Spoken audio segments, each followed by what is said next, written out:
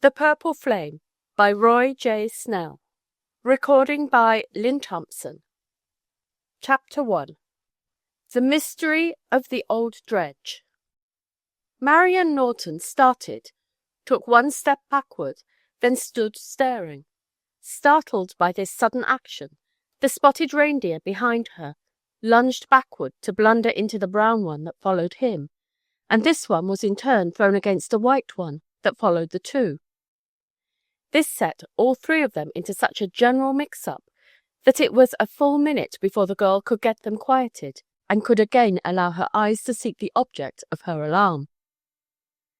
As she stood there, her pulse quickened, her cheeks flushed, and she felt an all but irresistible desire to turn and flee, yet she held her ground. Had she seen a flash of purple flame? She had thought so. It had appeared to shoot out from the side of the dark bulk that lay just before her. Might have been my nerves, she told herself. Perhaps my eyes are seeing things. 'Twouldn't be strange. I came a long way today. She had come a long way over the Arctic tundra that day.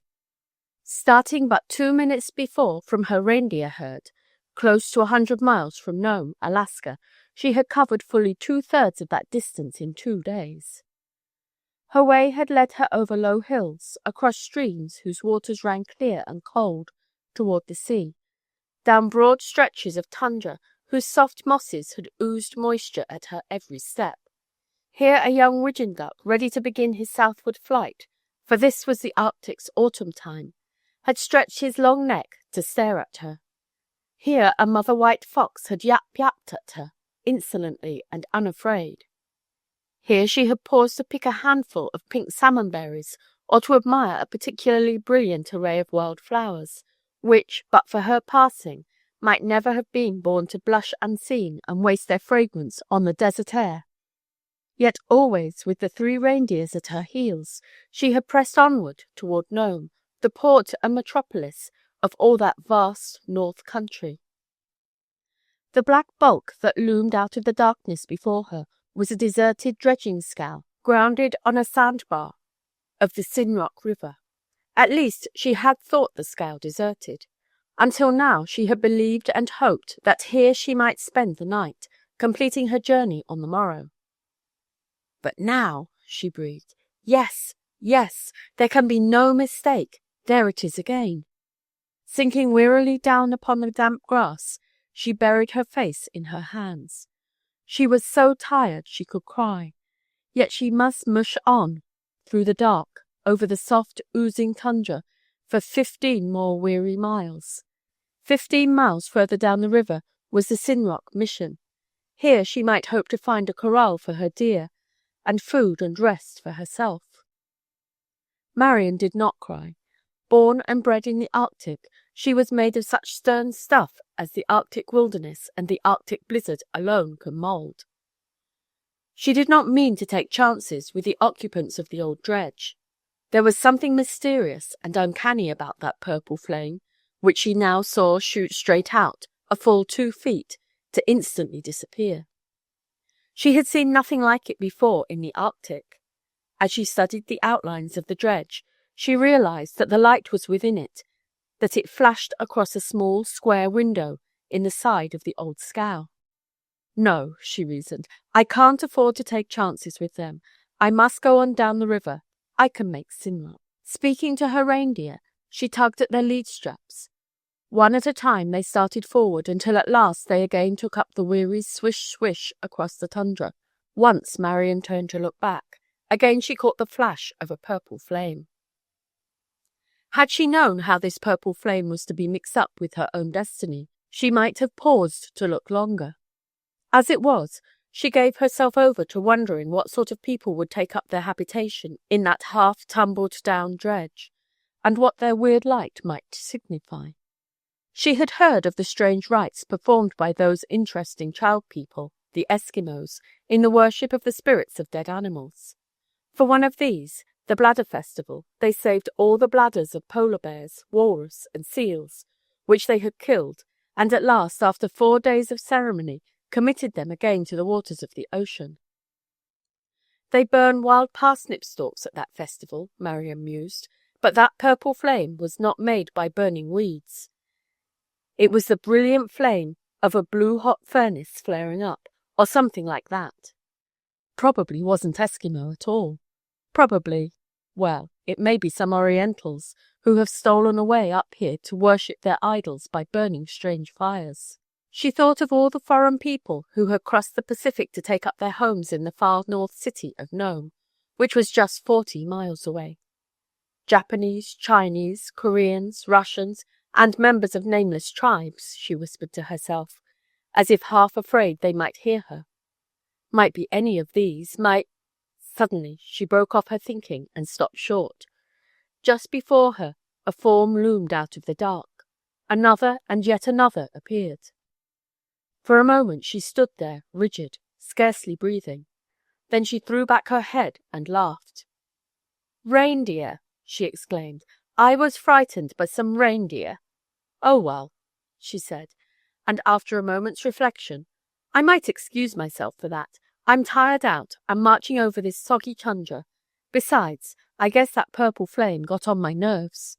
All the same," she avowed stoutly, "I'll solve that mystery yet. See if I don't." There for the time the subject was dismissed.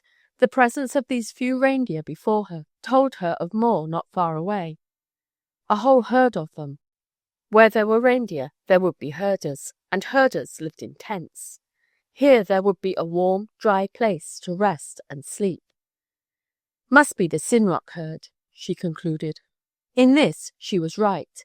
Soon, off in the distance, she caught the yellow glow of candlelight shining through a tent wall. 15 minutes later she was seated upon a rolled-up sleeping bag, chatting gaily with 2 black-eyed Eskimo girls who were keeping their brothers' tents while those worthies were out looking for some stray fawns.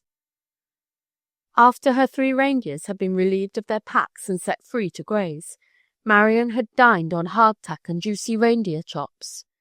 Then she crawled deep down into her soft reindeer skin sleeping bag to snatch a few hours of rest before resuming her journey to Nome. Before her eyelids closed in sleep, her tireless brain went over the problem before her and the purpose of her fatiguing journey. She had come all this way to meet a relative whom she had never seen, a cousin, Patsy Martin, from Louisville, Kentucky. Kentucky, she whispered the word for the 100th time. Way down south. Imagine a girl who was brought up there, coming here for a winter to endure our cold, snow, and blizzards. She's probably slim, willowy, and tender as a baby, dresses in thin silks and all that. Why did father send her up here? Looks like it was bad enough to have 400 reindeer to herd, without having a 16-year-old cousin from Kentucky to look after. She yawned sleepily, yet her mind went on thinking of her reindeer herd and her problems.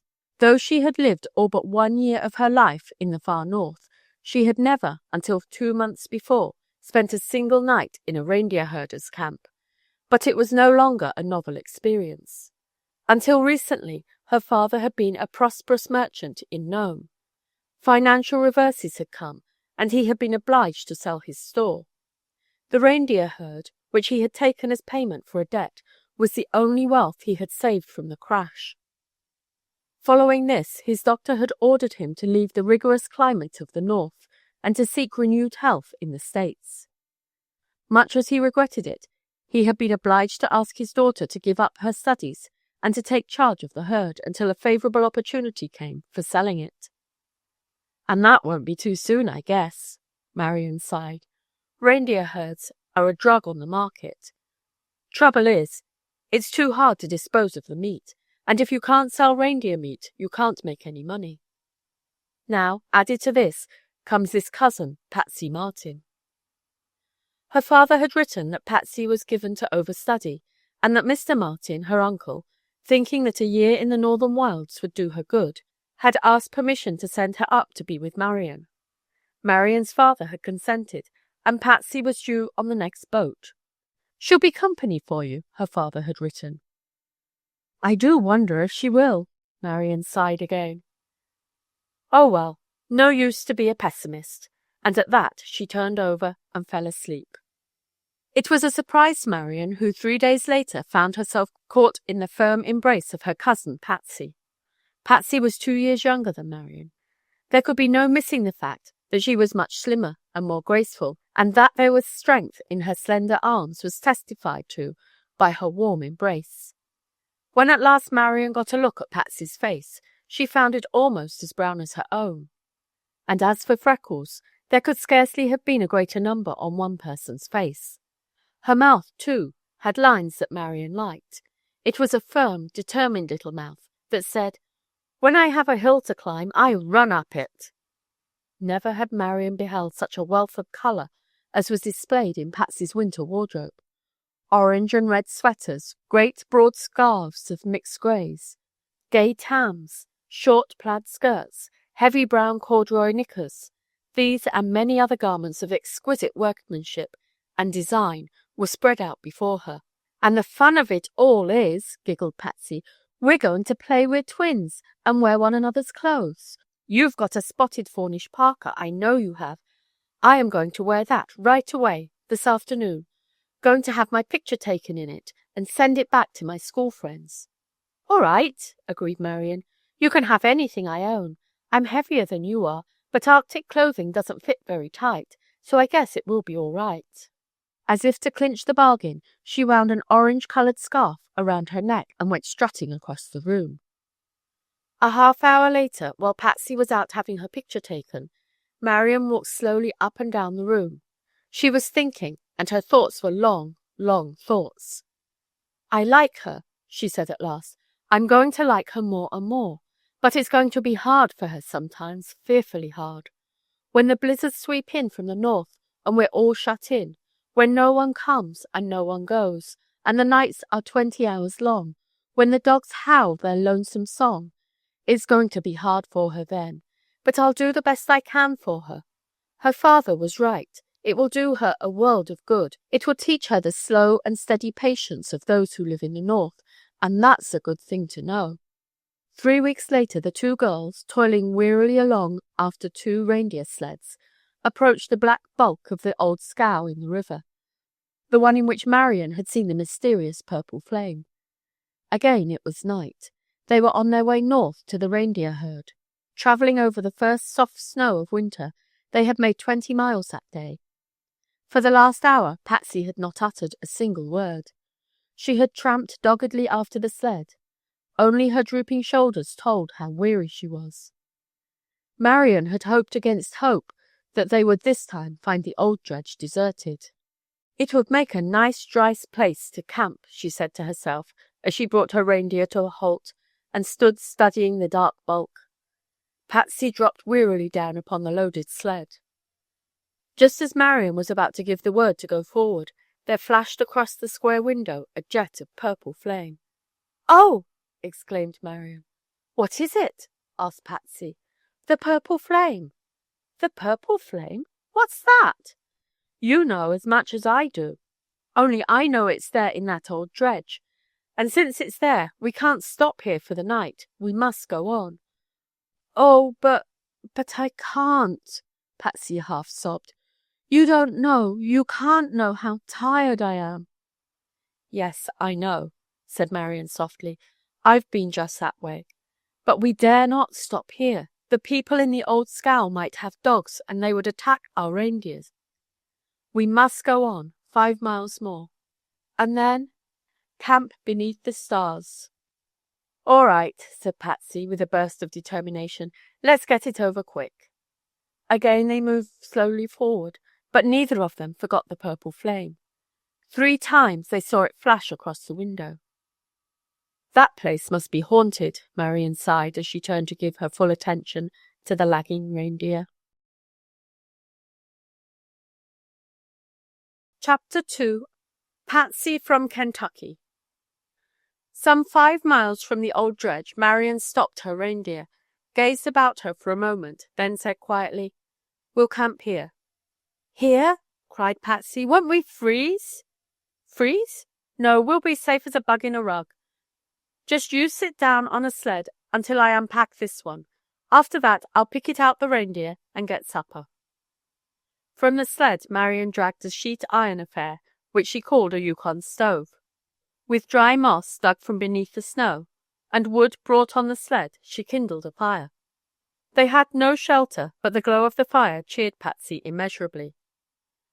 When the smell of frying bacon and warming red beans reached her, she was ready to execute a little dance of joy.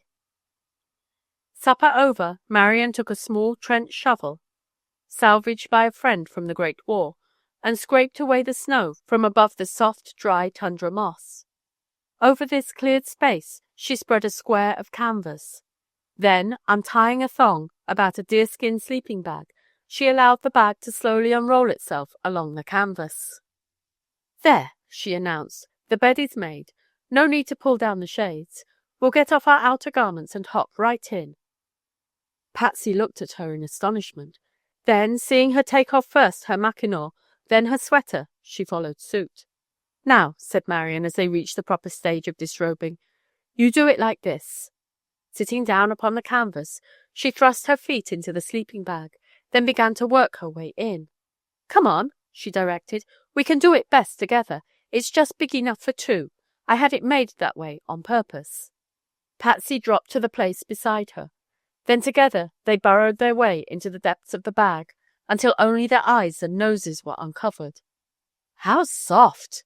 murmured Patsy as she wound an arm about her cousin's neck, then lay staring up at the stars.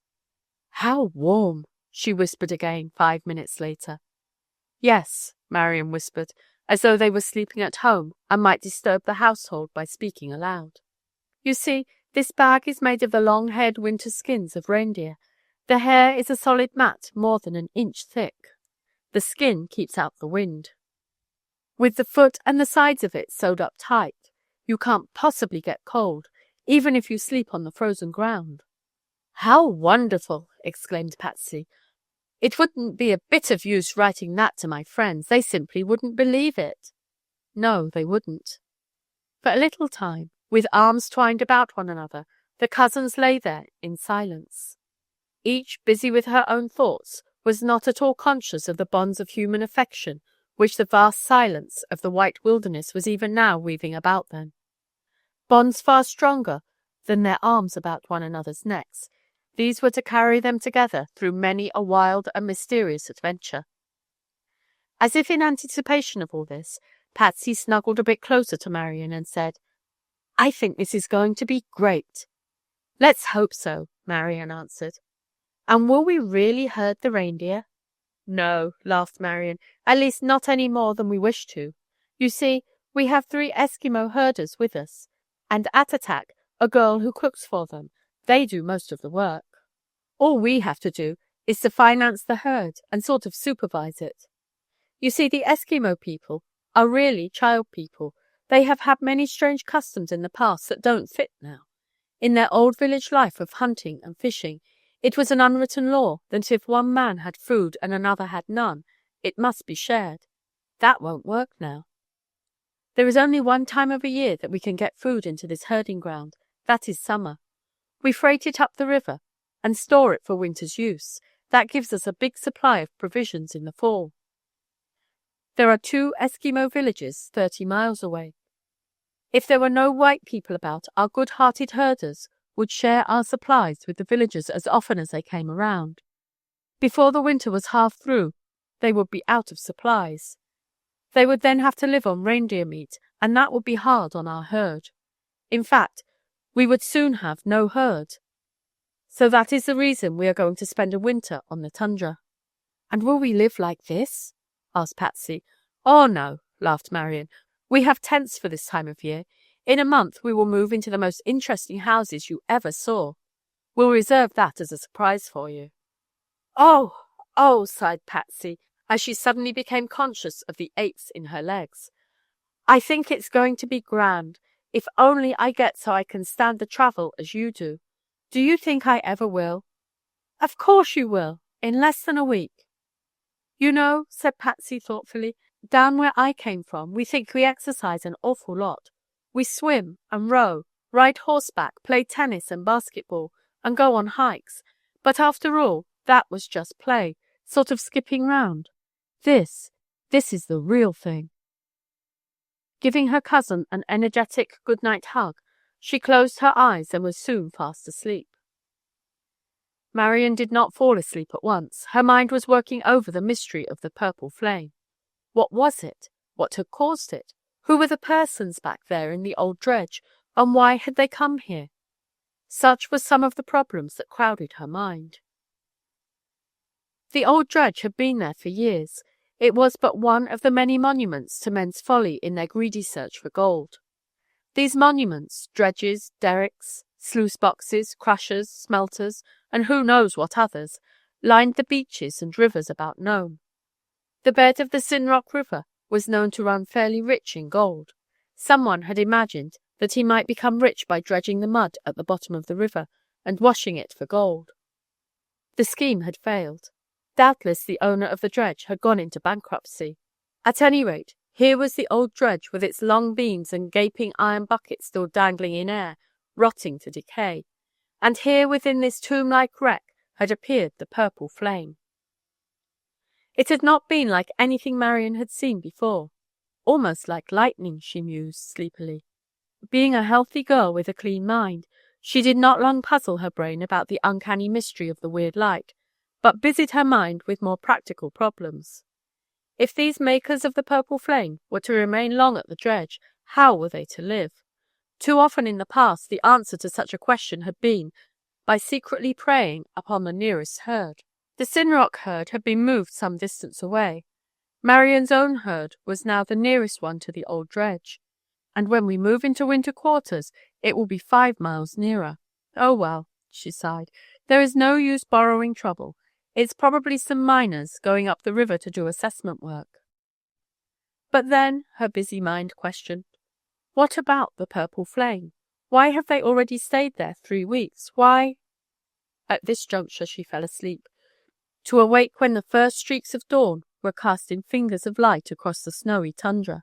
She crept softly from her sleeping bag, jumped into her clothes, and was in the act of lighting the fire when a faint sound of heavy breathing caused her to turn her head. To her surprise, she saw Patsy, clothed only in those garments that had served as her sleeping gown, doing a strange, whirling, barefooted fling of calisthenics, with the sleeping bag as her mat. "You appear to have quite recovered," Marian laughed. "Just seeing if I was all here," Patsy laughed in turn, as she dropped down upon the bag and began drawing on her stockings. "Phew," she puffed, "that's invigorating. Good as a cold plunge in the sea. What do we have for breakfast?" "Sourdough flapjacks and maple syrup." Make me 10, exclaimed Patsy, redoubling her efforts to get herself dressed. That night, Marian made a discovery that set her nerves a-tremble to the very roots of her hair, and in spite of the Arctic chill, brought beads of perspiration out on the tip of her nose. As on the previous night, they had camped out upon the open tundra. This night, however, they had found a sheltered spot beside a clump of willows that lined a stream. The stream ran between low, rolling hills. Over those hills they had been passing when darkness fell. Now, as Marian crept into the sleeping bag, she saw the nearer hills rising like cathedral domes above her. She heard the ceaseless rustle of willow leaves that, caught by an early frost, still clung to their branches. This rustle, together with the faint breeze that fanned her cheeks, had all but lulled her to sleep. Suddenly she sat upright. "It couldn't be!" she exclaimed. Then a moment later she added, "But yes, there it is again. Who would believe it? Lightning in the Arctic, and on such a night as this, 20 below zero and clear as a bell, not a cloud in sight." Rubbing her brow to clear her mind from the cobwebs of dreams that had been forming there, she stared again at the crest of the hill. Then, swiftly, silently, that she might not waken her cousin, she crept from the sleeping bag. Donning her fur parka and drawing on knickers and deerskin boots, she hurried away from the camp and up the hill, thinking as she did so, "That's not lightning. I don't know what it is, but in the name of all that's good, I'm going to come nearer solving that mystery than ever I did before." Halfway up the hill she found a snow-blown gully, and up this she crept, half hidden by the shadows. Nearing the crest, a half-mile from her camp, she dropped on hands and knees and crawled forward 100 yards. Then, like some hunter who has stolen upon his game, she propped herself on her elbows and stared straight ahead. In spite of her expectations, she gasped at what she saw. A purple flame, now 6 inches in length, now a foot, now 2 feet, darted out of space, then receded, then flared up again. 3 feet above the surface of the snow, it appeared to hang in mid-air like some ghost fire. Marian's heart beat wildly, her nerves tingled, her knees trembled, and open-mouthed, without the power to move, she stared at this strange apparition. This spell lasted for a moment. Then, with a half-audible exclamation of disgust, she dropped limply to the snow. "Inside a tent," she said. "Tent was so like the snow and the sky that I couldn't see it at first." As her eyes became accustomed to this version of her discovery, she was able to make out the outlines of the tent, and even to recognize a dog sleeping beside it. Suddenly, the shadow of a person began dancing on the wall of the tent. So rapid were the flashes of the purple flame, so flickering and distorted was this image, that it seemed more the shadow of a ghost than of a human being. A second shadow joined the first. The two of them appeared to do some wild dance. Then, of a sudden, all was dark. The purple flame had vanished. A moment later, a yellow light flared up. Then a steady light gleamed. "Lighted a candle," was Marian's comment. "It's on this side of them, for now they cast no shadows." "Are they all men, or are there some women? How many are there? 2 or more than 2? They are following us, I'd swear to that. I wonder why." Again she thought of the story she had heard of ne'er-do-wells who dogged the tracks of reindeer herds, like camp followers, and lived upon the deer that had strayed too far from the main herd. Perhaps, Marian mused, they have heard that father's herd is to be run this winter by 2 inexperienced girls. Perhaps they think we will be easy. Perhaps, she set her lips tight, perhaps we will, and perhaps not. We shall see. Then she went stealing back to her camp and crept shivering into the sleeping bag. She slept very little that night. The camp of the mysterious strangers was too close, and perplexing problems that lay before her, too serious to permit of that. She was glad enough when she caught the first faint flush of dawn in the east and knew that a new day was dawning. This day, she told herself, we make our own camp. There is comfort in that. Let the future take care of itself. She cast one glance toward the hill, but seeing no movement there, she began to search the ground for dry moss for kindling a fire. Soon she had a little yellow flame glowing in her Yukon stove. The feeble flame soon grew to a bright red, and in a little while the coffee pot was singing its song of merry defiance to the Arctic chill. Chapter 3. Marian Faces a Problem. Marian buried her hand in the thick warm coat of the spotted reindeer that stood by her side, and, shading her eyes, gazed away at the distant hills. A brown spot had appeared at the crest of the third hill to her right. "There's another, and another," she said. "Reindeer or caribou, I wonder. If it's caribou, perhaps Terragluna can get one of them with his rifle. It would help out our food supply. But if it's reindeer," her brow wrinkled at the thought, "reindeer might mean trouble." At that instant something happened that brought her hand to her side. Quickly unstrapping her field glasses, she put them to her eyes. A fourth object had appeared on the crest. Even with the naked eye one might tell that this one was not like the other 3. He was lighter in colour and lacked the lace-like suggestion against the sky which meant broad-spreading antlers. "Reindeer," she groaned, "all of them reindeer, and the last one's a sled deer. His antlers have been cut off, so he'll travel better. And that means—" She pursed her lips in deep thought as the furrows in her brow deepened. "Oh, well," she exclaimed at last, "perhaps it doesn't mean anything after all. Perhaps they're just a bunch of strays. Who knows? But a sled reindeer?" she argued with herself. "They don't often stray away." For a moment she stood staring at the distant hill crest. Then, seizing her drive line, she spoke to her deer. As he bounded away, she leaped nimbly upon the sled and went skimming along after him. "We'll see about that," she said. "They're not our deer, that's sure. Whose are they?" "That's what we're about to find out. A circle across the long valley, then a stiff climb up the gully, will just about bring us to their position." 15 minutes later she found herself atop the first elevation. For the time, out of sight of the strange reindeer, she had an opportunity to glance back down the valley where her own herd was peacefully feeding. Her eyes lighted up as she looked. It was indeed a beautiful sight. Winter had come, for she and Patsy Martin had now been following the herd for 3 months. Winter, having buried deep beneath the snow every trace of the browns and greens of summer, had left only deep purple shadows and pale yellow lights over mountain, hill, and tundra. In the midst of these lights and shadows, such as are not seen save upon a sun-scorched desert or the winter-charmed Arctic, her little herd of some 400 deer stood out as if painted on a canvas, or done in a bas-relief with wood or stone. "It's not like anything in the world," said Marion, "and I love it. Oh, how I do love it! How I wish I could paint it as it really is." As she rode on up the valley, her mind went over the months that had passed and the problems she and Patsy now faced. Great was her love for the Arctic. Fond as she was of its wild, free life, her father had made other plans for her. Plans that could not be carried out so long as they were in possession of the herd. This seemed to make the sale of the herd an urgent necessity. Every letter from her father that came to her over hundreds of miles of dog sled and reindeer trail suggested some possible means of disposing of the herd.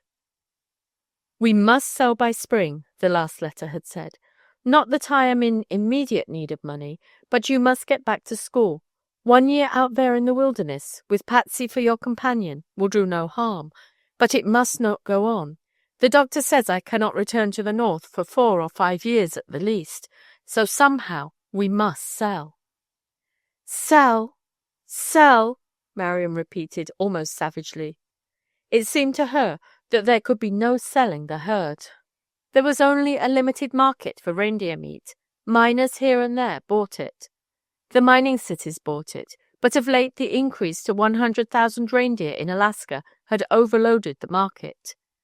A little meat could be shipped to the States, there to be served at great club luncheons and in palatial hotels, but the demand was not large. "Sell?" she questioned. "How can we sell?" Little she knew how soon a possible answer to that question would come. Not knowing, she visioned herself following the herd year after year, while all those beautiful, wonderful months she had had a taste of, and now dreamed of by day and night, faded from her thoughts. She had spent 1 year under the shadows of a great university. Marvelous new thoughts had come to her that year. Friendships had been made, such friendships as she in her northern wilds had never dreamed of. The stately towers of the university even now appeared to loom before her, and again she seemed to hear the melodious chimes of the bells. "Oh," she cried, "I must go back. I must. I must." And yet Marion was not unhappy. For the present, she would not be any other place than where she was. It was a charming life, this wandering life of the reindeer herder. During the short summer, and even into the frosts of fall and winter, they lived in tents, and like nomads of the desert, wandered from place to place, always seeking the freshest water, the greenest grass, the tallest willow bushes. But when winter truly came swooping down upon them, they went to a spot chosen months before, the centre of rich feeding grounds, where the ground beneath the snow was green-white with reindeer moss. Here they made a more permanent camp. After that there remained but the task of defending the herd from wolves and other marauders, and of driving the herd to camp each day, that they might not wander too far away. As for Patsy, she had fairly revelled in it all. Reared in a city apartment where a chirping sparrow gave the only touch of nature, she had come to this wilderness with a great thirst for knowledge of the out-of-doors. Each day brought some new revelation to her. The snow-buntings, ptarmigans, and ravens, the foxes, caribou, and reindeer, even the occasional prowling wolves, all were her teachers. From them she learned many secrets of wild nature. Of course, there had been long, shut-in days when the wind swept the tundra, and the snow, appearing to rest nowhere, whirled on and on. Such days were lonely ones. Letters were weeks in coming and arrived but seldom. All these things gave the energetic city lass some blue days, but even then she never complained. Her health was greatly improved. Gone was the nervous twitch of eyelids that told of too many hours spent poring over books. The summer freckles had been replaced by ruddy brown, such as only Arctic winds and an occasional freeze can impart. As for her muscles, they were like iron bands. Never in the longest day's tramp did she complain of weariness. With the quick adaptability of a bright and cheerful girl, she had become a part of the wild world which surrounded her. The expression of her lips, too, was somehow changed. Firmness and determination were still written there, but certain lines had been added, lines of patience that said louder than words, "I have learned one great lesson, that one may run uphill, but that mountains must be climbed slowly, patiently, circle by circle, till the summit is reached." They were in winter camp now. As Marian thought of it, she smiled. At no other spot in all Alaska was there another such camp as hers. Marian, as you know if you have read our other book, The Blue Envelope, had some 2 years before spent the short summer months in the Arctic of Siberia across from Alaska. Much against her own wishes, she had spent a part of the winter there. Someone had said, "There is no great loss without some small gain," and while Marian had endured hardships and known moments of peril in Siberia, from the strange and interesting tribes there, she had learned some lessons of real value regarding winter camps in the Arctic. Upon making her own camp, she had put this knowledge into practice. They were now in winter camp. As Marian thought of this, then thought of the 4 strange reindeer on the ridge above, her brow again showed wrinkles of anxiety. "If it's Bill Scarberry's herd," she said fiercely, clenching her fist, "if it is—" In her words there was a world of feeling.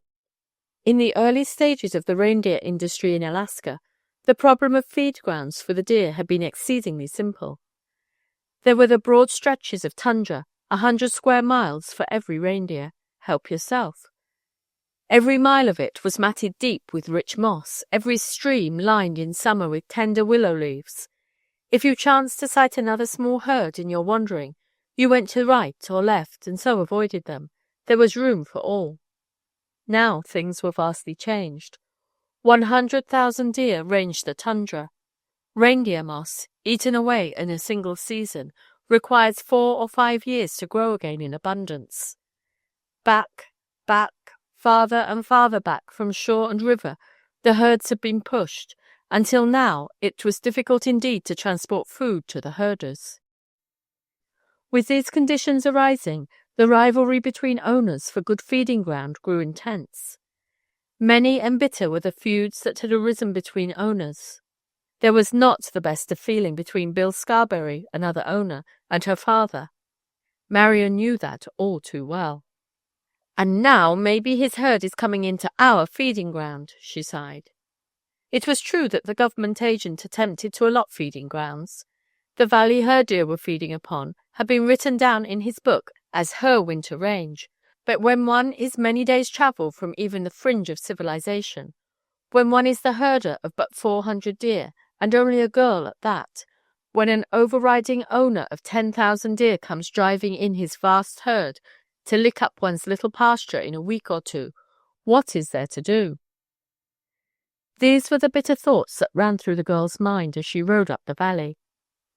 The pasture to the right and left of them, and to the north, had been allotted for so many miles that it was out of the question to think of breaking winter camp and freighting supplies to some new range. "No," she said firmly, "we are here, and here we stay." Had she known the strange circumstances that would cause her to alter this decision, she might have been startled at the grim humour of it. Chapter 4. The Range Robber. Just as Marian finished thinking these things through, her reindeer gave a final leap which brought him squarely upon the crest of the highest ridge. From this point, so it seemed to her, she could view the whole world. As her eyes automatically sought the spot where the 4 reindeer had first appeared, a stifled cry escaped her lips. The valley at the foot of that slope was a moving sea of brown and white. "A great herd!" she exclaimed. "Scarberry's herd!" The presence of this great herd at that spot meant almost certain disaster to her own little herd. Even if the herds were kept apart, which seemed extremely unlikely, her pasture would be ruined, and she had no other place to go. If the herds did mix, it would take weeks of patient toil to separate them. Toil on the part of all. Knowing Scarberry as she did, she felt certain that little of the work would be done by either his herders or himself. All up and down the coast, and far back into the interior, Scarberry was known for his selfishness, the brutality and injustice of his actions. Such men should not be allowed on the Alaskan range, she hissed through tightly set teeth. But here he is. Alaska is young. It's a new and thrilling little world all of itself. He who comes here must take his chance. Some day, the dishonest men will be controlled or driven out. For the present, it's a fight, and we must fight. Girls though we are, we must fight. And we will. We will. She stamped the snow savagely. Bill Scarberry shall not have our pasture without a struggle. Had she been a heroine in a modern novel of the North, she would have leaped upon her saddle deer, put the spurs to his side, and gone racing to the camp of the savage Bill Scarberry, then and there, to tell him exactly what her rights were, and to dare him to trespass against them. Since, so far as we know, there are no saddle deer in Alaska, and no deer saddles to be purchased anywhere, and since Marion was an ordinary American girl with a good degree of common sense and caution, and not a heroine at all in the vulgar sense of the word, she stood exactly where she was, and proceeded to examine the herd through her field-glass. If she had hoped against hope that this was not Scarberry's herd at all, but some other herd that was passing to winter quarters, this hope was soon dispelled. The 4 deer upon the ridge, having strayed some distance from the main herd, were now only a few hundred yards away. She at once made out their markings. 2 notches, one circular and one triangular, had been cut from the gristly portion of the right ear of each deer. This brutal manner of marking, so common a few years earlier, had been kept up by Scarberry, who had as little thought for the suffering of his deer as he had for the rights of others. The deer owned by the government, and Marion's own deer, were marked by aluminum tags attached to their ears. "They're Scarberry's all right," Marion concluded. "It's his herd, and he brought them here. If he had strayed away by accident, and his herders had come after them, they would be driving them back. Now they're just wandering along the edge of the herd, keeping them together. There comes one of them after the 4 strays. No good seeing him now. It wouldn't accomplish anything, and I might say too much. I'll wait and think." Turning her deer, for a time she drove along the crest of the ridge. "I shouldn't wonder," she said to herself, "if he's already taken up quarters in the old miner's cabin down there in the willows on the bank of the little Saquina River. Yes," she added, "there's the smoke of his fire." "To think," she stormed, enraged at the cool complacency of the thing, "to think that any man could be so mean. He has thousands of deers and a broad, rich range. He's afraid the range may be scant in the spring, and his deers become poor for the spring shipping market, so he saves it by driving his herd over here for a month or 2, that it may eat all the moss we have, and leave us to make a perilous or even fatal drive to distant pastures. That, or to see our deer starve before our very eyes. It's unfair. It's brutally inhuman." "And yet," she sighed a moment later, "I suppose the men up here are not all to blame. Seems like there is something about the cold and darkness, the terrible lonesomeness of it all, that makes men like wolves that prowl in the scrub forests. Fierce, bloodthirsty, and savage. But that will do for sentiment. Scarberry must not have his way. He must not feed down our pasture if there is a way to prevent it. And I think there is. I'm almost sure I must talk to Patsy about it. It would mean something rather hard for her, but she's a brave little soul, God bless her." Then she spoke to her reindeer and went racing away down the slope toward the camp. It was a strange-looking camp that awaited Marian's coming. 2 dome-shaped affairs of canvas were all but hidden in a clump of willows, surrounded by deer sleds and a small canvas tent for supplies. Surely a strange camp for Alaskan reindeer herders. But how comfortable were those dome-shaped igloos? Marian had learned to make them during that eventful journey with the reindeer chukches in Siberia. Winter skins of reindeer are cheap, very cheap in Alaska. Being light, portable and warm, Marian had used many of them in the construction of this winter camp. Her heart warmed with the prospect of perfect comfort, and drawing the harness from her reindeer, she turned it loose to graze. Then she parted the flap to the igloo, which she and Patsy shared. Something of the suppressed excitement which came to her from the discovery of the rifle herd must still have shown in her face, for as Patsy turned from her work of preparing a meal to look at Marian, she noticed a look on her face and exclaimed, "Oh, did you see it too?" "I'm not sure that I know what you mean," said Marian, puzzled by her question. Where had Patsy been? Surely the herd could not be seen from the camp. And she had not said she was going far from it. In fact, she had been left to watch the camp. "I've seen enough," continued Marian, "to make me dreadfully angry. Something's got to be done about it, right away, too. As soon as we have a bite to eat, we'll talk it over." "I knew you'd feel that way about it," said Patsy. "I think it is a shame that they should hang about this way." "See here, Patsy," exclaimed Marian, seizing her by the shoulder and turning her about. What are you talking about?" "Why, you—" Patsy stammered, mystified. "You just come out here and I'll show you." Dragging her cousin out of the igloo and around the end of the willow, she pointed toward the hill crest.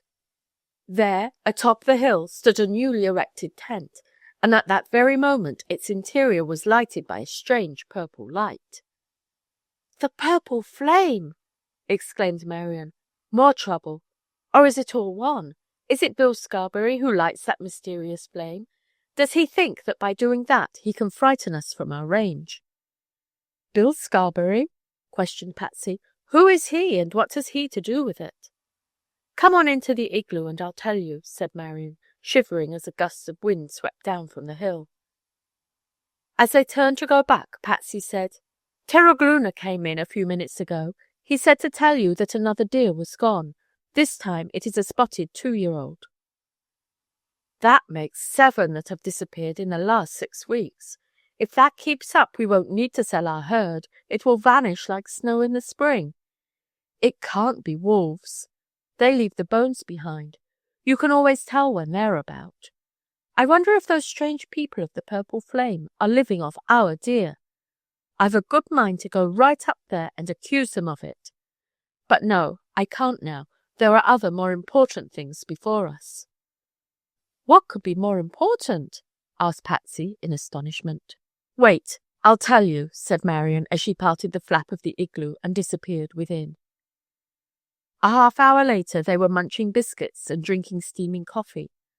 Marian had said not a single word about the problems and adventures that lay just before them. Patsy asked no questions.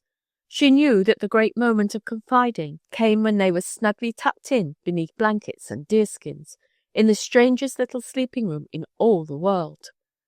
Knowing this, she was content to wait until night for Marian to tell her all about this important matter.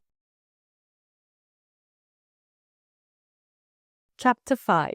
Planning a Perilous Journey. The house in which the girls lived was a cunningly built affair. 8 long poles, brought from the distant river, had been lashed together at one end. Then they had all been raised to an upright position and spread apart like the pole of an Indian's tepee. Canvas was spread over this circle of poles. That there might be more room in the tent, curved willow branches were lashed to the poles. These held the canvas away in a circle. After this had been accomplished, the whole inside was lined with deerskins.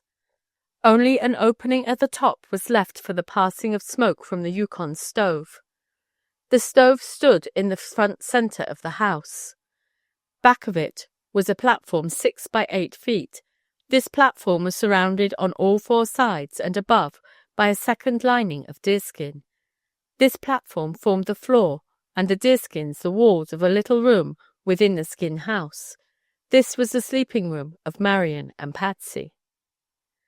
A more cosy place could scarcely be imagined. Even with the thermometer at 40 below, and the wind howling about the igloo, this room was warm as toast. With the sleeping bag for a bed, and with a heavy deerskin rug and blankets piled upon them, the girls could sleep in perfect comfort. In this cosy spot, with one arm thrown loosely about her cousin's neck, Marion lay that night for a full 5 minutes in perfect silent repose. "Patsy," she said, as her arm suddenly tightened about her cousin's neck in an affectionate hug, "would you be terribly afraid to stay here all by yourself with the Eskimos?" How long?" Patsy faltered. "I don't know exactly. Perhaps a week, perhaps 3. In the Arctic one never knows. Things happen. There are blizzards. Rivers cannot be crossed. There is no food to be had. Who knows what may happen?" "Why, no," said Patsy slowly. "With Attatak here, I think I shouldn't mind." "I think," said Marion with evident reluctance, "that I should take Attatak with me. I'd like to take old Terragluna. He'd be more help, but at a time like this he can't leave the herd. He's absolutely faithful, will give his life for us. Father once saved him from drowning when a skin boat was run down by a motor launch. An Eskimo never forgets." "How strangely you talk," said Patsy suddenly. Is the purple flame as serious an affair as that?" "Oh, no," answered Marion. "That may become serious. They may be killing our deer, but we haven't caught them at it. That, for the present, is just an interesting mystery." "But where are you going?" "Listen, Patsy," said Marion thoughtfully. "Do you remember the radio message we picked up 3 days ago? The one from the government agent sent from Nome to Fairbanks?" Patsy did remember. She had spent many interesting hours listening in on the compact but powerful radio set her father had presented to her as a parting gift. "Yes," she said, "I remember." "When did he say he was leaving Nome?" "The 5th. That means he'll be at the Simons trading station on about the 12th, and Simons is the spot on the Nome Fairbanks trail that is nearest to us. By fast driving and good luck, I can get there before him." "But why should you?" persisted Patsy. Then Marion confided to her cousin the new trouble they were facing, the almost certain loss of their range, with all the calamities that would follow. "If only I can see the agent before he passes on to Fairbanks, I am sure he would deputize someone to come over here and compel Scarberry to take his herd from our range. If I can't do that, then I don't see that we have a single chance. We might as well, there was a catch in her voice, as well make Scarberry a present of our herd and go on our way back to Nome.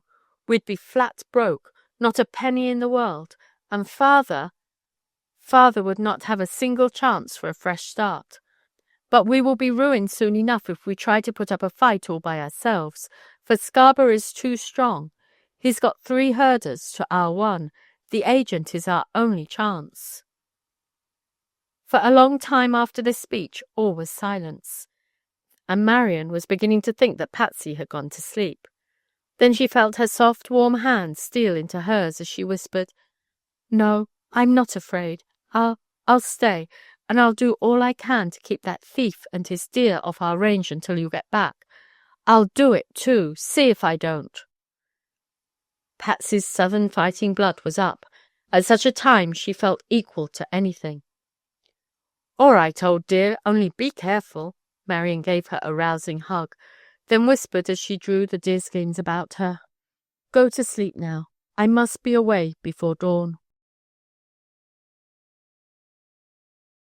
Chapter 6. A Journey Well Begun. 2 hours before the tardy dawn, Marion and Attatak were away. With 3 tried and trusted reindeer, Spot, Whitey, and Brownie, they were to attempt a journey of some hundreds of miles. Across trackless wilderness they must lay their course by the stars until the little Calicump River was reached. After this, it was a straight course down a well-marked trail to the trading station, providing the river was fully frozen over. The river was one of the many problems they must face. There were others. Stray dogs might attack their deer. They might cross the track of a mother wolf and her hungry pack of half-grown cubs. A blizzard might overtake them, and, lacking the guiding light of the stars, they might become lost and wander aimlessly on the tundra until cold and hunger claimed them for their own. But of all these, Marian thought most of the river. Would it be frozen over, or would they be forced to turn back after covering all those weary miles and enduring the hardships?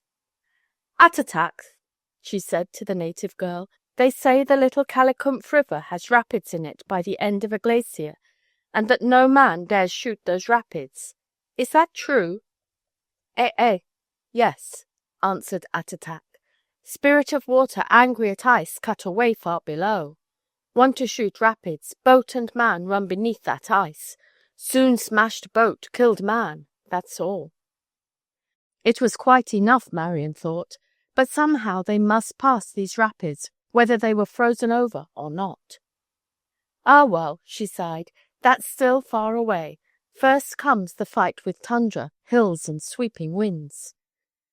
Patting her reindeer on the side, she sent him flying up the valley while she raced along beside him. These reindeer were wonderful steeds. No food need be carried for them. They found their own food beneath the snow when day was done. 100 miles in a day, over a smooth trail, was not too much for them. Soft snow, the wind-blown, blizzard-sifted snow that was like granulated sugar, did not trouble them. They trotted straight on. There was no need to search out a waterhole that they might slake their thirst. They scooped up mouthfuls of snow as they raced along. "Wonderful old friends," murmured Marian as she reached out a hand to touch her spotted leader. "There are those who say a dog team is better. Bill Scarberry, they say, never drives reindeer, always drives dogs. But on a long journey, a great marathon race, reindeer would win. I do believe they would. She was suddenly startled from her reflections by the appearance of a brown hooded head not 20 rods away. Their course had led them closer to Scarberry's camp than she thought. As she came out upon the ridge, she saw an Eskimo scout disappearing into the willows from which a camp smoke was rising. Marian was greatly disturbed by the thought that Scarberry's camp would soon know of her departure. She had hoped that they might not learn of her errand, that they might not miss her from the camp. For Patsy's sake, she was tempted to turn back, but after a moment's indecision, she determined to push forward.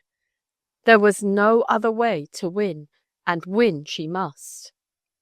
An hour later, she halted the deer at a fork in the trail. Directly before her stood a bold range of mountains, and their peaks seemed to be smoking with drifting snow. Blizzards were there, the perpetual blizzards of Arctic peaks. She had never crossed those mountains, perhaps no person ever had. She had intended skirting them to the north. This would require at least one added day of travel. As she thought of the perils that awaited Patsy while alone with the herd, and as she thought of the great necessity of making every hour count, she was tempted to try the mountain pass. Here was a time for decision, when all might be gained by a bold stroke. Rising suddenly on tiptoe, as if thus to emphasize a great resolve, she pointed away to the mountains and said with all the dignity of a Jeanne d'Arc, "Attatak, we go that way." Wide-eyed with amazement, Attatak stared at Marian for a full minute. Then, with a cheerful smile of a born explorer, which any member of her race always is, she said, "Nagu varuktak." That will be very good. Chapter 7. The Enchanted Mountain. Since the time she had been able to remember anything, these mountains of the far north, standing away in bleak triangles of lights and shadows, smoking with the eternally drifting snows, had always held an all but irresistible lure for Marion. Even as a child of 6, listening to the weird folk stories of the Eskimo, she had peopled those treeless, windswept mountains with all manner of strange folks.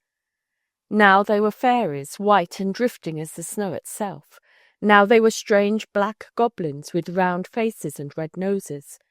And now an Eskimo people who lived in enchanted caves that were never cold, no matter how bitterly the wind and cold assailed the fortresses of rocks that offered them protection. "All my life," she murmured as she tightened the rawhide thong that served as a belt to bind her parka close about her waist, "I have wanted to go to the crest of that range, and now I am to attempt it." She shivered a little at thought of the perils that awaited her. Many were the strange wild tales she had heard told round the glowing stove at the back of her father's store, tales of privation, freezing, starvation, and death, tales told by grizzled old prospectors who had lost their pals in a bold struggle with the elements. She thought of these stories, and again she shivered, but she did not turn back. Once only, after an hour of travel up steep ravines and steeper foothills, she paused to unstrap her field glasses and look back over the way they had come. Then she threw back her head and laughed. It was the wild, free laugh of a daring soul that defies failure. Attatak showed all her splendid white teeth in a grin. "Who is afraid?" Marion laughed. "Snow, cold, wind, who cares?" Marion spoke to her reindeer, and again they were away. As they left the foothills and began to circle one of the lesser peaks, a slow, gradually rising spiral circle that brought them higher and higher, Marion felt the old charm of the mountains come back to her. Again they were peopled by strange fairies and goblins. So real was the illusion that at times it seemed to her that if worst came to worst and they found themselves lost in a storm at the mountain top, they might call upon these phantom people for shelter. The mountain was not exactly as she had expected to find it. She had supposed that it was one vast cone of gleaming snow. In the main this was true, yet here and there some rocky promontory, towering higher than its fellows, reared above the surface, a pier of granite standing out black against the whiteness about it, mute monument to all those daring climbers who have lost their lives on mountain peaks. Once, too, off in the distance to her right and farther up, she fancied she saw the yawning mouth of a cavern. "Doesn't seem possible," she told herself, and yet it did seem so real that she found herself expecting some strange Rip Van Winkle-like people to come swarming out of the cavern. She shook herself as a rude blast of wind swept up from below, all but freezing her cheek at a single wild whirl. "I must be dreaming," she told herself stoutly. "Night is falling. We are on the mountain, nearing the crest. A storm is rising. It is colder here than in any place I've ever been. Perhaps we have been foolhardy, but now we must go on." Even as she thought this through, Attatak pointed to her cheek and exclaimed, "Froztuck!" "My cheek frozen!" Marion cried in consternation. Eh! Yes. "And we have an hour's climb to reach the top, perhaps more. Somehow we must have shelter. Attatak, can you build a snow house?" "Not very good. Not build them any more, my people." Then, said Marion slowly as she rubbed snow on the white frozen spots on her cheek, "then we must go on." 5 times in the next 20 minutes, Attatak told her her cheeks were frozen. Twice Attatak had been obliged to rub the frost from her own cheeks. Each time the intervals between freezings were shorter. "Attatak," Marion asked, "can we make it?" "Kanokti mana." "I don't know." The Eskimo girl's face was very grave. As Marion turned about, she realized that the storm from below was increasing. Snow, stopping nowhere, raced past them to go smoking out over the mountain peak. She was about to start forward when again she caught sight of a dark spot on the mountainside above. It looked like the mouth of a cavern. "If only it were," she said wistfully. "We could camp there for the night and wait for the worst of the storm to pass." "Attatak," she said suddenly, "you wait here. I am going to try to climb up there." She pointed to the dark spot on the hillside. "All right," said Attatak. "Be careful. Foot slip, start to slide, never stop." She looked first up the hill, then down the dizzy white slope that extended for a half-mile to unknown depths below. As Marian's gaze followed Attatak's, she saw herself gliding down the slope, gaining speed, shooting down faster and faster to some awful, unknown end. A dash against a projecting rock, a burial beneath 100 feet of snow.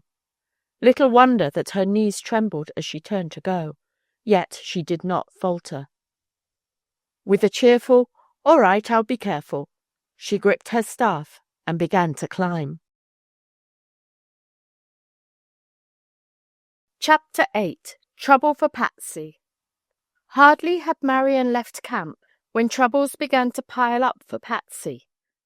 Dawn had not yet come when she heard a strange kee-ying that certainly did not come from the herd collies, and she looked out and saw approaching the most disreputable group of Eskimos she had ever seen. Dressed in ragged parkas of rabbit skins and driving the gauntest, most vicious-looking pack of wolf dogs, these people appeared to come from a new and more savage world than hers. A rapid count told her that there were 7 adults and 5 children. Enough of them to eat us out of everything, even to skin boots and rawhide harness, she groaned. If they are determined to camp here, who's to prevent them? For a moment she stood there staring. Then, with a sudden resolve that she must meet the situation, she exclaimed, "I must send them on. Some way I must. I can't let them starve. They must have food, but they must be sent on to some spot where they have relatives who are able to feed them. The safety of the herd depends upon that. With food gone, we cannot hold our herders. With no herders, we cannot hold the deer." Marian explained that to me yesterday. Walking with all the dignity her 16 years would permit, she approached the spot where the strangers had halted their dogs and were talking to old Terragluna. The dogs were acting strangely. Sawing at the strong rawhide bonds that held them to the sleds, they reared up on their haunches, kee-ying for all they were worth. "They smell our deer," Patsy said to herself. "It's a good thing our herd is at the upper end of the range." She remembered hearing Marian tell how a whole herd of 5,000 deer had been hopelessly stampeded by the lusty kee-ying of one wolf dog. "The reindeer is their natural food," Marian had explained. "If even one of them gets loose when there is a reindeer about, he will rush straight at him and leap for his throat." "That's one more reason why I must get these people to move on at once," Patsy whispered to herself. To Terragluna she said, "What do they want?"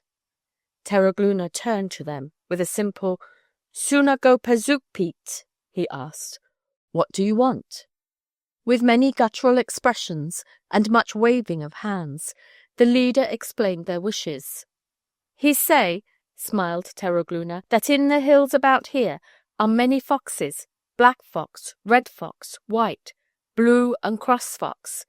He say that one want to camp here, want to set traps, want to catch foxes."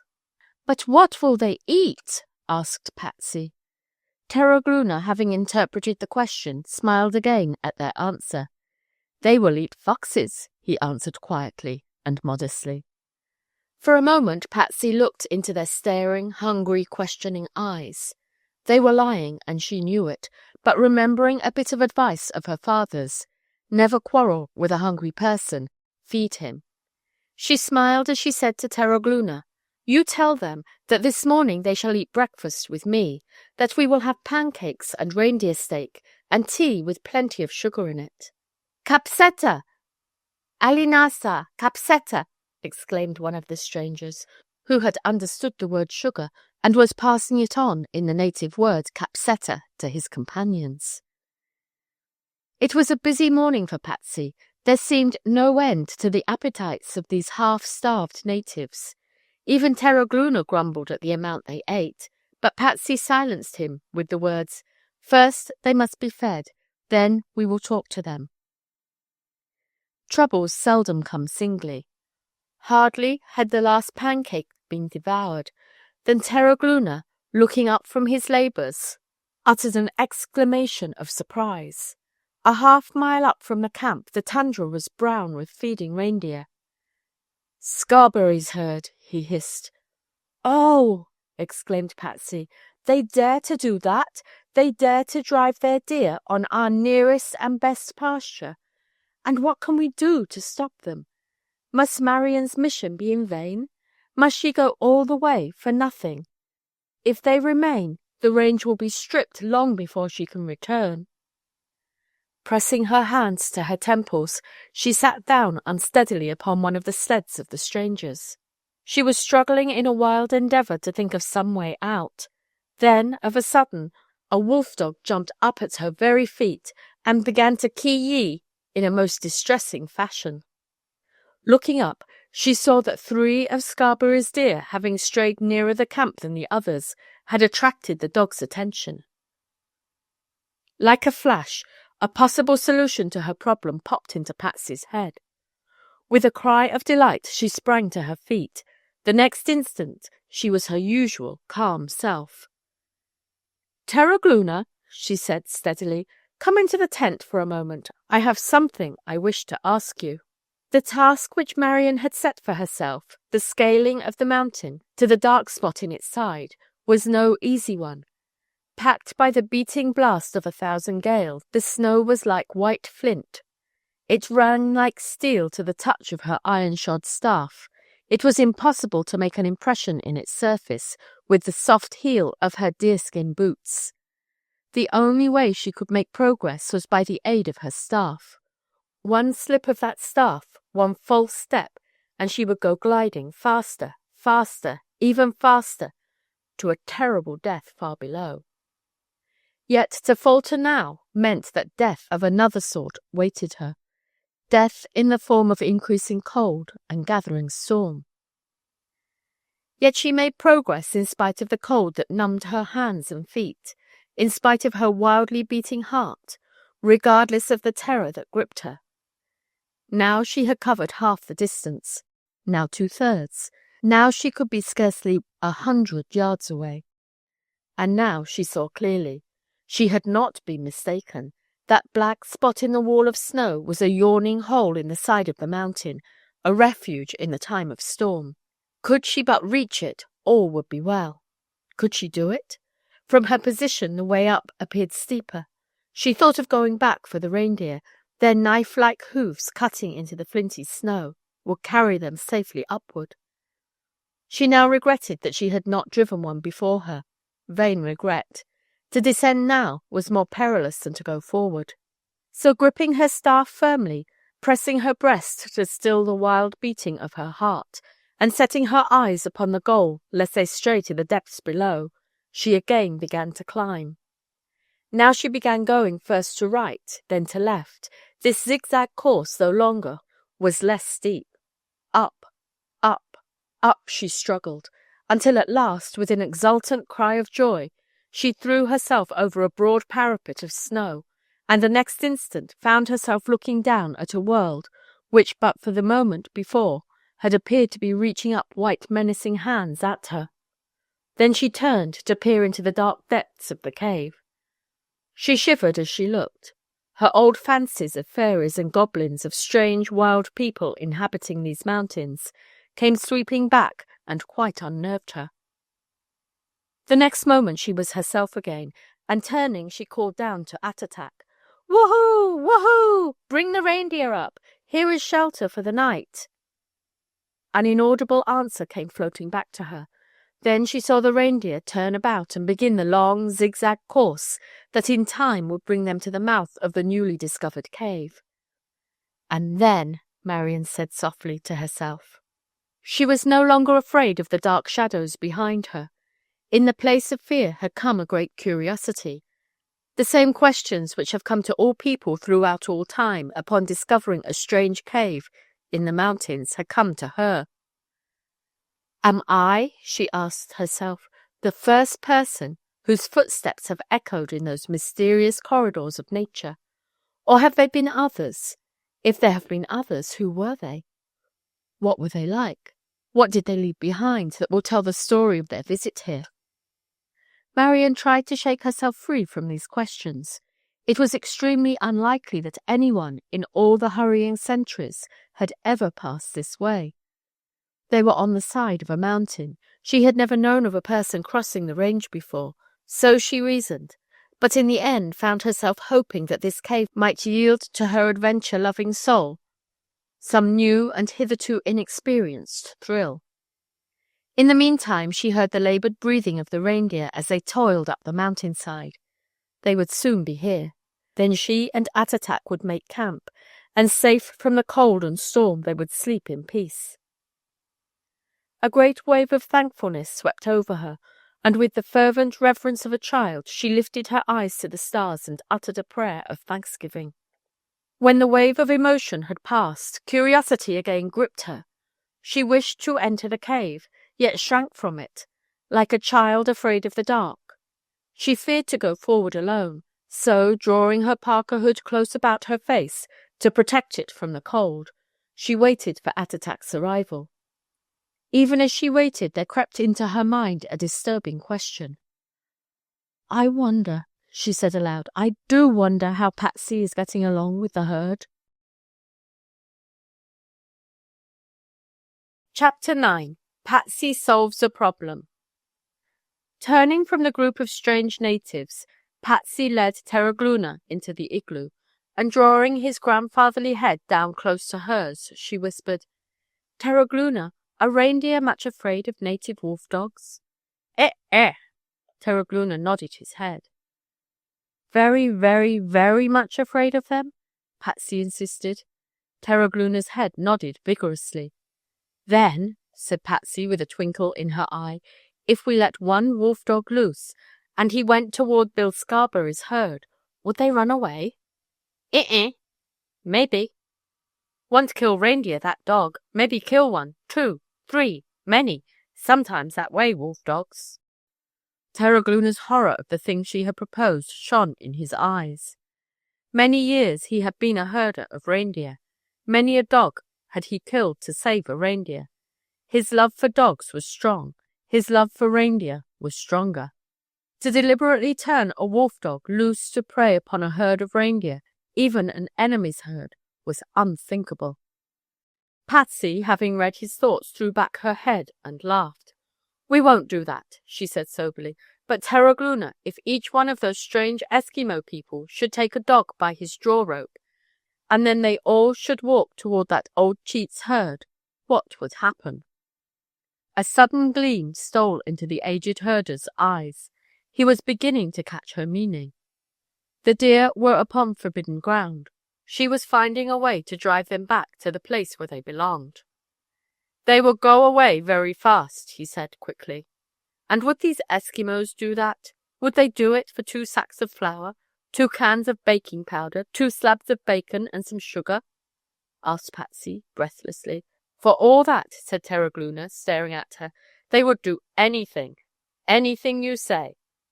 Go tell them, and they shall have it, said Patsy. Tell them they must drive Scarberry's herd back to the Cumsaw River Valley, where they belong, and that they may take their flour, sugar, and other things along. The Eskimos crowded about Terragluna, listened to him in silence until he had finished, then burst into a chorus of ke, kelemak, ke, which Patsy rightfully interpreted as meaning that they were ready for the enterprise, and that Terragluna was to bring on the reward. It was a strange line of march that formed soon after, 7 Eskimos each holding to a strap, at the other end of which a native dog reared and ki-yeed, spread out in a broad line, and followed by a sled drawn by the 4 remaining dogs, they started toward Scarberry's herd. As they came closer to the herd, the leaders of the antlered throng tossed their heads and whistled. As they came still closer, there sounded the rattle of antler upon antler as the herd backed in upon itself. The solitary herder, who had been left to watch the herd, looked at the oncoming members of his own race and then shouted at them angrily. The Eskimos with the dogs marched straight ahead, appearing not to hear the shouts of the angry herder. In less time than it takes to tell it, the herd was in full stampede. In vain were the shouts of Scarberry's herders. In vain their herd dogs sought to stem the flight. The reindeer had scented their ancient foe. They had heard his loud ki-yi. They were headed for their home range and would not pause until they had reached it. Marion's hills and tundra were not for them. As for Scarberry's herders, they might remain where they were or follow. They chose to follow. An hour later, with a sigh of satisfaction, Patsy saw them driving their sled deer over the broad trail of the herd that had vanished. "Will they come back?" she asked Terogloona. "Maybe yes, maybe no," said Terogloona. "Can't tell." For a moment he was silent. Then, with a queer look on his face, he said, "One thing I am much afraid of." "What is that?" asked Patsy. "Maybe not come," said Terogloona, looking as if he was sorry he had spoken. That was all he would say, and Patsy felt a bit uneasy over his remark. Nevertheless, she could not help having a feeling of pride in her first day's work as manager of the herd. 2 serious problems had arisen, and she had matched them against each other, with the result that both had vanished. She had succeeded in getting rid of the unwelcome visitors and Bill Scarberry's great herd. She had a right to feel a bit proud. 10 minus 10 equals 0, she marked on the floor with a bit of charcoal. "We are minus a few eatables, but we can spare them all right. Besides, it's real satisfying to know that you've given several hungry people an opportunity to earn a week's provisions." Had she known the full and final effect of that week's provisions, she might have experienced some moments of uncomfortable thinking. Lacking that knowledge, she smiled as she busied herself with preparing a belated breakfast for Terogloona and herself. Chapter 10. A Startling Discovery. To Attatak, whose mind was filled with the weird tales of the spirit world, to enter a cave away on this unknown mountainside was a far greater trial than it was to Marion. Cold, blizzards, the wild beasts of timberlands, these she could face, but the possible dwelling place of the spirits of dead polar bears and walruses, to say nothing of old women who had died because they had disregarded the incantations of witch doctors. Oh, this was very bad indeed. Marion felt the native girl tremble as she took her arm and led her gently forward into the dark depths of the cave. The entrance was not wide, perhaps 12 feet across, but it was fully as high as it was broad. "Our deer can come in too," whispered Marion, "if it goes back far enough." "If there are no wolves," said Attatak with a shudder. "Wolves?" Marion had not thought of that. "You wait here," she whispered. "I'll go for the rifle." "No, no," Attatak gripped her arm until it hurt. "I will go too." So back out of the cave they felt their way, now tripping over rocks that rolled away with a hollow sound like distant thunder, now brushing the wall till they came at last to the open air. Marion hated all this delay. Famished with hunger, chilled to the very marrow, and weary enough to drop, she longed for the warmth of the fire she hoped they might light, for the food she could warm over it, and the comforting rest that would follow. Yet she realized that the utmost caution must be taken. Wolves, once driven from a cave, might stampede their reindeer and lose them forever in the mountains. Without reindeer, they should have great trouble in getting back to camp. The agent would go on his way, ignorant of their dilemma. Their pasture land would be lost, and perhaps their herd with it. The rifle securely gripped in the hands of Attatak, who was the surer shot of the two, they again started into the cave. Strange to say, once the rifle was in her grasp, Attatak became the bravest of the brave. Marion carried a candle in one hand, and in the other a block of safety matches. The candle was not lighted. So draughty was the entrance that no candle would stay lighted. Each step she hoped would bring them to a place where the draught would not extinguish her candle, but in this she was disappointed. "It's a windy cavern," she said. "Must be an entrance at each end." Calling on Attatak to pause, Marion struck a match. It flared up, then went out. A second one did the same. The third lighted the candle. There was just time for a hasty glance about. Gloomy brown walls lay to right and left of them, and the awful gloom of the cave was most alarming. Glancing down at her feet, Marion uttered a low exclamation of surprise. Then, with such a definite and direct puff of wind as might come from human lips, the candle was snuffed out. What was it?" Attatak whispered. She was shaking so that Marion feared she would let the rifle go clattering to the rocky floor. "Nothing," Marion answered. "Really nothing at all. The ashes of a campfire, and I thought, she gulped, "thought I saw bones in the ashes." "Bones?" This time the rifle did clatter on the floor. "Attatak," Marion scolded. "Attatak, this is absurd." Groping in the dark for the rifle, she grasped a handful of ashes, then something hard and cold that was not the rifle. "Oh!" she groaned, struggling with all her might to keep from running away. Again she tried for the rifle, this time successfully. She gave it to Attatak with the admonition, "Kaka! Do take care." "Eh." Attatak whispered. Stepping gingerly out of the ashes of the mysterious campfire, they again started forward. The current of air now became less and less strong, and finally, when Marion again tried the candle, it burned with a flickering blaze. A glance about told them they were now between narrow, dark walls, that the ceiling was very high, and there was nothing beneath their feet but rock. The yellow glow of light cheered them. If there were wolves, they made no sound. The gleam of their eyes had not been seen. If the spirits of the men who had built that long extinguished fire still haunted the place, the light would drive them away. Attatak assured Marion of that.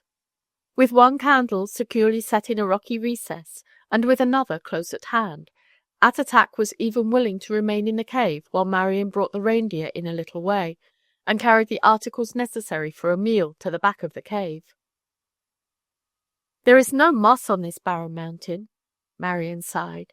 "Our reindeer must go hungry tonight, but once we are off the mountain, they shall have a grand feast." By the time they had made a small fire on the floor of the cave and had finished their supper, night had closed in upon their mountain world. Darkness came quickly, deepened tenfold by the wild storm that appeared to redouble its fury at every fresh blast. The darkness without vied with the bleakness of the cave until both were one. Such a storm as it was! Born and reared on the coast of Alaska, Marion had never before experienced anything that approached it in its shrieking violence. She did not wonder now that the mountains appeared to smoke with sweeping snow. She shivered as she thought what it would have meant had they not found the cave. "Why," she said to Attatak, "we should have been caught up by the wind like two bits of snow and hurled over the mountain peak." The two girls walked to the mouth of the cave and for a moment stood peering into the night. The whistle and howl of the wind was deafening. How it did howl! The very rock-ribbed mountain seemed to shake from the violence of it. "Elit Ponamak!" "Too bad," said Attatak as she turned her back to the storm. For Marion, however, the spectacle held a strange fascination. Had the thing been possible, she would have liked nothing better than leaping out into it, to battle with it, to answer its roar with a wild scream of her own, to whirl away with it, to become a part of it, to revel in its madness. This, it seemed to her, would be the height of ecstatic joy. Such was the call of unbridled nature to her joyous, triumphant youth. It was with reluctance that she at last turned back into the depths of the cave and helped Attatak unroll the bedding roll and prepare for the night. "Tomorrow," she whispered to Attatak before she closed her eyes in sleep, If the storm has not passed, and we dare not venture out, we will explore the cave." Attatak answered drowsily. The next moment the roaring storm had no auditors. The girls were fast asleep. Chapter 11. The Girl of the Purple Flame. There is something in the sharp tang of the Arctic air, in the honest weariness of a long day of tramping, in the invigorating freshness of everything about one, that makes for perfect repose. In spite of the problems that faced them, regardless of the mystery that haunted this chamber of nature, hour after hour, to the very tune of the whirling storm, the girls slept the calm and peaceful sleep of those who bear ill will towards no one. When at last Marian pried her eyes open to look at her watch, she was surprised to learn that 8 hours had passed.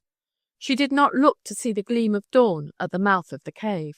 Dawn in this strange Arctic land was still 4 hours away. She knew that the storm was still raging. There came the roar and boom of the wind. Now and again, as if the demons of storm were determined upon pulling them from their retreat, a steady, sucking breath of it came sweeping down through the cave. Marian listened and then quoted, "Blow high, blow low, not all your snow can quench our earth fire's ruddy glow." She smiled to herself. Their tiny fire had gone out long ago, but another might easily be kindled.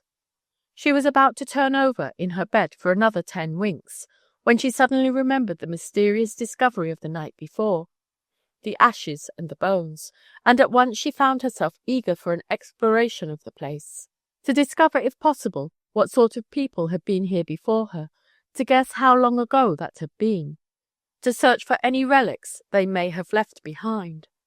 All these exerted upon her mind an irresistible appeal. She had risen and was drawing on her knickers when Attatak awakened. "Come on," Marian cried. "It is morning.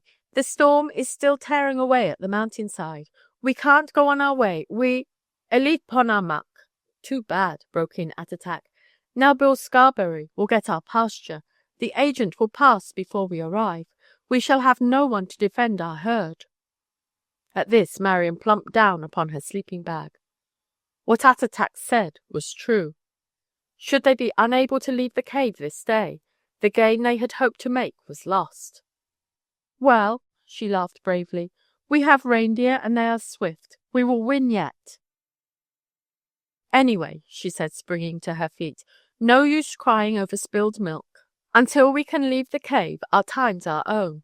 Come on, get dressed. We'll see what wealth lies hidden in this old home in the mountainside." In the meantime, Patsy was having a full share of strange adventure. Late in the afternoon, feeling herself quite free from the annoying presence of the visiting band of Eskimos and of Scarberry's herd, she harnessed her favorite spotted reindeer and went for a drive up the valley. The 2 young Eskimos who worked under Terragluna had been sent into the hills to round up their herd and bring them into camp. This was one of the daily tasks of the herders. If this was done every day, the herd would never stray too far.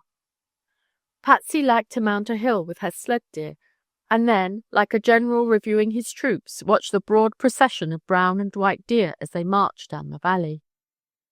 This day she was a little late. The herd began passing before she had climbed halfway up the ridge. She paused to watch them pass. Then, undecided whether to climb up the slope or turn back to camp, she stood there until the uncertain light of the low Arctic sun had faded and night had come. Just as she had decided to turn her deer toward home, she caught a purple gleam on the hill directly above her. "The purple flame!" she exclaimed. "And not a quarter of a mile above me. I could climb up there in 15 minutes." For a moment she stood undecided. Then, seized by a sudden touch of daring, she whirled her deer about, tethered him to his sled, and went scouting up a gully toward the spot where the mysterious flame had flashed for a moment, then had gone out. "I'll see something anyway," she told herself as she strove in vain to still the painful fluttering of her heart. She had worked her way to a position on the side of the hill where the outlines of a tent with its extension of stovepipes standing out black above it, was outlined against the sky. Then, to her consternation, she saw the flaps of the tent move. "Someone is coming out," she whispered to herself. "Perhaps they have been watching me through a hole in the tent. Perhaps—" Her heart stopped beating at thought of the dangers that might be threatening. Should she turn and flee, or should she flatten herself against the snow and hope that she might not be seen? Suddenly remembering that her parka, made of white fawnskin, would blend perfectly with the snow, she decided on the latter course. There was not a second to lose. Hardly had she melted into the background of snow when a person appeared at the entrance of the tent. Then it was that Patsy received a thrilling shock. She had been prepared to see a bearded miner, an Eskimo, most any type of man, but the person she saw was not a man, but a woman. Scarcely that, little more than a girl. It was with the utmost difficulty that Patsy suppressed an audible exclamation. Closing her lips tight, she took one startled look at the strange girl. Carefully dressed in short plaid skirt, bright checkered mackinaw, and a blue knit hood, the girl stood perfectly silhouetted against the sky. Her eyes and hair were brown, Patsy was sure of that. Her features were fine. There was a deep shade of healthy pink in her cheeks. "She's not a native Alaskan," Patsy told herself. "Like me, she has not been long in Alaska." How she knew this she could not exactly tell, but she was as sure of it as she was of anything in her life. Suddenly she was puzzled by a question. What had brought the girl from the warmth of the tent into the cold? Patsy saw her glance up toward the sky. There was a rapt look on her face as she gazed fixedly at the first evening stars. "It's as if she were saying a prayer or a psalm," Patsy murmured. "The heavens declare the glory of God, and the firmament his handiwork." For a full moment the strange girl stood thus. Then, turning slowly, she stepped back into the tent. That the tent had at least one other occupant, Patsy knew at once by a shadow that flitted across the wall as the girl entered. "Well," mused Patsy. "Well now, I wonder." She was more puzzled than ever, but suddenly, remembering that she had barely escaped being caught spying on these strangers, she rose and went gliding down the hill. When she reached her reindeer, she loosed him and turned him toward home, nor did she allow him to pause until he stood beside her igloo. Once inside her lodge, with the candle gleaming brightly and a fire of dry willows snapping at the sheet-iron stove, Patsy took a good long time for thinking things through. Somewhat to her surprise, she found herself experiencing a new feeling of safety. It was true she had not been much afraid since Marian had left her alone with the herders, for it was but a step from her igloo to Terragluna's tent. This old herder, who treated her as if she were his grandchild, would gladly give his life in defending her from danger. Nevertheless, a little feeling of fear lingered in her mind whenever she thought of the tent of the purple flame. As she thought of it now, she realized that she had lost that fear when she had discovered that there was a girl living in that tent. And yet, she told herself, there are bad women in Alaska just as there are everywhere. She might be bad, but somehow she didn't look bad. She looked educated and sort of refined, and she looked a bit lonely as she stood there gazing at the stars. I wanted to walk right up to her and say hello, just like that, nice and chummy. Perhaps I will, too, some day. And perhaps I won't, she thoughtfully added a moment later. Something of the old dread of the purple flame still haunted her mind. Then, too, there were two puzzling questions. Why were these people here at all, and how did they live, if not off Marian's deer? Not many days later, Patsy was to make a startling discovery that, to all appearances, was an answer to this last question. Chapter 12. Ancient Treasure. With a hand that trembled slightly, Marian held the candle that was to light their way in the exploration of the mysterious mountain cavern. As if drawn by a magnet, she led the way straight to the spot where but a few hours before she had been so frightened by finding herself standing in the burned-out ashes and bones of an old campfire. She laughed now as she bent over to examine the spot. There could be no question that there had once been a campfire here. There were a number of bones strewn about, too. "That fire," she said slowly, "must have burned itself out years ago, perhaps 50 years. Those bones are from the legs of a reindeer or caribou. They're old, too. How grey and dry they are.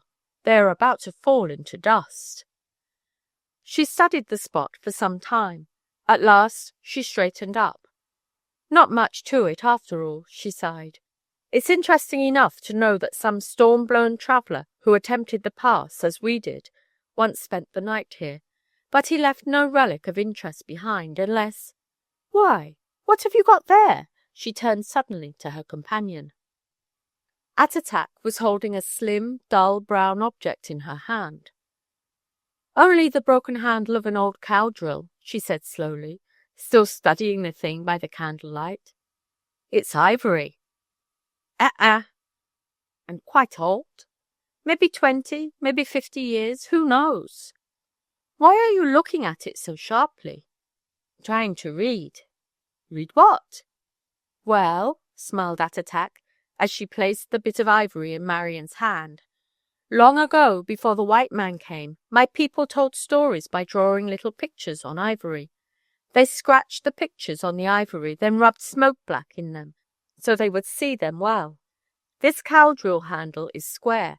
It has 4 sides. Each side tells a story. 3 are of hunting, walrus, polar bear, and caribou. But the other side is something else. I can't quite tell what it says." Marian studied it for a time in silence. "Mr. Cole would love that," she said at last, and her thoughts were far away. For the moment her mind had carried her back to those thrilling days aboard the pleasure yacht, the Omu. Since you have doubtless read our other book, The Cruise of the Omu, I need scarcely remind you that Mr. Cole was the curator of a great museum, and knew all about strange and ancient things. He had done much to aid Marian and her friends in unravelling the mystery of the strange blue face. "Bring it along," Marian said, handing the piece back to Attatak. "It tells us one thing, that the man who built that fire was an Eskimo. It is worth keeping. I should like to take it with me to the museum when I go back. Now," she said briskly, "let's go all over the cave. There may be things that we have not yet discovered." And indeed there were. It was with the delicious sensation of research and adventure that the girls wandered back and forth from wall to wall of the gloomy cavern. Not until they had passed the spot where they had spent the night, and were far back in the cave, did they make a discovery of any importance. Then it was that Marian, with a little cry of joy, put out her hand and took from a ledge of rock a strange-looking little dish, no larger than a finger-bowl. It was so encrusted with dirt and dust that she could not tell whether it was really a rare find of some ancient pottery or an ordinary china dish left here by some white adventurer. However, something within her seemed to whisper, "Here is wealth untold. Here is a prize that will cause your friend, the museum curator, to turn green with envy." "Suli!" "Another," said Attatak as she took down a larger object of the same general shape. A few feet farther on was a ledge fairly covered with curious objects, strange-shaped dishes, bits of ivory black as coal, pieces of copper dulled with age. Such were the treasures of the past that lay before them. "Someone's pantry of long ago," mused Marian. "Very, very old," said Attatak, holding up a bit of black ivory. "Maybe 200, maybe 500 years.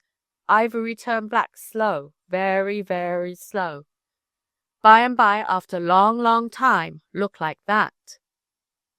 As Attatak uttered these words, Marian could have hugged her for sheer joy. She knew now that they had made a very rare find. The objects had not been left there by a white man, but by some native. Broken bits of ancient Eskimo pottery had been found in mounds on the Arctic coast. Those had been treasured. But here were perfect specimens, such as any museum in the world would covet. And yet, Had she but known it, the rareness and value of some of these were to exceed her fondest dreams. But the discovery was to come later. Drawing off her calico parka, Marian tied it at the top, and using it as a sack, carefully packed all the articles. "Let's go back," she said in an awed whisper. Eh, Attatak answered. There was a strange spookiness about the place that made them half afraid to remain any longer. They had turned to go when Marian, chancing to glance down, saw the bit of ivory they had found by the outer campfire. At first she was tempted to let it remain where it lay. It seemed an insignificant thing after the discovery of these rarer treasures. But finally she picked it up and thrust it into her bag. Well for her that she did. Later it was to prove the key to a mystery, an entirely new mystery which as yet had not appeared above their horizon, but was, in a way, associated with the mystery of the purple flame. "Listen," said Marian as they came nearer to the mouth of the cave. "I do believe the storm is passing. Perhaps we can get off the mountain today. Oh, Attatak, we will win yet. Won't that be glorious?" It was true, the storm was passing. Attatak was dispatched to investigate, and soon came hurrying back with the report that they could be on their way as soon as they had eaten breakfast and packed. Marian was possessed with a wild desire to inspect her newly discovered treasure, to wash, scrub, and scrape it, and try to discover how it was made, and what it was made of. Yet she realized that any delay for such a cause would be but criminal folly. So, after a hasty breakfast, she rubbed as much dust as she could from the strange treasures, and packed them carefully in the folds of the sleeping bags. Soon the girls found themselves beside their deer, picking their way cautiously forward over the remaining distance to the divide. Then quite as cautiously they started down the other side. During the day they halted for a cold lunch while their reindeer fed on a broad plateau, a protected place where they were safe from the wild blizzards of the peaks that loomed far above them. "From now on," said Marian, "there will be little rest for us. Our bold stroke has saved us nothing. It is now a question of whether reindeer are trustworthy steeds in the Arctic, also whether girls are capable of solving problems and of enduring many hardships. As for me," she shook her fist in the general direction of Scarberry's herd, "I say they are. We'll win, see if we don't." To this declaration, Attatak uttered an eh, which to Marian sounded like a fervent Amen. Chapter 13. The Long Trail. At nightfall of the following day, worn from the constant travel and walking as if in their sleep, the two girls came to the junction of the two forks of a modest-sized river. The frozen stream, coated as it was by a hard crust of snow, had given them a perfect trail over the last 10 miles of travel. Before that, they had crossed endless tiers of low-lying hills, whose hard-packed and treacherously slippery sides had brought grief to them and to their reindeer. Twice an overturned sled had dragged the reindeer off his feet, and reindeer, sled, and driver had gone rolling and tumbling down the hill, to be piled in a heap in the gully below. Those had been trying hours, but now they were looking forward to many miles of smooth going between the banks of this river. First, however, there must be rest and food for them and for their deer. They were watching the shelving bank for some likely place to camp, where there was shelter from the biting wind and driftwood lodged along the bank for a fire. Then, with a little cry of surprise, Marian pointed at a bend in the river.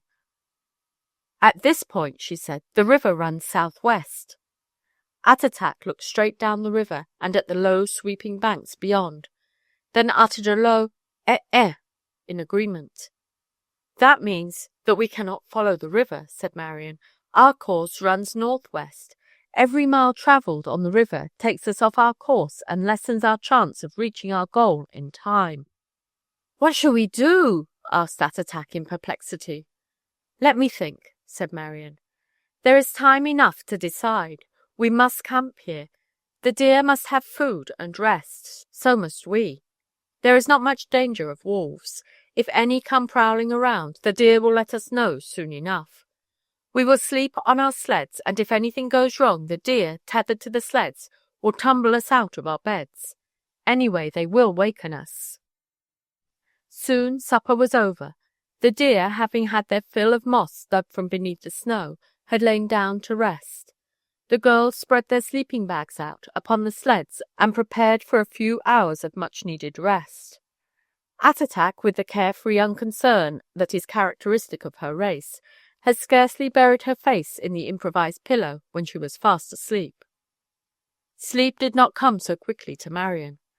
Many matters of interest lingered in her mind. It was as if her mind were a room all littered up with the odds and ends of a day's work. She must put it to rights before she could sleep. She thought once more of the strange treasures they had brought from the cave.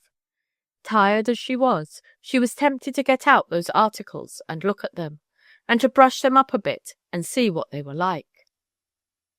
"I know it's foolish," she told herself, "but it's exactly as if I had hung up my stocking on Christmas Eve, and then when Christmas morning came, had been obliged to seize my stocking without so much as a glance inside, and forced to start at once on a long journey which would offer me no opportunity to examine my stocking until the journey was at an end.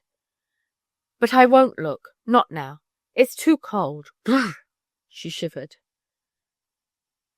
As she drew herself farther down into the furry depths of her sleeping bag, she was reminded of the time she and Patsy had slept together beneath the stars.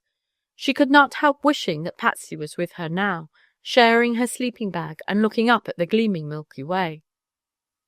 She wondered vaguely how Patsy was getting on with the herd, but the thought did not greatly disturb her. She was about to drift off to the land of dreams when a thought popped into her mind that brought her up wide awake again. Their morning's course was not yet laid. What should it be? She closed her eyes and tried to think. Then, like a flash, it came to her.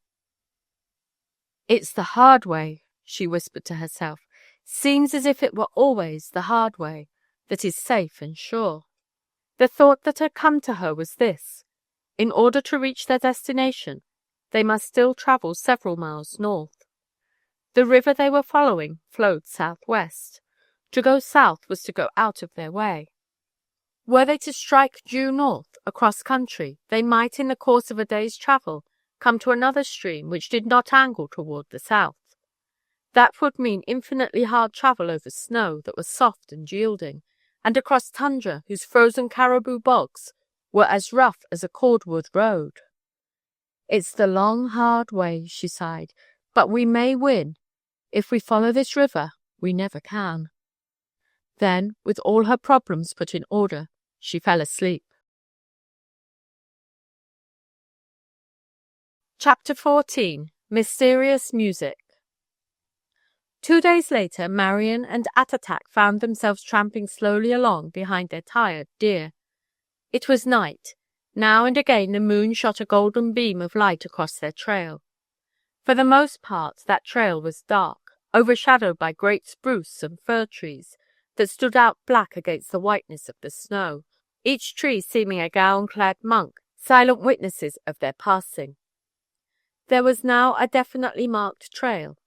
An axe cut here and there on a tree told them this trail had been made by men, and not by moose and caribou. They had seen no traces of man. No human habitation had sent its gleam of light across their trail to bid them welcome. Scarcely knowing whether she wished to see the light of a cabin, Marian tramped doggedly on. It was long past camping time, yet she feared to make camp. Several times she had caught the long-drawn howl of a wolf, faint and indistinct in the distance. With a burst of joy and hope, she thought of the progress they had made. The tramp across open tundra had been fearfully hard. They had, however, reaped from it a rich reward.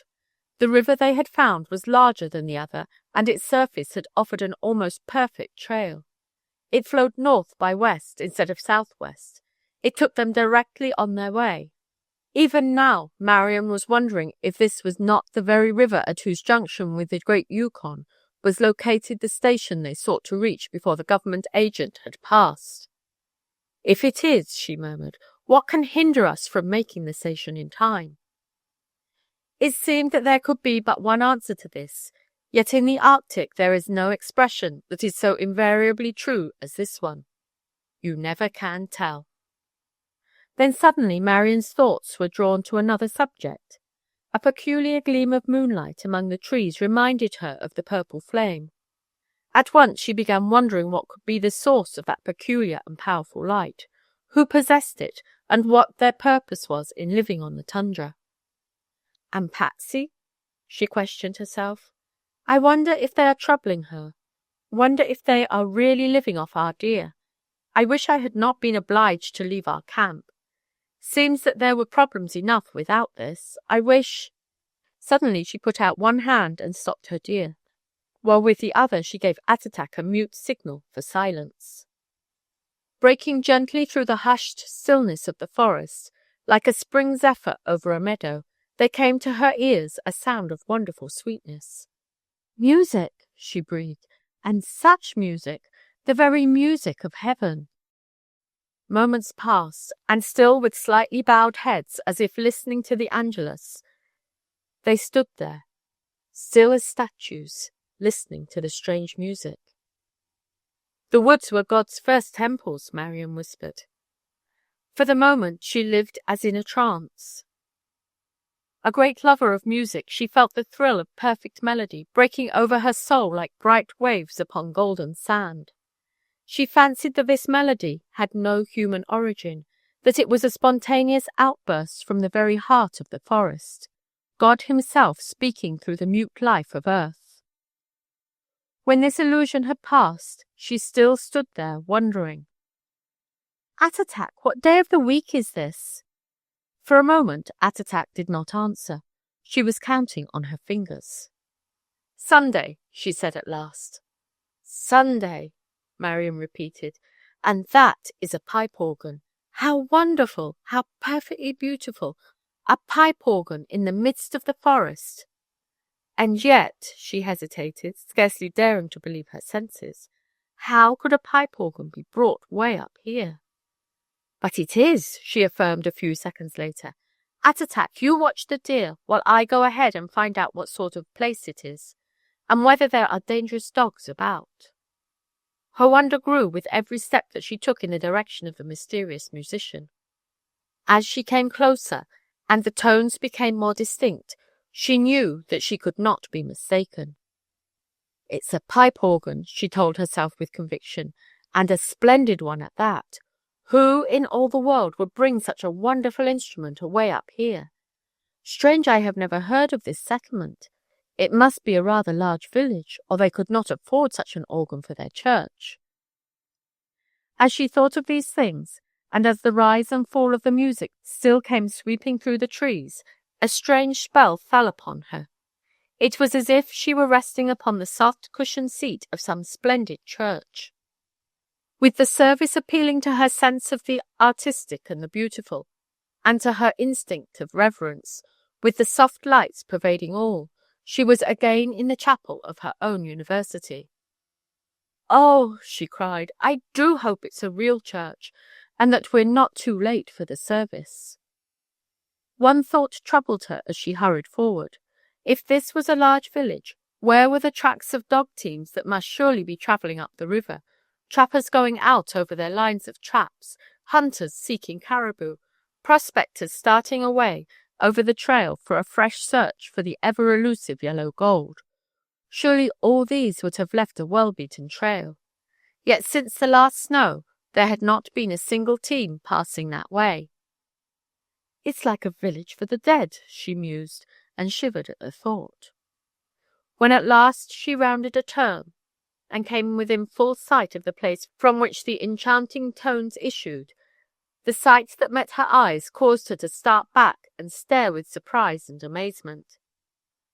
She had expected to find a cluster of log cabins, a store, a church, and a school.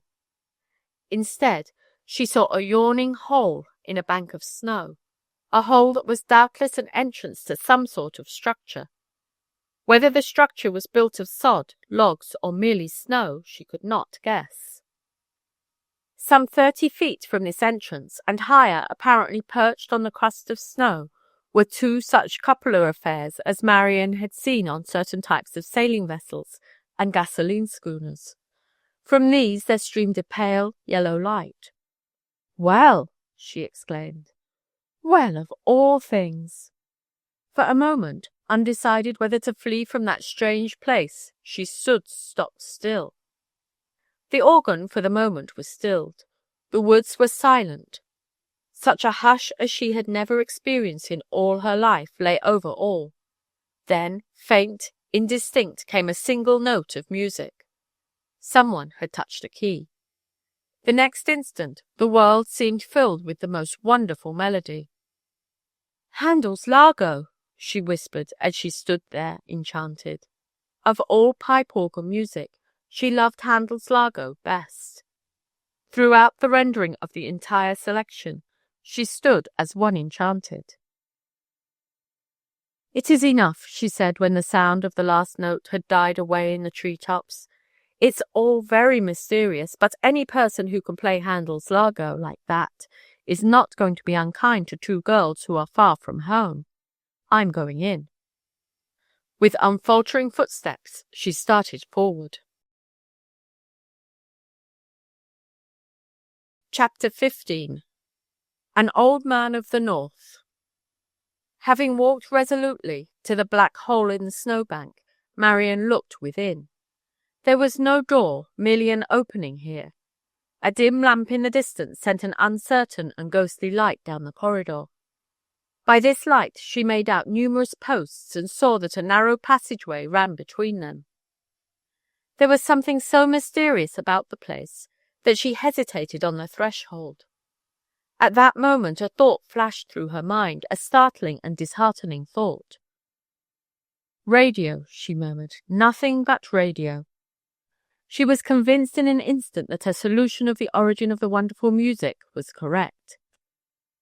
The persons who lived in this strange dwelling, which reminded her of pictures she had seen of the dens and caves of robbers and brigands, had somehow come into possession of a powerful radio receiving set. Somewhere in Nome, or Fairbanks, or perhaps even in Seattle, a noted musician was giving an organ recital. This radio set, with its loudspeaker, had picked up the music and had faithfully reproduced it. That was all there was to the mystery. There was no pipe organ, no skillful musician out here in the forest wilderness. It had been stupid of her to think there might be. This revelation, for revelation it surely seemed to be, was both disappointing and disturbing. Disappointing because in her adventure-loving soul she had hoped to discover here in the wilderness a thing that to all appearances could not be, a modern miracle. Disturbing it was, too, for since a mere instrument, a radiophone, has no soul, the character of the person who operated it might be anything at all. She could not conceive of the person who actually touched the keys and caused that divine music to pour forth as a villain. Any sort of person, however, might snap on the switch that sends such music vibrating from the horn of the loudspeaker of a radiophone. For a full 5 minutes she wavered between two courses of action: to go inside this den, or to go back to Attatak and attempt to pass it unobserved. Perhaps it was the touch of a finger on what she supposed to be a far-off key, the resuming of the music. Perhaps it was her own utter weariness that decided her at last. Whatever it was, she set a resolute foot inside the entrance, and the next instant found herself carefully picking her way down the dark passage toward the dim lamp. To her surprise, when she at last reached the lamp that hung over a door, she found not an oil lamp, but a small electric light bulb. "Will marvels never cease?" she whispered. For a second she hesitated. Should she knock? She hated spying. Yet the door stood invitingly ajar. If the persons within did not appear to be the sort of persons a girl might trust, if she could see them and remain unobserved, there was still opportunity for flight. Acting upon this impulse, she peered through the crack in the door. Imagine her surprise upon seeing at the far end of a long, high-ceilinged, heavily timbered room, not a radio horn, but a pipe organ. "So," she breathed, "my first thought was right. that enchanting music was produced on the spot, and by such a musician. Seated with his side toward her was the bent figure of an old man. His long flowing white beard, his snowy locks, the dreamy look upon his face as his fingers drifted back and forth across the keys, reminded her of pictures she had seen of ancient bards playing upon golden harps. "Harp of the North that mouldering long has hung," she recited in a low voice. The fingers on the keys suddenly ceased their drifting. The dreamy look faded from the musician's face. A smile lighted his eyes as, turning about, he spoke in a cheery voice. "Come in. I have been waiting for you. You are welcome to an old man's lonely house, doubly welcome coming as you do in time for Sunday vespers." This strange, almost uncanny proceeding so startled the girl that for a second she was tempted to turn and flee. The next second she had complete control of herself. Pushing the door open, as if entering the chamber of the King of Fairies, she made a little bow and said, "Thank you." Then, realizing how perfectly absurd her action had been, she broke into a hearty laugh, and in this laugh the old man joined. So, with the ice broken, they became friends at once. To her vast relief, she found that the old man, though he had undoubtedly been expecting them or someone else, did not know all about them. He asked if they travelled with dog-team or reindeer. Upon being told that they drove reindeer, he smiled and said, "Good. It's lucky I have feed for your deer. Reindeer people seldom come this way. Once I was caught unprepared to entertain them, so last autumn I put in a good stock of moss and willow leaves. Your deer shall be safely housed and richly fed, and so shall you. Go, bring them at once, or shall I go with you?" "Oh no, that is not necessary," Marian hastened to assure him. "Very well then, while you go I will put the birds on to broil.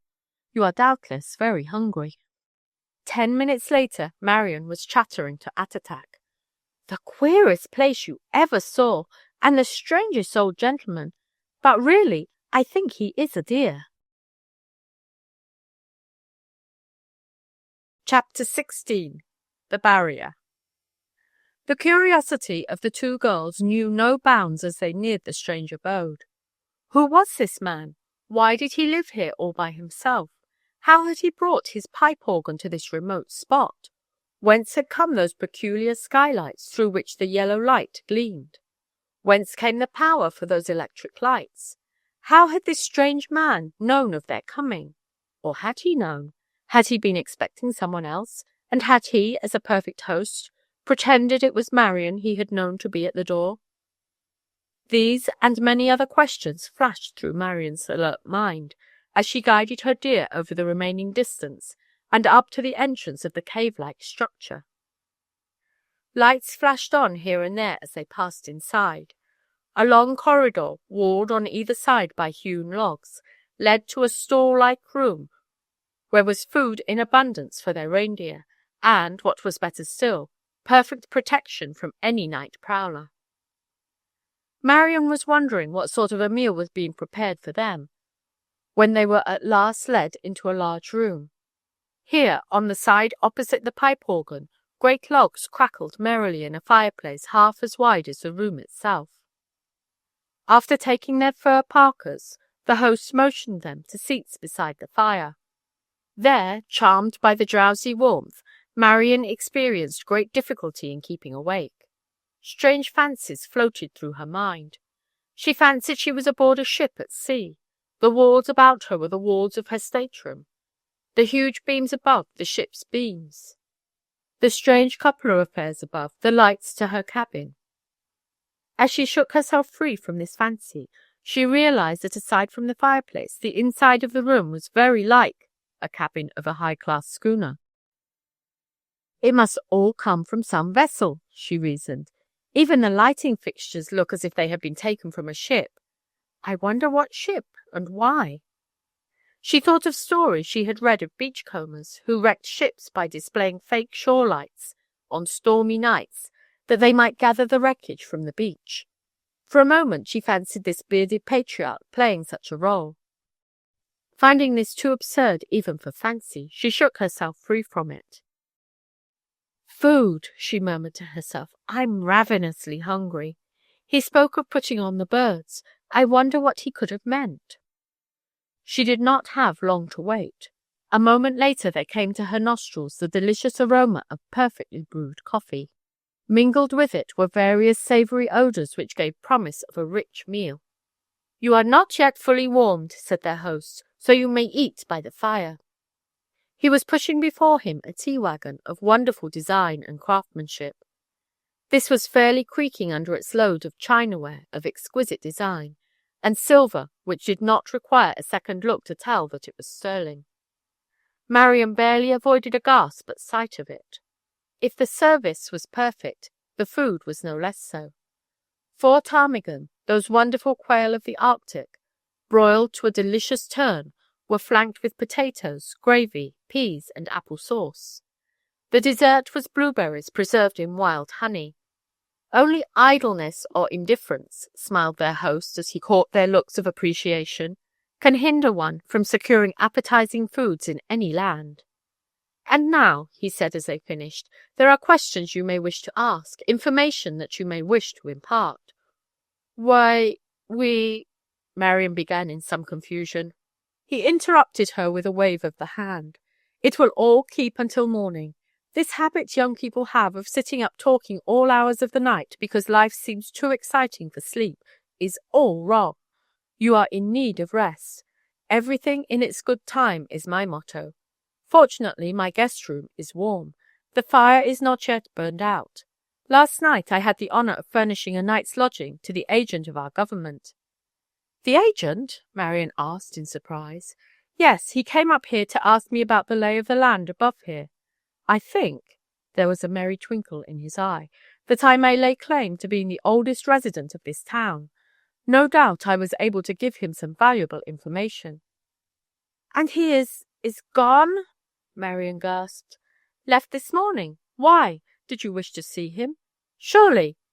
Yes, you would. Being connected with the reindeer business, you would. Unfortunate that you did not reach here a few hours earlier. He left on foot. The trail around the rapids is rough. He did not try to bring his dogs and sleds through. He left them with his driver at the foot of the rapids. Well enough that he did. Couldn't have made it. Upon realizing that she had missed the man she had come so far to see, Marian could have burst into tears. You may find him at the station, though, her host assured her. I believe he means to stay there a day or two. His dogs are footsore from travelling over crushed snow. Marian's heart gave a leap of joy. But what was this about the trail and the rapids? Did you say that one could not pass over the trail with a sled?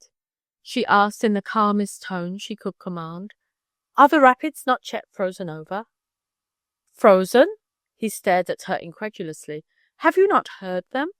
And then you came from upstream. The forest shuts out the sound. Slip on your parka and come with me, and you shall hear. It is grand music, that ceaseless rush and roar, that beating of waters and tumbling of ice. It may have seemed glorious to the old man, but to Marian, who listened to the wide tumult of waters, it was frightening and disheartening. Can a boat run the rapids? She asked, though she knew the question was foolish, and that no boat could run them. None ever has. Can a sled pass over the trail above? None has, none can. The way is too rough, the trees too closely crowded together. Dogs, reindeer, men, yes, but sleds, no. How far is it to the station? Marian faltered. 3 days' journey. Are there any houses on the way? None. Then without our sleds, we would not dare undertake the journey. No, it would not do. You would starve or freeze. It required all Marian's power of will to remain standing as she faltering said, Then we are defeated. We must turn back. She could not go on. The aged man studied her face for a moment. Then quietly he asked, Is it very important that you get to the station, that you see the agent? Oh, very, very important. Again he motioned for silence. Do not tell me now. I think it can be arranged that your sleds may pass the rapids. It shall be arranged. I promise it. Come, you are worn out. It is time you should sleep. Chapter 17. Age Serves Youth. The two girls had carried no suitcase, satchel, or duffel bag on this trip. Their spare clothing was stowed away in their sleeping bags. When their host had lighted their way to the room that was to be theirs for the night, and had retired to his large room, they tiptoed back to their sleds, unlashed their sleeping bags, and carried them, as they were, to their room. For some hours Marian had not thought of the ancient treasure found in the cave, but once she began unrolling her sleeping bag she was reminded of it. A piece of old ivory went clattering to the floor. With a cry of surprise she picked it up, then carefully removed the other pieces of ivory, copper, and ancient pottery, and stood them in a row against the wall. Again there came the temptation to give them a thorough examination. Events transpired later that caused her to wish that she had done so, but weary and troubled by the turn affairs had taken, she again put off this inviting task. She slipped at once into her sleeping gown, and plunged beneath the covers of the most delightful bed she had ever known. Attatak followed her a few seconds later. They found themselves lying upon a bed of springy moss mixed with the fragrant tips of balsam. Over this had been thrown wolfskin robes. With one of these beneath them, and two above, they snuggled down until only their noses were showing. They did not sleep at once. Left to himself, the mysterious old man had seated himself at his organ, and now sent forth such wild, pealing tones as Marian had never heard before. He was doing Dvorak's wildest symphony, and making it wilder and more weird than even the composer himself could have dreamed it might be made. Throughout its rendition, Marian lay tense as a bowstring. As it ended with a wild, racing crash, she settled back with a shiver, wondering what could throw such a spell over an old man as would cause him to play in that manner. Had he known the reason, she would have done little sleeping that night. The aged host was tuning his soul to such a key as would nerve him for a Herculean task. Since Marian did not know, she puzzled for a time over the trail they must travel in the morning, wondered vaguely how her host was to keep his promise of bringing their sleds safely past the rapids, then fell asleep. As for their host, 15 minutes after the last note of his wild symphony had died away, he tiptoed down the silent corridor which led to the door of the room in which the girls were sleeping. Having convinced himself by a moment of listening that they were asleep, he made his way to the spot where their two sleds had been left. These he examined carefully. After straightening up, he murmured, "Took their sleeping bags. That's bad. Didn't need 'em. Can't disturb 'em now. Guess it can be managed." After delivering himself of this monologue, he proceeded to wrap the contents of each sled in a waterproof blanket, then dragged them out into the moonlight. Having strapped an axe, a pick, and a shovel on one sled, he tied the other sled to it and began pulling them over the smooth downhill trail that led toward the falls. For a full mile he plodded stolidly on. Then he halted, separated the sleds, and with the foremost sled gliding on before him, plunged down a steep bank to the right. Presently he came toiling back up the hill for the other sled. At the bottom once more, he stood for a moment staring into the foaming depths of the roaring torrent. "Pretty bad," he muttered. "Never did it before at this time of year. Might fail, might—" Suddenly he broke off and began humming, "Tum-ti-tum-tum-tum." He was going over and over that mad symphony. It appeared to give him strength and courage, and seizing the pick he began hacking away at some object that lay half buried in the snow. 15 minutes later he had exhumed a short, square raft. "Built you for other purposes, but you'll do for this," he muttered. "Other logs where you came from." He set both sleds carefully upon the raft, then, with yards upon yards of rawhide rope, lashed them solidly to it. This done, he began running out a heavier rope. This he carried up the bank to a spot where there was a mass of jagged rock, covered here and there by hard-packed snow. More than once he slipped, but always he struggled upward, until at last he stood upon the topmost pinnacle. A heroic figure silhouetted in the moonlight, he stood for a full 5 minutes staring down at the racing waters below. Dancing in the moonlight, they appeared to reach out black hands to grasp and drag him down. Before him, on the opposite side, gleamed a high white bank, a sheer precipice of ice 50 feet high. This was the end of a glacier that every now and again sent 1,000 tons of ice thundering into the deep pool at its foot. Beneath this ice barrier, the water had worn a channel. A boat drifting down on the rushing waters would certainly be sucked down beneath this ice and be crushed like an eggshell. What the old man intended to do was evident enough.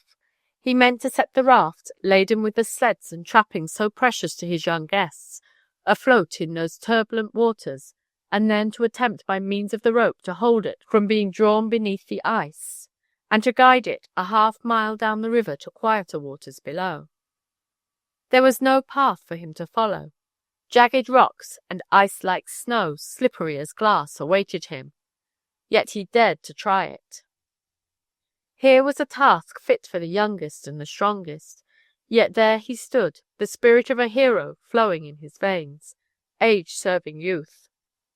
The gallantry of a great and perfect gentleman bowing to fair ladies and daring all. How Marian would have thrilled at sight of this daring act. With a swift turn he tightened the rope, then with the did-dum of his symphony upon his lips, strained every muscle until he felt the rope slack, then eased away as he saw the raft tilt for the glide. Then he relaxed his muscles and stood there watching. With a slow, graceful movement the small raft glided out upon the water. An eddy seized it and whirled it about. 3 times it turned, then the current caught it and whirled it away. The rope was tight now, and every muscle of the grand old man was tense. A battle had begun, which was to decide whether or not the 2 girls were to reach the station and fulfill their mission. Chapter 18. The Trail of Blood. That same evening Patsy made her second startling discovery. An hour before night was to set in, she had harnessed a sled deer and struck out into the hills in search of a brown yearling that had been missing for 2 days. "Strange where they all go," she murmured as she climbed a hill for a better view of the surrounding country. Marian was right. Unless we discover the cause of these disappearances and put an end to them, soon there will be no herd. It's a shame. How I wish I could make the discovery all by myself and surprise Marian with the good news when she gets home. As she scanned the horizon away across to the west, she saw a single dark figure on the crest of the hill. "Old Omnapuk," she said, taking in with admiration the full sweep of his splendid antlers. "It's the first time I've seen him for a long while. We can't lose you, can we? And we can't catch you," she said, speaking to the lone figure. Old Omnapuk was neither reindeer nor caribou. At least this was what Marian had said about it. She believed that it was a crossbreed, half reindeer and half caribou. He was large like a caribou, larger than the largest deer in the herd. He had something of the dark brown coat of the caribou, but a bright white spot on his left side told of the reindeer blood that flowed in his veins. But he was very wild. Haunting the edge of the herd, he never came close enough to be lassoed or driven into a brush corral. Many a wild chase had he led the herders, but always he had shown them his sleek brown heels. Many times the girls had debated the question of allowing the herders to kill him for food, and for his splendid coat, yet they had hesitated. They were not sure that he was not a full-blooded reindeer, that he was not marked, and did not belong to someone. If he was a stray reindeer, they had no right to kill him. Besides this, it seemed a pity to kill such a wonderful creature. So the matter stood, and here he was on their feeding ground. As Patsy stood there gazing at this splendid creature, She slowly realized that the Arctic sun had flamed down below the far horizon, and long shadows raced out of the west. A full-orbed moon stood just atop the trees that lined the eastern rim of hills. Turning reluctantly to leave, her eyes caught sight of a dark spot in the snow. She bent over to examine it, and a moment later straightened up with a startled exclamation. "Blood? It's a trail of blood. I wonder which way it goes." Unable to answer this question, she decided to circle until she could find some sign that would tell her whether or not she was backtracking. Satisfied at last of the direction, she pushed on, and there in the eerie moonlight, through the ghostly silence of an Arctic night, she silently followed the trail of blood. Suddenly she stopped and stood still.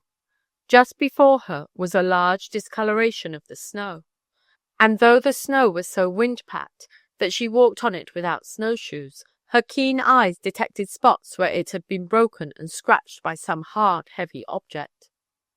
Dropping on her knees, she began examining every detail of the markings. When she arose, she spoke with a quiet tone of conviction. "Here is the track of a man. He has killed one of our deer, and had been carrying it on his shoulder. Blood dropped from the still warm carcass. That explains the trail of blood. The load has become too heavy for him. At this spot he has laid his burden down. In places the antlers have scratched the snow. After a time he has gone on. But which way did he go?" Once more she bent over. On the hard-packed snow the sole of a skin boot makes no tracks. After a moment's study she again straightened up. "There's a long scratch, as if he had dragged the carcass to his shoulder as he started on, and the antler had dragged for 2 or 3 feet. That would indicate that he went the way I have been going. Question is, shall I go farther, or shall I go for the herders with their rifles?" She decided to go on. The blood spots grew less and less as she advanced. She was beginning to despair of being able to follow much further, when, with a startled gesture, she came to a sudden halt. "The purple flame!" she said in an awed whisper. It was true.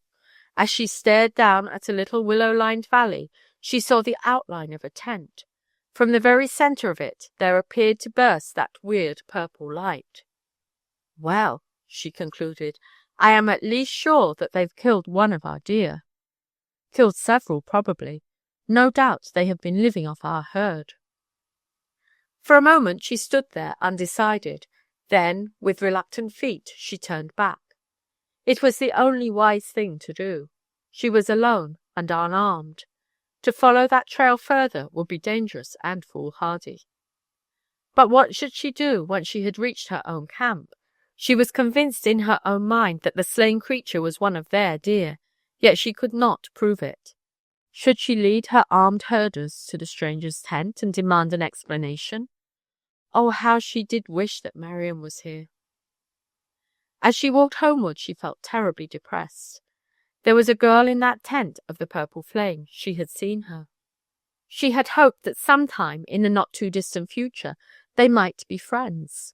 Such a friend in this lonely land, especially since Marian and Attatak were gone, would be a boon indeed. Now she felt that such a thing could never be.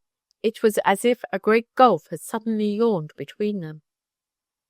After reaching her camp and sipping a cup of tea and munching at some hard crackers, she sat for hours thinking things through.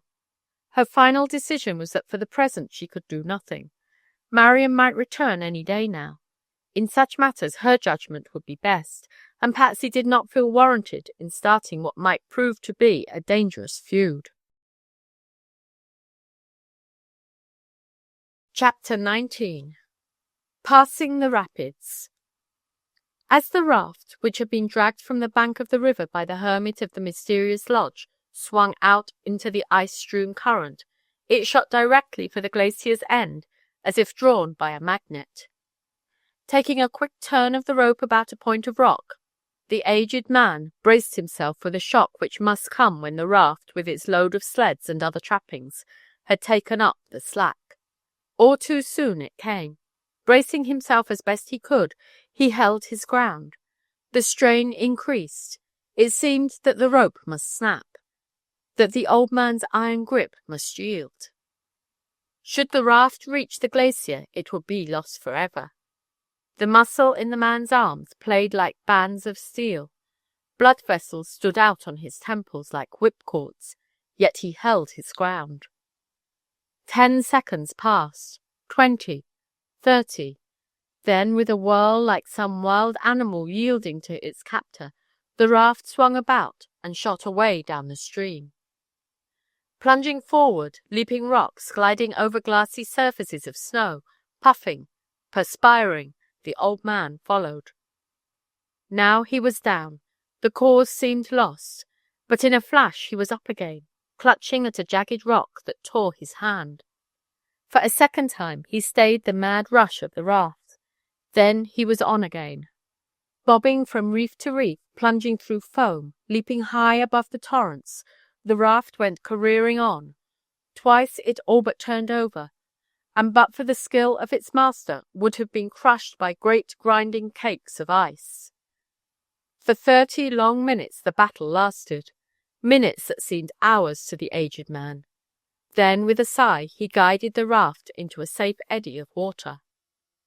Sinking down upon a hard-packed bank of snow, he lay there as if dead.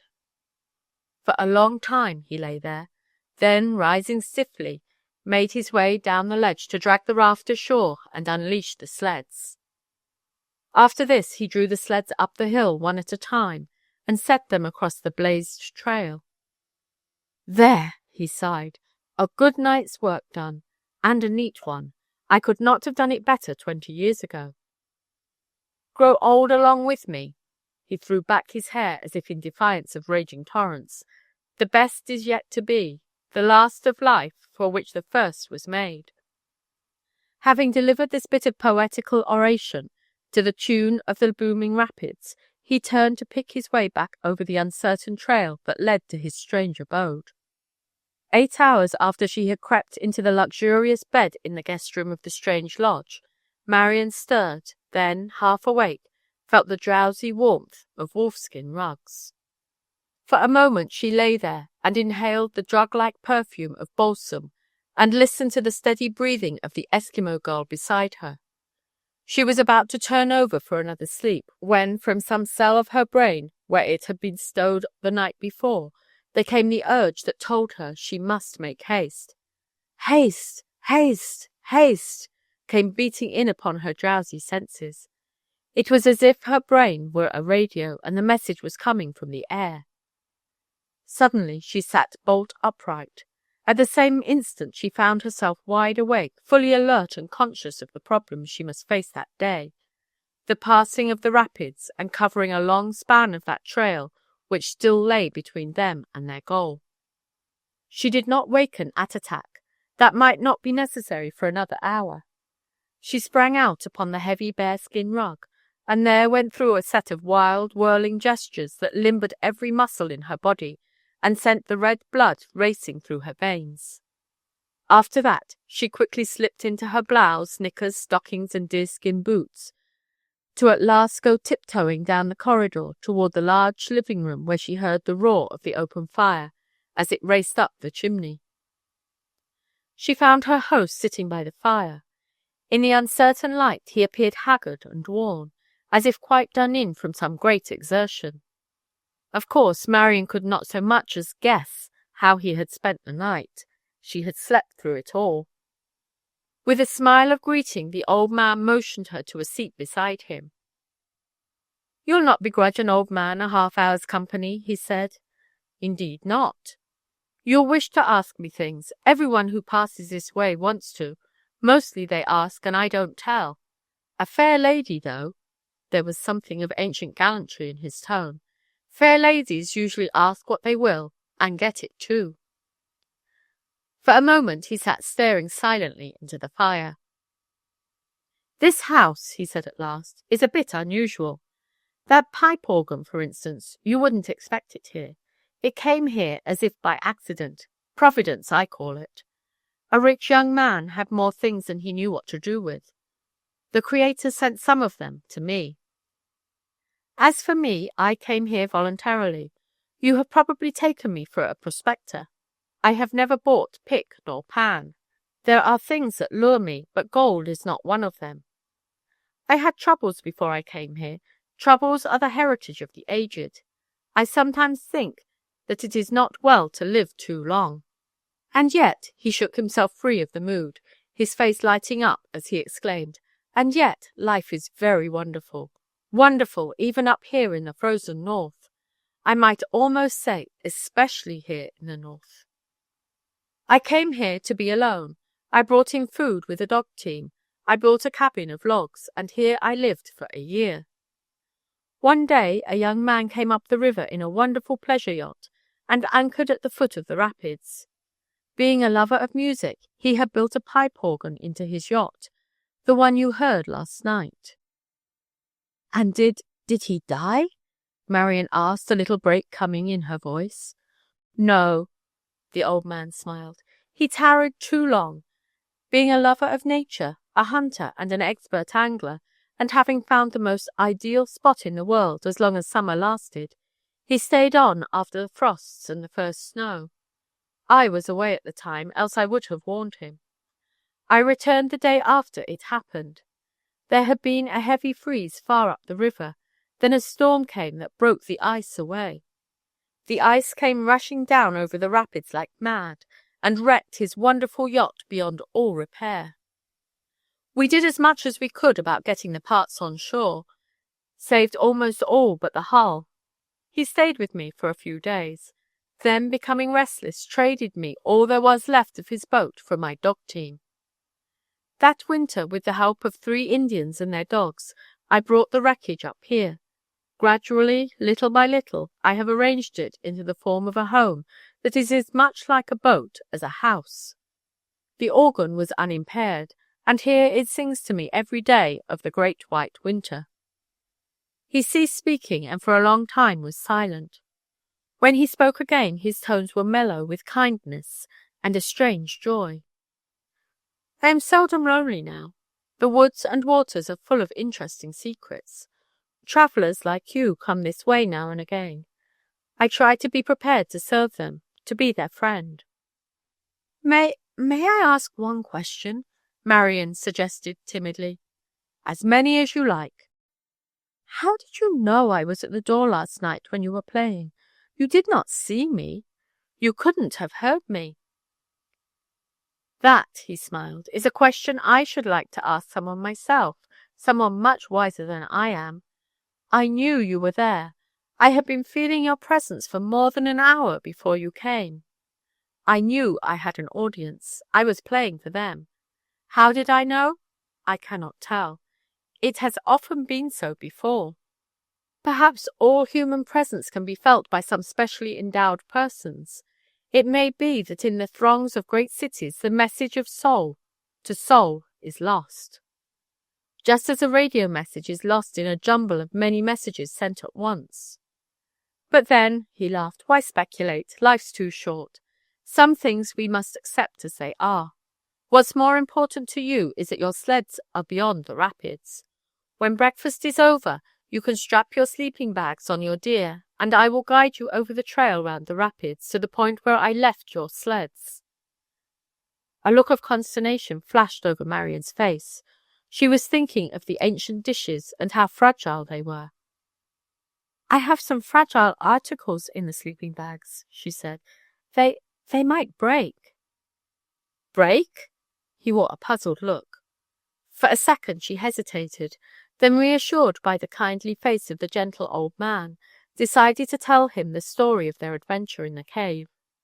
Then she launched into the story with all the eagerness of a discoverer. I see, he said, when she had finished the story. I know just how you feel. However, there is now only one safe thing to do. Leave these treasures with me. If the rapids are frozen over when the time comes for the return trip, you can pass here and get them. You'll always be welcome. Better leave an address to which they may be sent in case you should not pass this way. The rapids freeze over every winter. I will surely be able to get them off on the first riverboat. They can be sent to any spot in the world. To attempt to pack them over your deer would mean certain destruction. Reluctant as Marian was to leave the treasure behind, she saw the wisdom of his advice. So, feeling a perfect confidence in him, she decided to leave her treasure in his care. Then she gave him her address in Nome, with instructions for shipping should she fail to return this way. "One thing more I wanted to ask you," she said. "How many men are there at the station?" "One man, the trader. He stays there the year round." "One man?" she exclaimed. "One is all. Time was when there were 20. Prospectors, traders, Indians, trappers. 2 years ago, forest fires destroyed the timber. The game sought other feeding grounds, and the trappers, traders, and Indians went with them. Gold doesn't seem to exist in the streams hereabout, so the prospectors have left, too. Now one man keeps the post, sort of holding on, I guess, just to see if the old days won't return."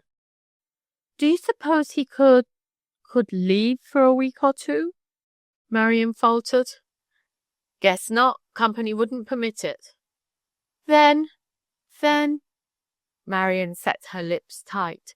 She would not worry this kind old man with her troubles. The fact remained, however, that if there was but one man at the station and he could not leave, there was no one who would be delegated by the government agent to go back with her to help fight her battles against Scarberry.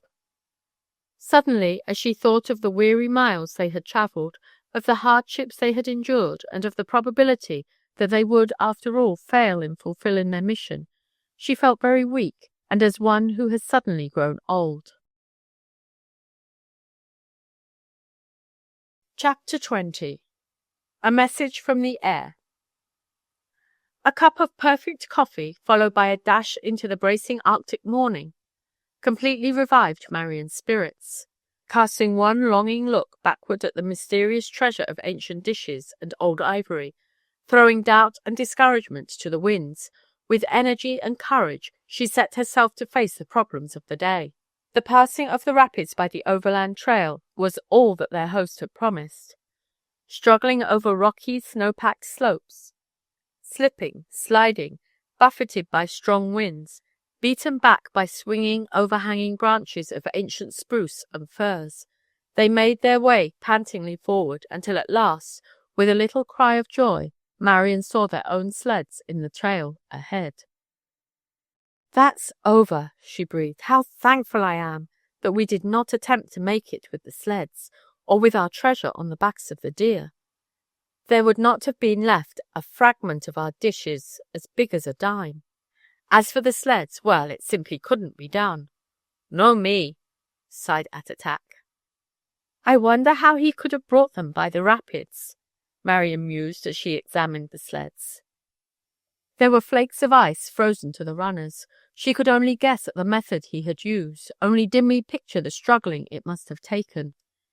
Even as she attempted to picture the night battle, a great wave of admiration and trust swept over her. "The treasure is safer in his hands than in ours," she told herself. "But after it has left his hands?" questioned her doubting self. "Oh well," she sighed at last, "what must be, will be. The important thing, after all, is to reach the station before the agent has started on his way." Again her brow clouded. What if there was no one to go back with her? To dispel this doubt, she hastened to hitch her deer to her sled. Soon they were racing away over the trail, causing the last miles of their long journey to melt away like ice in the river before a spring thaw. In the meantime, a third startling revelation had come to Patsy. First, she had discovered that at least one of the persons connected with the strange purple flame was a girl.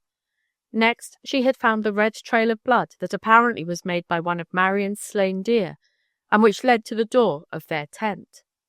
The third discovery had nothing to do with the first two, nor with the purple flame. It was of a totally different nature, and was most encouraging. "If only Marian were here," she said to herself as she paced the floor after receiving the important message. The message came to her over the radio phone. It was not meant particularly for her, nor for Marian. It was just news, not much more than a rumor at that. Yet such news as it was, if only it were true. Faint and far away, it came drifting in upon the air from some powerful sending station. Perhaps that station was Fairbanks, Dawson, or Nome. She missed that part of the message. Only this much came to her that night as she sat at their compact, powerful receiving set, beguiling the lonesome hours by catching snatches of messages from near and far. Rumour has it that the Canadian government plans the purchase of reindeer to be given to her Eskimo people on the north coast of the Arctic. 500 or 600 will be purchased as an experiment, if the plan carries. It seems probable that the deer purchased will be procured in Alaska. It is thought possible to drive herds across the intervening space and over the line from Alaska, and that in this way they may be purchased by the Canadian agent on Canadian soil. A call for such herds may be issued later over the radio, as it is well known that many owners of herds have their camps equipped with radiophones. There the message ended. It had left Patsy in a fever of excitement. Marion and her father wished to sell the herd. It was absolutely necessary to sell it if Marion's hope of continuing her education were not to be blasted. There was no market now for a herd in Alaska.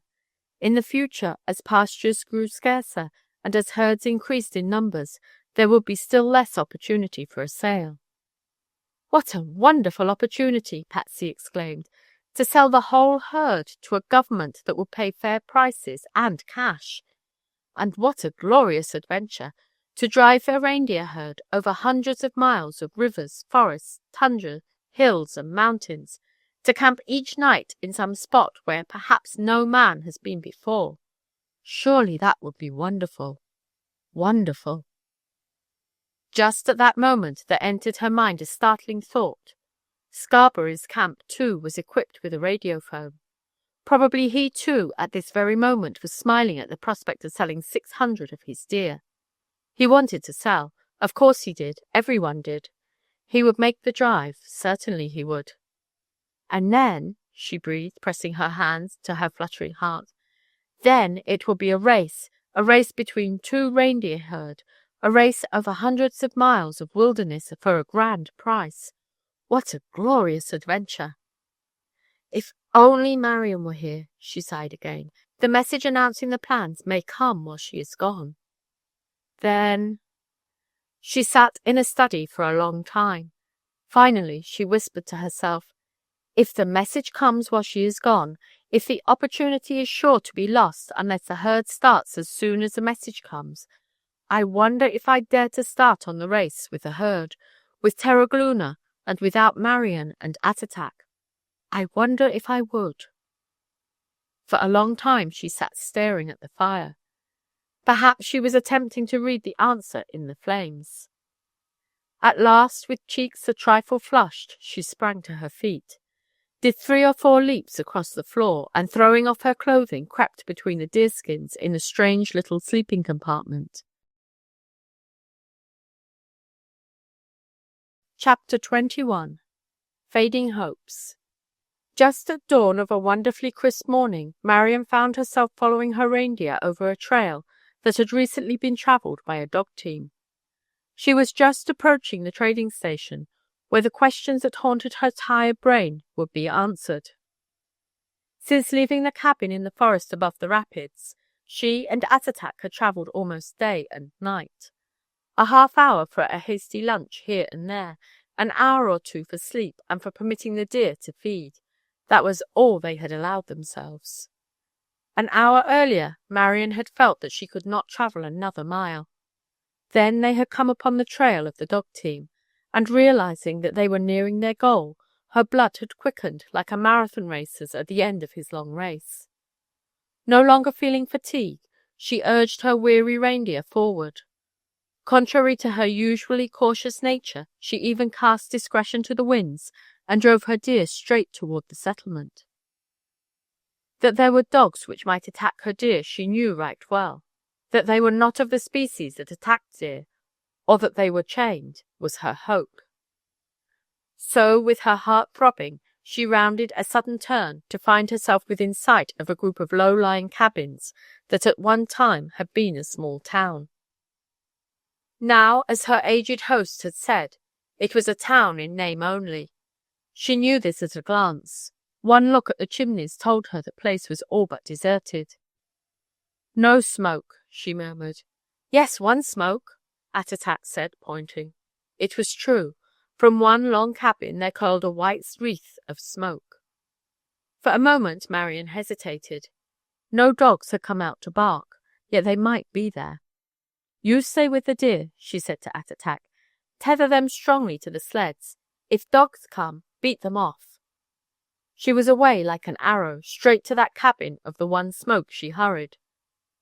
She caught her breath as she saw a splendid team of dogs standing at the door. Someone was going on a trip. The sled was loaded for the journey. Was it the agent's sled?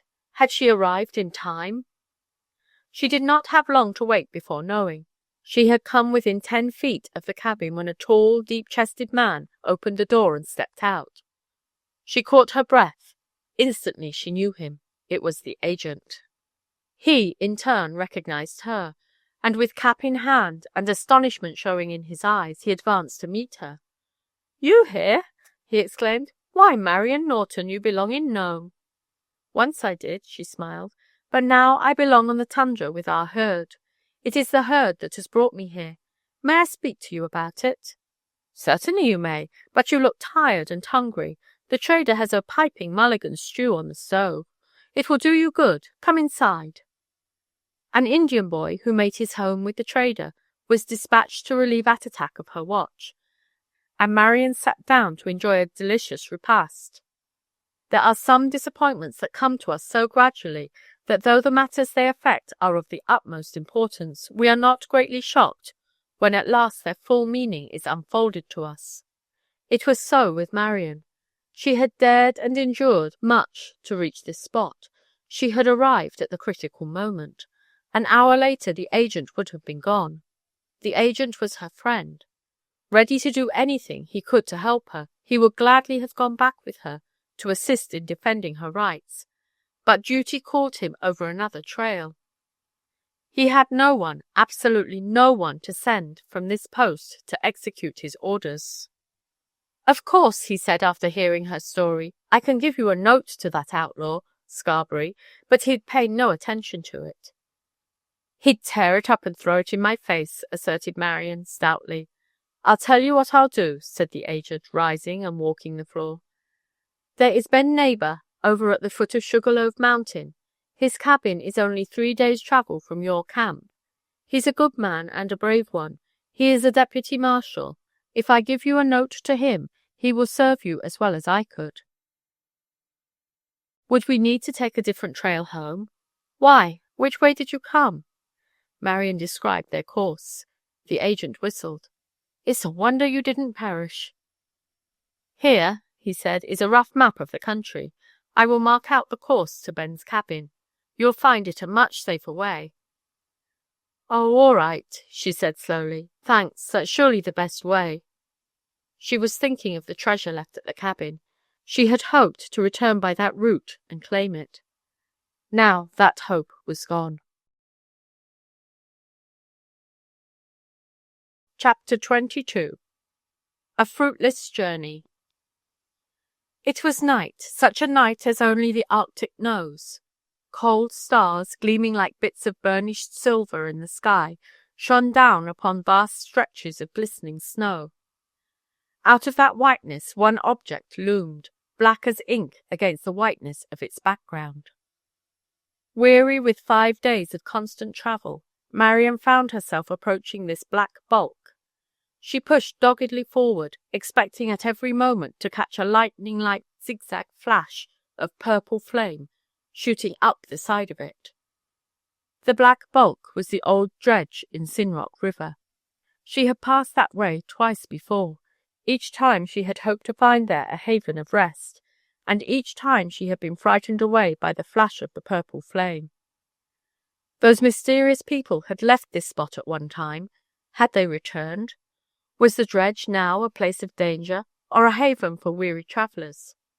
The answer to this question was only to be found by marching boldly up to the dredge. This called for courage. Born with a brave soul, Marian was equal to any emergency. Sheer weariness and lack of sleep added to this touch of daring.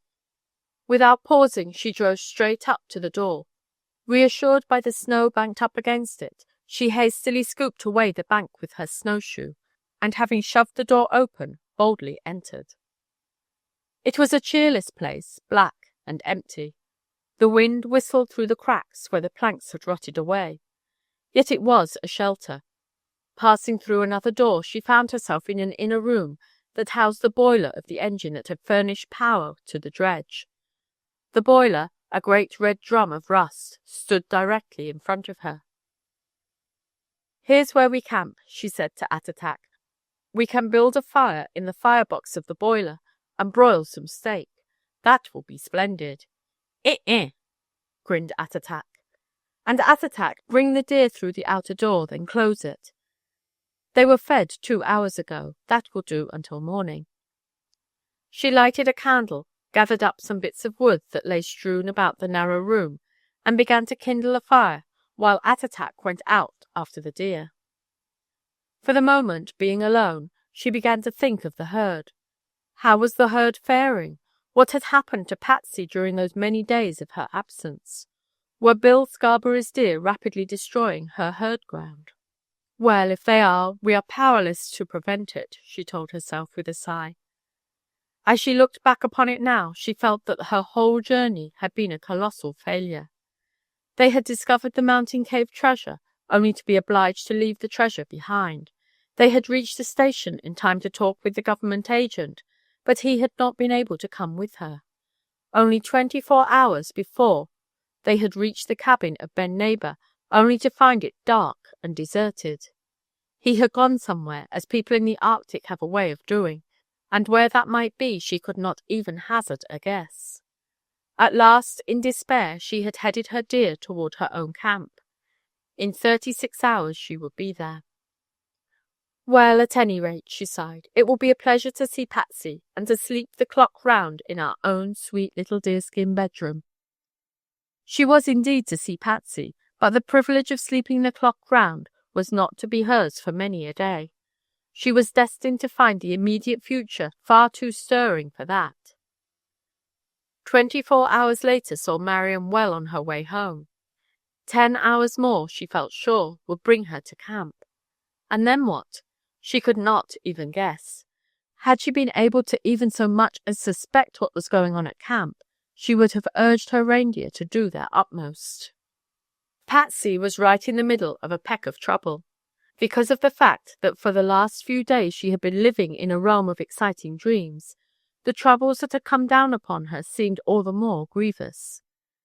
Since that most welcome radio message regarding the proposed purchase of reindeer by the Canadian government had come drifting in over the air, she had, during every available moment, hovered over the radiophone in the momentary expectation of receiving the confirmation of that rumor, which might send the herd over mountains and tundra in a wild race for a prize worth thousands of dollars to her uncle and cousin, the sale of the herd.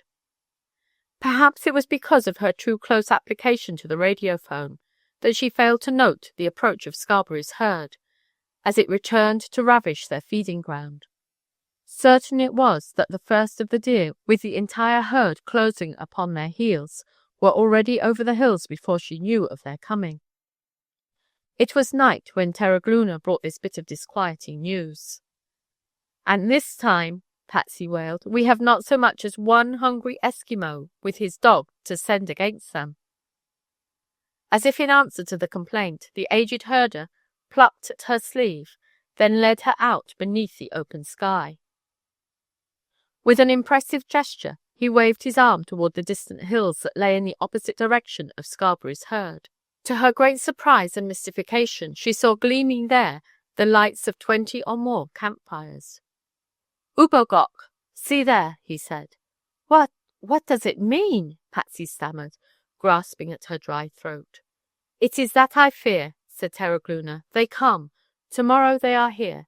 You gave food for a week for a few, flour, sugar, bacon. They like him. Now come whole village of Sitnizok. Want food. You gave them food. What you think? No food for herders, no herders, no herders, no herd. What you think?" Patsy did not know what to think. Gone was all her little bursts of pride over the way she had handled the other situation that had confronted her. Now she felt that she was but a girl, a very small girl, and very, very much alone. She wished Marion would come.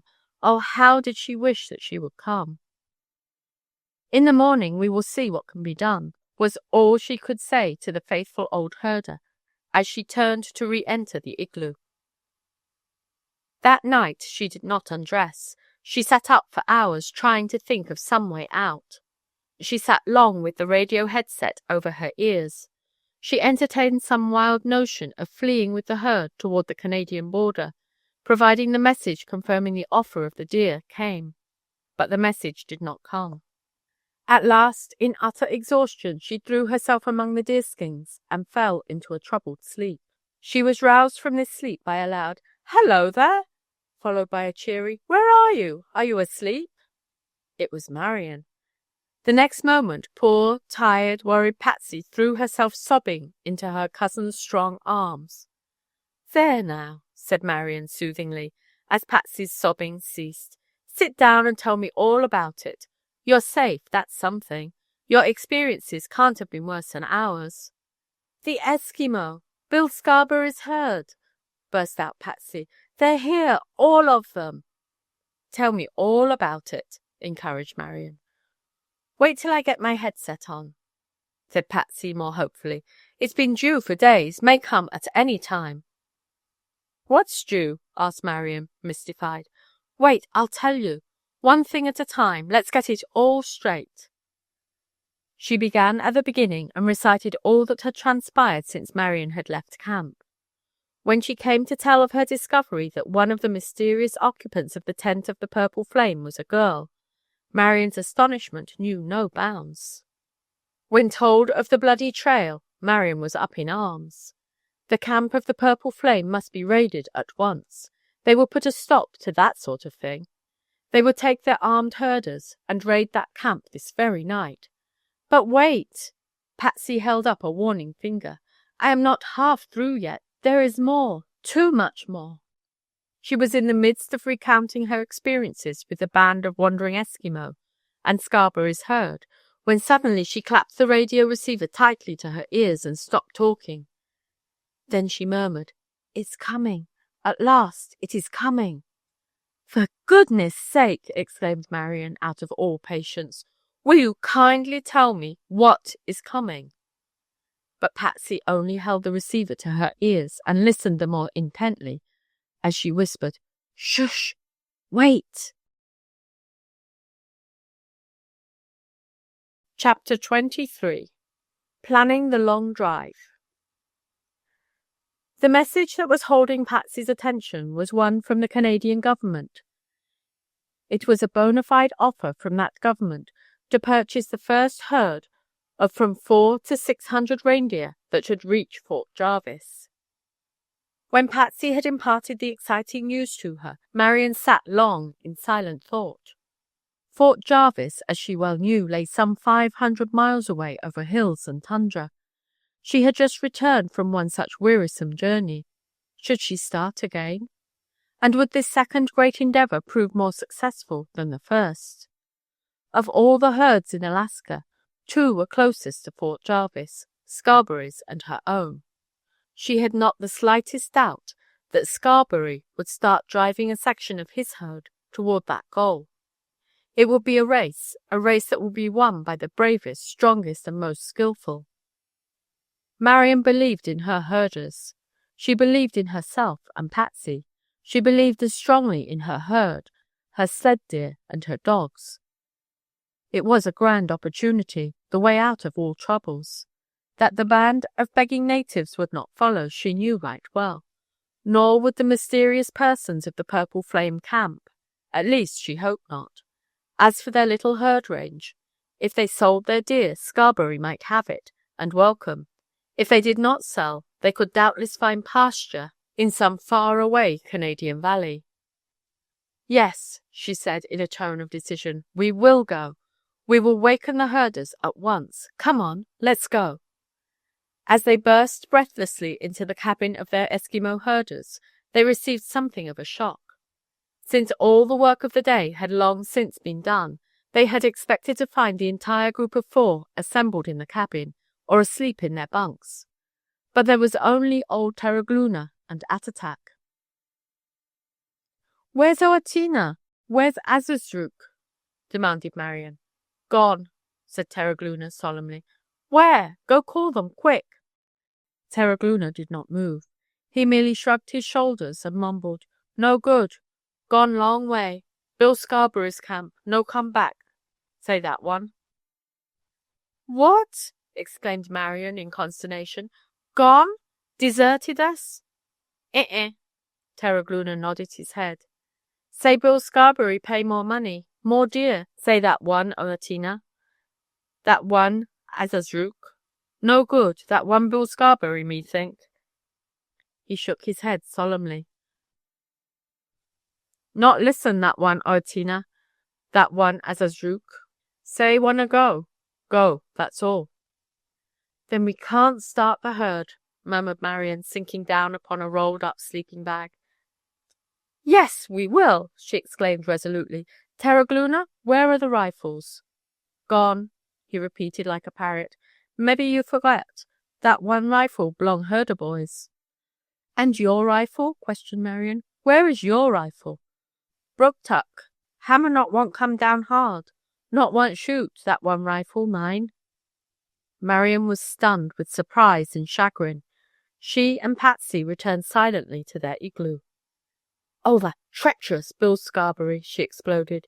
"He has known this was coming. He knew our herders were energetic and capable. He thought if they remained with us, we might beat him to the prize. So he sent some spy over here to buy them away from us with promises of more pay." "And now?" asked Patsy. "Now he will drive his herd to Fort Jarvis and sell it, and our grand chance is gone forever."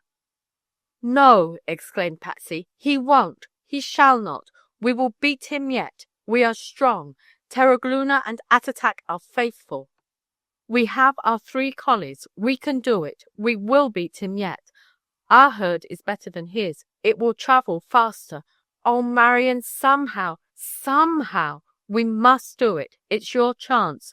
Your one big, wonderful opportunity." "Yes," exclaimed Marion, suddenly fired by her cousin's hot-blooded Southern enthusiasm. "We will do it or perish in the attempt. It's to be a race," she exclaimed. "A race for a wonderful prize. A race between 2 large herds of reindeer over 500 miles of hills, tundra, and forest. There may be wolves in the forest. In Alaska, dangers lurk at every turn. Rivers too rapid to freeze over, and blizzards and wild beasts. We will be terribly handicapped from the very start. But for father's sake, we must try it." "For your father's and for your own sake," murmured Patsy. "And Marion, I have always believed that our great Creator was on the side of those who are kind and just. Bill Scarberry played us a mean trick. Perhaps God will somehow even the score." An hour was spent in consultation with old Terragluna.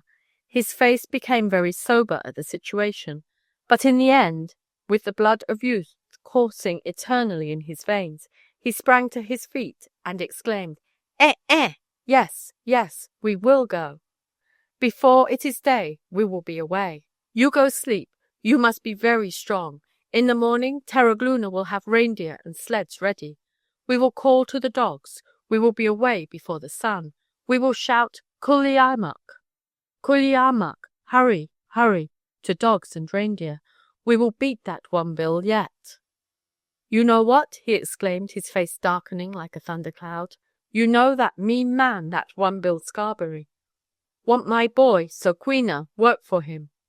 Want pay him reindeer. Give him bad rifle, very bad rifle. Want shoot, my boy Soquina. Shot at caribou, Soquina. Rifle go flash, crooch, just like that.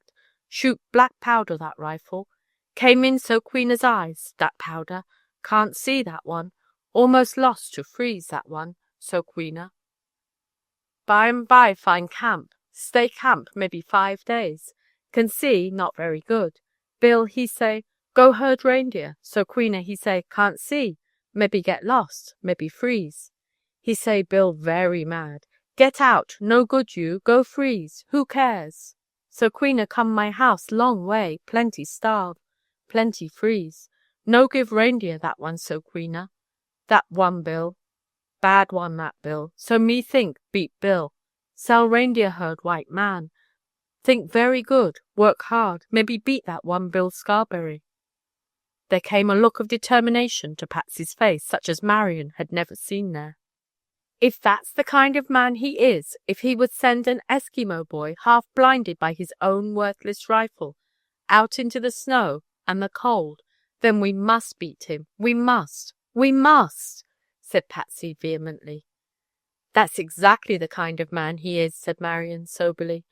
We must beat him if we can, but it will be a long, hard journey. They had hardly crept between their deerskins when Patsy was fast asleep. Not so Marion. The full responsibility of this perilous journey rested upon her shoulders. She knew too well the hardships and dangers they must face.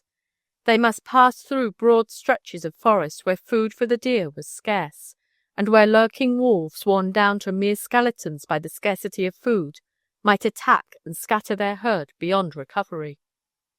They must cross high hills from whose summits the snow at times poured like smoke from volcanoes in circling sweeps, hundreds of feet in extent. Here there would be danger of losing their deer in some wild blizzard, or having them buried beneath the snows of some thundering avalanche. It's not for myself alone that I'm afraid, she told herself. It's for Patsy. Patsy from Kentucky. Who would have thought a girl from the sunny South could be so brave, such a good sport?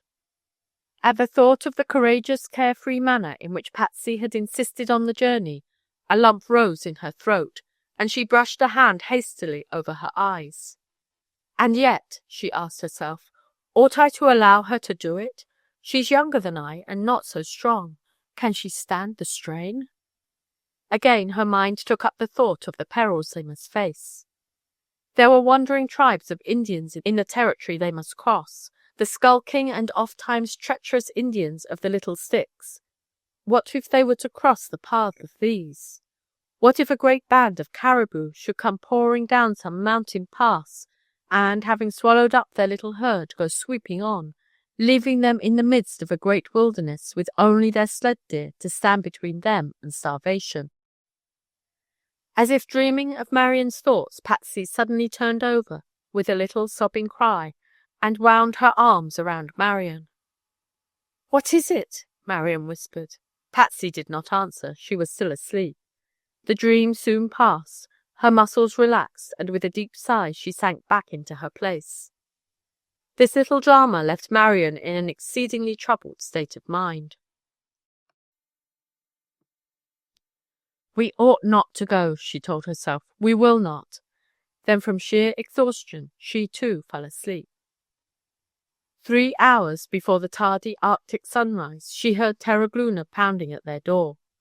She found that sleep had banished fear, and that every muscle in her body and every cell of her brain was ready for action, eager to be away. As for Patsy, she could not dress half fast enough, so great was her desire for the wonderful adventure. Chapter 24. Camp Followers. It was just as Marion was tightening the ropes to the pack on her sled that, happening to glance away at a distant hill, she was reminded of Patsy's latest story of the purple flame. From the crest of that hill there came a purple flare of light. Quickly as it had come, just so quickly it vanished, leaving the hill a faint outline against the sky. "The purple flame," she breathed. "I wonder if we can leave those mysterious camp followers of ours behind." On the instant a disturbing thought flashed through her mind.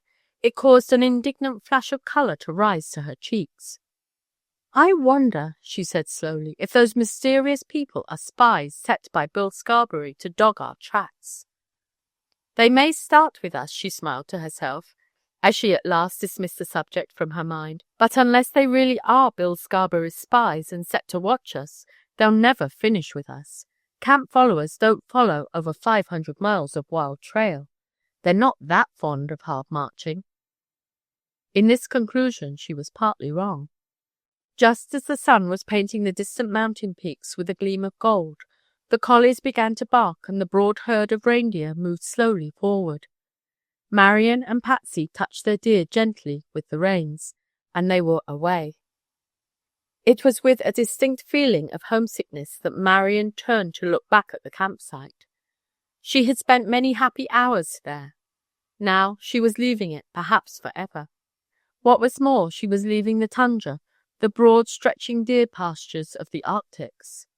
Should their enterprise succeed, she would pass over one of the Canadian trails southward to the States and back to the university. Should they fail, she might indeed return to the tundra, but she knew it could never be the same to her. "We must not fail," she told herself, clenching her hands tight and staring away at the magnificent panorama which lay before her. "We must not fail."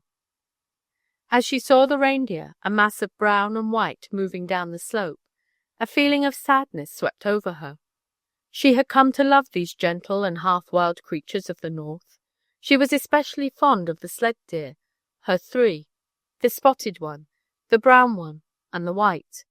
Many hundred miles she had driven them. Nowhere in the world, she was sure, could there be deer who covered more miles in a day, who were quicker to recognize the pull of rein, more willing to stomp the tiresome nights away at the ends of their tethers. Dearest of all were the three collie dogs, Gold, Copper, and Bronze. She whimsically named them, for their coats were just what their names indicated. Copper and Bronze were young dogs. Gold was the pick of the three, an old, well-trained sheepdog. Accustomed to the sunny pastures of California, he had been brought to this cold and barren land to herd reindeer. With the sturdy devotion of his kind, he had endured the biting cold without a whimper, and had gnawed his toes, cut by the crusted snow, in silence.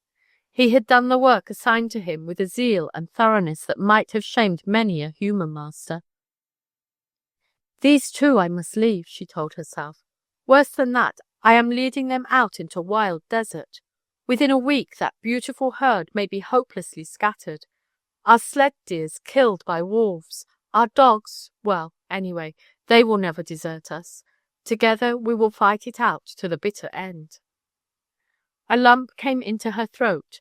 Then, realizing that she was the commander of this expedition, and that it was unbecoming of commanders to betray emotion, she quickly conquered her feelings and gave herself over to the work of assisting in keeping the herd moving steadily forward in a compact mass. 5 days later, with their herd still moving steadily on before them, and with hopes rising high because of the continued success of their march, they found themselves crossing a succession of low-lying, grass-covered hills.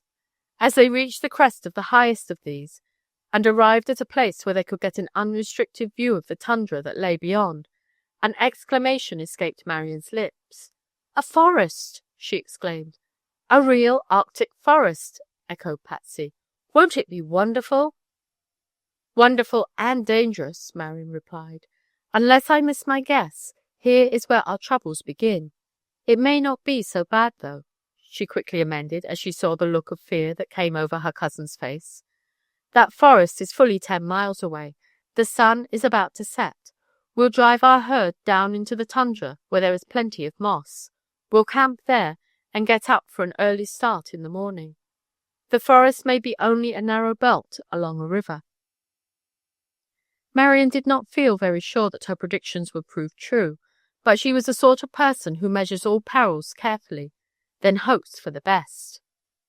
2 hours later they were eating a meal of reindeer stew and hot biscuits, which had been cooked over the willow wood fire in their Yukon stove. Then, as they chatted of the future, Marian held up a finger for silence.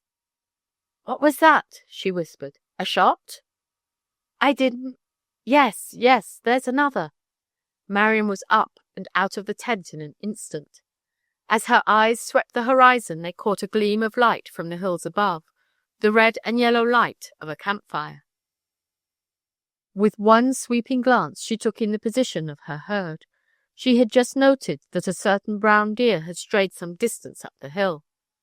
She was about to suggest to Terragluna, who had also been called from his tent by the shots, that he send a dog after the deer, when, to her great astonishment, she caught a flash of light, heard a sharp report, then saw the brown deer crumple up like an empty sack and drop to the snow. For one instant she stood there, as if in a trance. Then, with a quick turn, she said, "Patsy, you stay with Attatak.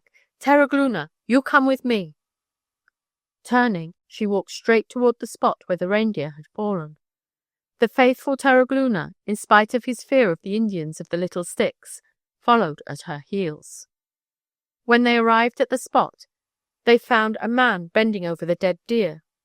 In his hands was the rifle that had sped the bullet. The soft-soled mucklucks that Marion and Terragluna wore made no sound on the snow. The man's back was towards them, and they came upon him unobserved. The powerful Terragluna would have leaped upon his back and thrown him to the snow, but Marion held him back. "Stranger," said the girl, in as steady a voice as she could, "why did you kill our deer?" Like a flash, the man gripped his rifle as he wheeled about. Then, seeing it was a girl who spoke, he lowered his weapon. Marion's eyes took him in with one feeling glance. His face was haggard, emaciated. His hands were mere skin and bones. He was an Indian. "Too hungry," he murmured. "No come caribou, no come ptarmigan, no fish in the river, no rabbits on the tundra." He spread out his bony hands in a gesture of despair. "But you needn't have killed him. Had you come to us, we would have given you meat, all you could use."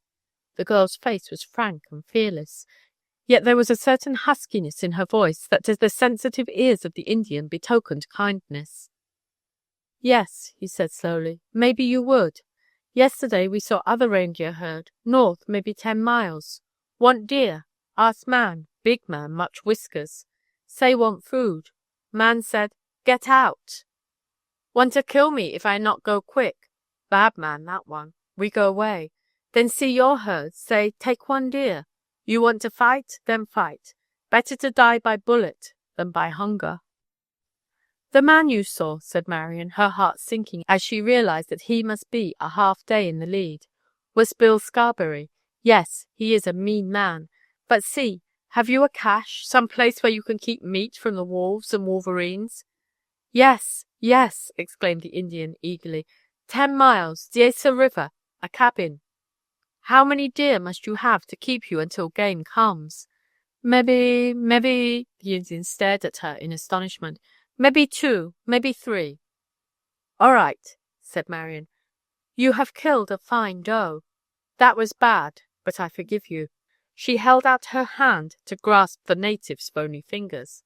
"Now," she said briskly, "since you have killed her, you may keep the meat. Terragluna," she turned to the Eskimo, "point out 2 young bucks, the best we have. Tell him he may kill them, and that he and his friends may take them to their cabin." I, the Indian attempted to speak. Failing utterly, he turned and walked a few steps away, then turning, struck straight away toward the spot where the red and yellow campfire gleamed. "That is his camp?" asked Marion. Terragluna nodded silently. "They will come for the meat, and will give us no further trouble?" "Eh," smiled the Eskimo. "The daughter of my master has acted wisely. The man who starves, he is different. These reindeer," he waved his arms toward the herd, "they belong to my master and his daughter. When men are not starving, yes. When men are starving, no. To the starving all things belong. Bill Scarberry, he remember yet. Indian of little sticks, they never forget." As Marion turned to retrace her steps to camp, she chanced to glance up at the other camp, where, but an hour before, she had seen the flash of the purple flame. It was closer than she thought. The flash of flame was gone, but she was sure she caught the outlines of a tent, surer still that she saw a solitary figure atop a nearby knoll, sitting as if on watch. This solitary man held a rifle across his knees. "I wonder why he is there," she said to herself. I wonder why they are following us." "Oh," she breathed as she walked toward the camp, "it's so tantalizing, that purple flame and all. I have half a notion to take Terragluna, as I did with that Indian, and march right up to them and demand the meaning of their mysterious actions." As if intending to turn this thought into action at once, she stopped and turned about. To her surprise, as she looked toward the crest of the hill, she saw the solitary watcher was gone. "Oh, well," she sighed, "we have no real reason for invading their camp. We've no proof that they've ever done us any harm, except perhaps the time that Patsy saw the blood trail and the antler marks in the snow. It seems that it must have been our deer, but we never could prove it." Glancing away at a more distant hill crest, she was surprised at the picture revealed there. The moon, just rising from behind the hill, threw out in bold relief the broad spreading antlers of a magnificent creature of the wilderness. "Old Omnapuk," said Marian. "What do you think of that? We have travelled 5 days, and yet we are still in the company of the mysterious camp followers of the purple flame, and old Omnapuk, the caribou reindeer who has haunted the outskirts of our camp so long. I suppose," she said thoughtfully, "but I should tell Terragluna to have the Indians kill Omnapuk. That would save one of our reindeers, and besides, if we let him live, who knows but that at some critical moment he may rush in and assume the leadership of our herd, and lead them to disaster, or lose them to us forever. I have heard of that happening with horses and cattle. Why not with reindeer? And yet," she sighed, "I can't quite make up my mind to do it. He is such a wonderful fellow." The time was to come, and that was very soon, when she was to rejoice because of this decision. Chapter 25. The Mirage. That night Marian lay awake for a long time. She had a vague feeling that they were approaching a crisis. Many agencies were at work. Some feared to favor the success of their enterprise, and some were working directly against them. Scarberry, with his herd, was some hours ahead of them. That was bad. If he succeeded in retaining this lead, the race was lost. However, less than half the distance had been covered, the easiest half. Many a peril awaited each herd. Who could tell when prowling wolves, large bands of Indians, a caribou herd, an impassable river might bring either to a halt? Marian could not answer all of the questions that troubled her. The Indians, would they be satisfied with her gift of food, or would they continue to prey upon her herd? Would they go back to some large tribe and lead them to the herd that they might drive them away, an easy bounty? She had dealt with the Eskimos, knew about what to expect from them. But Indians, she whispered to herself, what are they like? As if in answer to her perplexity, there came to her mind the words of a great and good man. Humanity is everywhere very much the same. This thought gave her comfort. She could not help but feel that the Indian she had befriended would not betray her, but might even come to her aid in some emergency. But those of the purple flame, she whispered to herself. That silent watcher on the hill, what did he mean by sitting there with a rifle across his knee? Is he and his companions our friends or our enemies? Here indeed was a problem. Until this day she had felt that these persons were to be distrusted and feared. However, there had been something about that silent watcher that had given her a feeling of safety in spite of her prejudice. It was as if he was set there as a watch to see that the Indian did us no harm, she told herself. And yet, how could he? It was in the midst of this perplexity that she fell asleep. Long before dawn the girls awoke to face a new day and a new unknown peril. The forest, stretching out black and sombre against the white foreground of snow, seemed a great menacing hand, reaching out to seize their precious possession.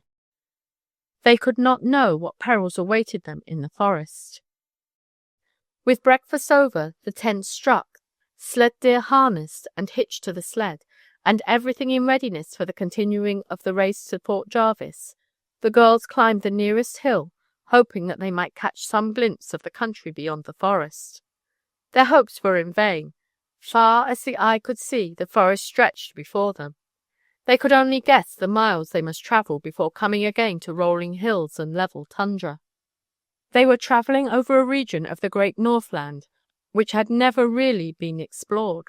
No accurate map showed where rivers ran or forests spread out over the plains.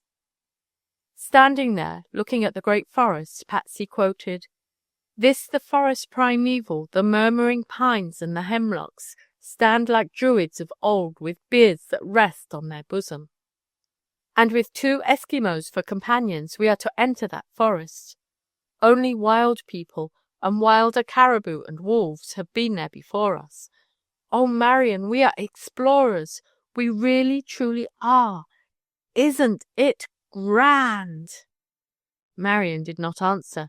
There was a puzzled look on her face as she stared away toward the north. Out of the very clouds, faint images appeared to be marching. Yes, now they became clearer. Reindeer, a whole herd of them. What could it mean? Was this a vision? Was she seeing things? Or was it possible that much higher hills lay over there, and that the reindeer were crossing them? "Look," she said to her cousin, pointing away to the clouds. Together, with bated breaths, they watched the panorama that moved before them. Now they saw the herders and their dogs, saw them run this way and that, saw the herd change its course, saw the herders again take up the steady march. "Why," exclaimed Patsy, "seems as if you could hear the crack of reindeer hoofs in the bark of the dogs." "They must be miles away. It's the Scarberry herd," said Marion. "Look," whispered Patsy, "the deer are stopping." It was true. Having come to an abrupt halt, as if facing an insurmountable barrier, the leaders compelled those that followed to pack in a solid mass behind them or to spread out to right or left. In an incredibly short time they stood out in a straight line facing east. It must be a river that is still open, that cannot be crossed," said Marion, in tones of tense excitement. "And that means," exclaimed Patsy, "that our rival has been stopped. Nature has brought them to a halt. We may win yet. Let's hurry. We may find a crossing place in the forest." "But look over there to the left," cried Patsy. "What? Where?" "Why, they're gone," exclaimed Patsy. "There were 3 men, Indians they looked like. They seemed to be watching the Scarberry herd from a hilltop some distance away." "But look," cried Marion, "it's gone." To their great astonishment, the herd had vanished. As it had appeared to march out of the cloud, so it seemed now to have receded again into them. "Were we dreaming?" Patsy asked in an awed whisper. "No," said Marion thoughtfully. "It was a mirage of the great white wilderness. We have them here just as they do in the desert. By the aid of this mirage, nature has shown us a great secret, that we still have a splendid chance to win the race. Let's get down to camp and be away." "But the 3 Indians?" questioned Patsy. "What were they about to do?" "Who knows?" said Marion. "We have little to do with the Scarberry herd. Our task is that of getting to Fort Jarvis." 2 hours were consumed in reaching the edge of the forest. After that, for hours they passed through the wonder world of a northern forest in winter. Deep and still, the snow lay like a great white blanket. Black as ebonite against this whiteness stood the fir and spruce trees. There was something strangely solemn about the place. The crack of reindeer hoofs, the bark of dogs, all seemed strangely out of place here. It was as though they stood on holy ground. "It's like a church," Patsy said in an awed voice. "God's great cathedral," answered Marion. Fortunately, the trees were not too close together. There was room for the deer to pass between them. So, as before, the herd moved forwardly in a fairly compact mass. "Going to be easy," was Patsy's comment after 3 hours had passed. "I don't know." Marion shook her head in doubt. "I hope so. But you know, an Alaskan who is used to barren hills and tundra dreads the forest. I belong to the tundra, so I dread it too." In spite of her fears, just at nightfall, Marian found herself passing from beneath the last spruce tree and gazing away at rolling hills beyond. She was just offering up a little prayer of thanksgiving when some movement of the forward herd leaders attracted her attention. "They're stopping," she said. "I wonder why?" Instantly the vision of the morning flashed through her mind. "The river!" she exclaimed in alarm. If we can't cross it, we'll have to camp at the edge of the forest. And that is bad, very bad. Animals that are cowards and slink away by day become daring beasts of prey at night." A hurried race forward confirmed her worst suspicions. There at her feet was a river, flanked on one side by willows and on the other by a steep bank. It was not a broad stream. She could throw a stone across it, but it did flow swiftly. Its powerful current had thus far defied the winter's fiercest blast. It was full to the brim with milky water and crowding cakes of ice. No creature could brave that torrent and live. "Blocked," she cried, "and just when I was hoping for so much." Sinking down upon the snow, she gave herself over for a moment of hopeless despair. The next moment she was on her feet. With arms outstretched toward the stars, as if in an appeal for aid, she spoke through tight clenched teeth. "We must! We will win!" As if in mockery of her high resolves, at that moment there came to her ears the long-drawn howl of a timber wolf.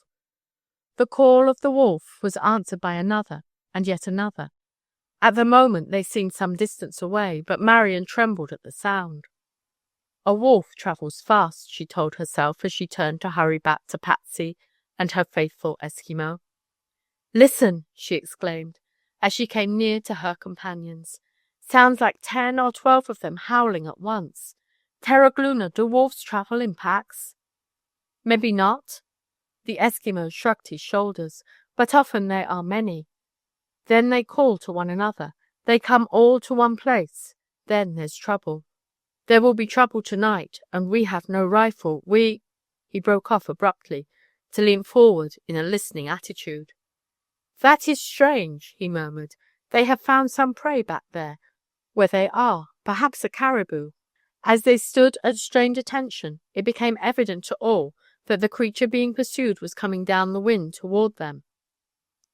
The yap-yap of the wolves, now in full pursuit, grew momentarily louder. At the beginning they had seemed 2 miles away. Now they seemed but 1 mile, a half-mile. The girls fairly held their breaths as they watched and waited. And now it seemed that the wolves must be all but upon them. Then, with a sudden cry, Marian saw the great spreading antlers of old Omnapuk, the king of reindeer and caribou, rise above the ridge. "He's not alone. There are others," Patsy breathed. "Reindeer!" Marian murmured in astonishment. It was true. 1 by 1 at first, then by 5s and 10s, a drove of deer, 50 or 60 in number, appeared on the crest of the hill and came plunging down toward Marian's herd. The old monarch had never before joined their herd, but this time, without a second's hesitation, he plunged straight on until he came to the edge of the herd. Then, with a peculiar whistled challenge, he wheeled about, and with antlers lowered for battle, poured defiance at the onrushing band of wolves. Then a strange and interesting drama began to be enacted. There was a shifting and turning of deer. Front ranks were quickly formed. When the wolves, with lolling tongues and dripping jaws, reached the spot, they found themselves facing a solid row of bayonet-like antlers. Quick as they were to understand the situation and to rush away in a circle to execute a rear attack, the deer under the monarch's leadership were quicker. Other lines were formed until a complete circle of antlers confronted the beasts of prey. The weaker and younger deer were in the center.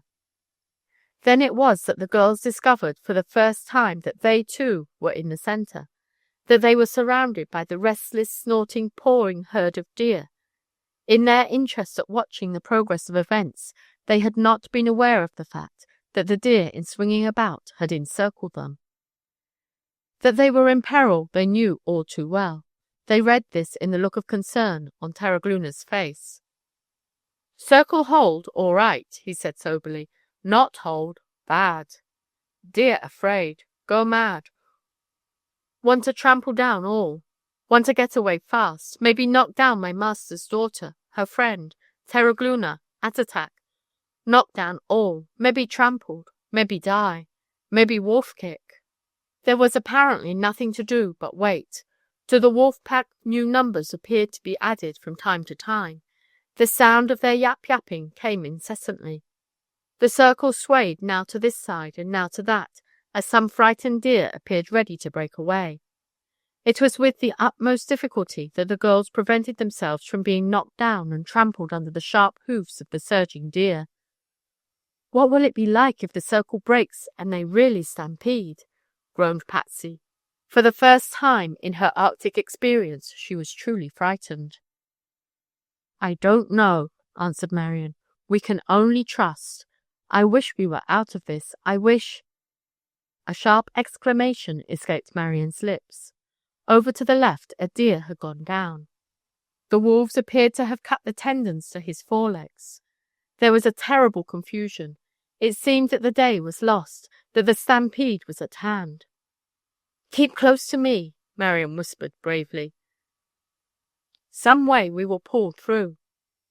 Patsy gripped her arm for the final struggle. Then, to her astonishment, she heard the sound of a shot, then another, and yet another. "Someone to our rescue!" cried Marion. "Who can it be?" Chapter 26. The Mysterious Deliverer. Accustomed as they were to the presence of men, the reindeer, not at all frightened by the shots, held their position in the impregnable circle. The cowardly wolves began to slink away at the first shot. It seemed no time at all until the only sound to be heard was the rattle of antlers as the deer broke ranks and began to scatter again for feeding. Some moments before the girls could make their way out of the center of the herd, the firing ceased. "Who could it have been?" Patsy asked. "Don't know," said Marion. "Whoever it was, we must find them and thank them." This task she found to be more difficult than she had supposed. There had doubtless been tracks left by the strange deliverer, but these had already been trampled by the deer. Search as they might, they could find no trace of the person who had fired the shots. Mute testimony of his skill as a marksman, 2 dead wolves lay on the snow close to the spot where the defensive circle had been formed. "What did you make of that?" Marion asked at last in great bewilderment. "Terragluna, where could they have gone?" "Canocti mana." "I don't know." Terragluna shook his head soberly. One of Marion's sleds had been left at the edge of the forest. Upon returning to this, they experienced another great surprise. Lying across the sled was a rifle, and in a pile beside it were 5 boxes of cartridges. "A rifle!" exclaimed Marion, seizing it and drawing it from its leather sheath. "A beauty! And a new one!" The 2 girls sat down on the sled and stared at one another in speechless silence. Terragluna and Attatak soon joined them. "It was the Indian, the one we saved from starving!" exclaimed Patsy at last. "I just know it was." Terragluna shook his head. "Old rifle may be all right," he mumbled. "New rifle, maybe Indian not give." The girls, not at all convinced that this conclusion was a correct one, still clung to the belief that their protector had been the Indian. Since it was impossible to cross the river, it was decided that they should make camp at the edge of the forest, that Terragluna, with the rifle, was to keep watch over the herd the first part of the night, and Marion, who was a good shot, the latter half. It was while Marion was packing away the dishes after supper that the piece of old ivory with the ancient engraving on it, the newest piece which they had found in the mountain cave, fell out of her sleeping bag. Without knowing it, she had saved this, the least of their treasures. "Look," she said to Terragluna, who sat cross-legged before the fire. "We found this in a mountain cave. What does it say? Surely you can read it." For a long time, Terragluna studied the crude picture in silence. When at last he spoke, it was to inform her that the ivory had once belonged to his great-uncle, that it told of a very successful hunt in which 20 caribou had been driven into a trap and killed with bows and arrows. That shortly after that they had come upon a white man with a long beard, starving in a cabin beside a stream. They had given the man caribou meat. He had grown strong, then gone away. As pay for their kindness, he had offered them heavy yellow pebbles and dust from a moose-hide sack. This they had not taken because they did not know what it was good for. They had asked 2 cups and a knife instead. As he explained this, the Eskimo showed each picture that told the part of the story narrated. "It seems very real," said Marion. "How long ago could it have been?" "Maybe 20 years," said Terragluna. "The white man was a prospector." "And the yellow pebbles and dust must have been gold," exclaimed Patsy. "Oh, Marion, if we could find that place, we'd be rich. Terragluna, could you find the place?" Again the Eskimo studied the ancient picture writing. He said at last. "Maybe could." "Oh, Marion, we'll go back," said Patsy, doing a wild dance on her sleeping bag. "We'll go back for gold." "For the present," said Marion quietly, "we have work enough. We must get our herd to Fort Jarvis. Looks as if that will be a difficult enough task. But tell me," she turned suddenly to Terragluna, "there were more than 50 reindeer with old Omnapuk, were there not?" "Yes. Where did they come from?" "My master's herd." "They're the deer we have been missing all winter, the ones we thought had been killed?" "Yes." "Why then," she leaped suddenly to her feet in her excitement, "then those people cannot have killed our deer at all." "No, not kill." "Then why did they follow us? Are they following us now? What was it they killed that night, if not our deer?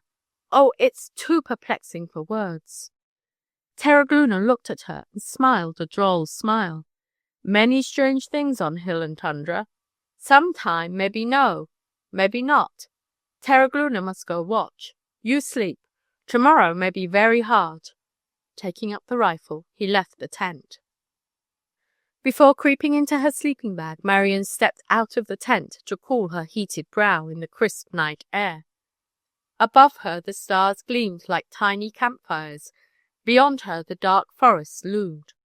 From the distance she caught the bump and grind of ice crowding the banks of the river. Morning came, and with it the problem of crossing the river.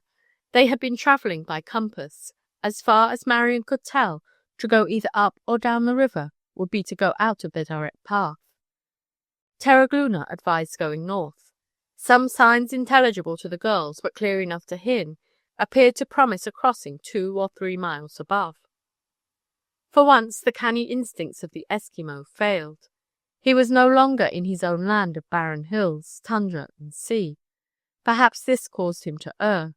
One thing was certain. As they traveled northward, the hills that lined the stream grew more rugged and rocky, and the river more turbulent. "We won't find a crossing for miles," Marion said with a tone of conviction. Even Terragluna paused to ponder and scratch his head. It was just at the moment when despair appeared about to take possession of them that Patsy, chancing to glance away at the hills that loomed above the opposite banks, suddenly cried, "Look, a man!" All looked in the same direction she had pointed. The man was standing perfectly still, but his right hand was pointing. Like a wooden signboard, it pointed downstream. 3 times the arm dropped. 3 times it was raised to point again. "He is an Indian," said Terragluna stoically. "It is his country. He knows. We must go back. The crossing lies in that direction." As the man on the hill saw them turn their herd about and start back, he began to travel slowly downstream. All that day, and even into the night, he went before them, showing the way. "Like a pillar of fire," said Marion with a little choke in her voice. There was no doubt in her mind that this benefactor was the Indian they had befriended when he was starving. To her lips there came a line she had long known. "I was hungered, and ye gave me meat." Not wishing to camp again at the edge of the forest, they travelled without rest or food for 8 hours.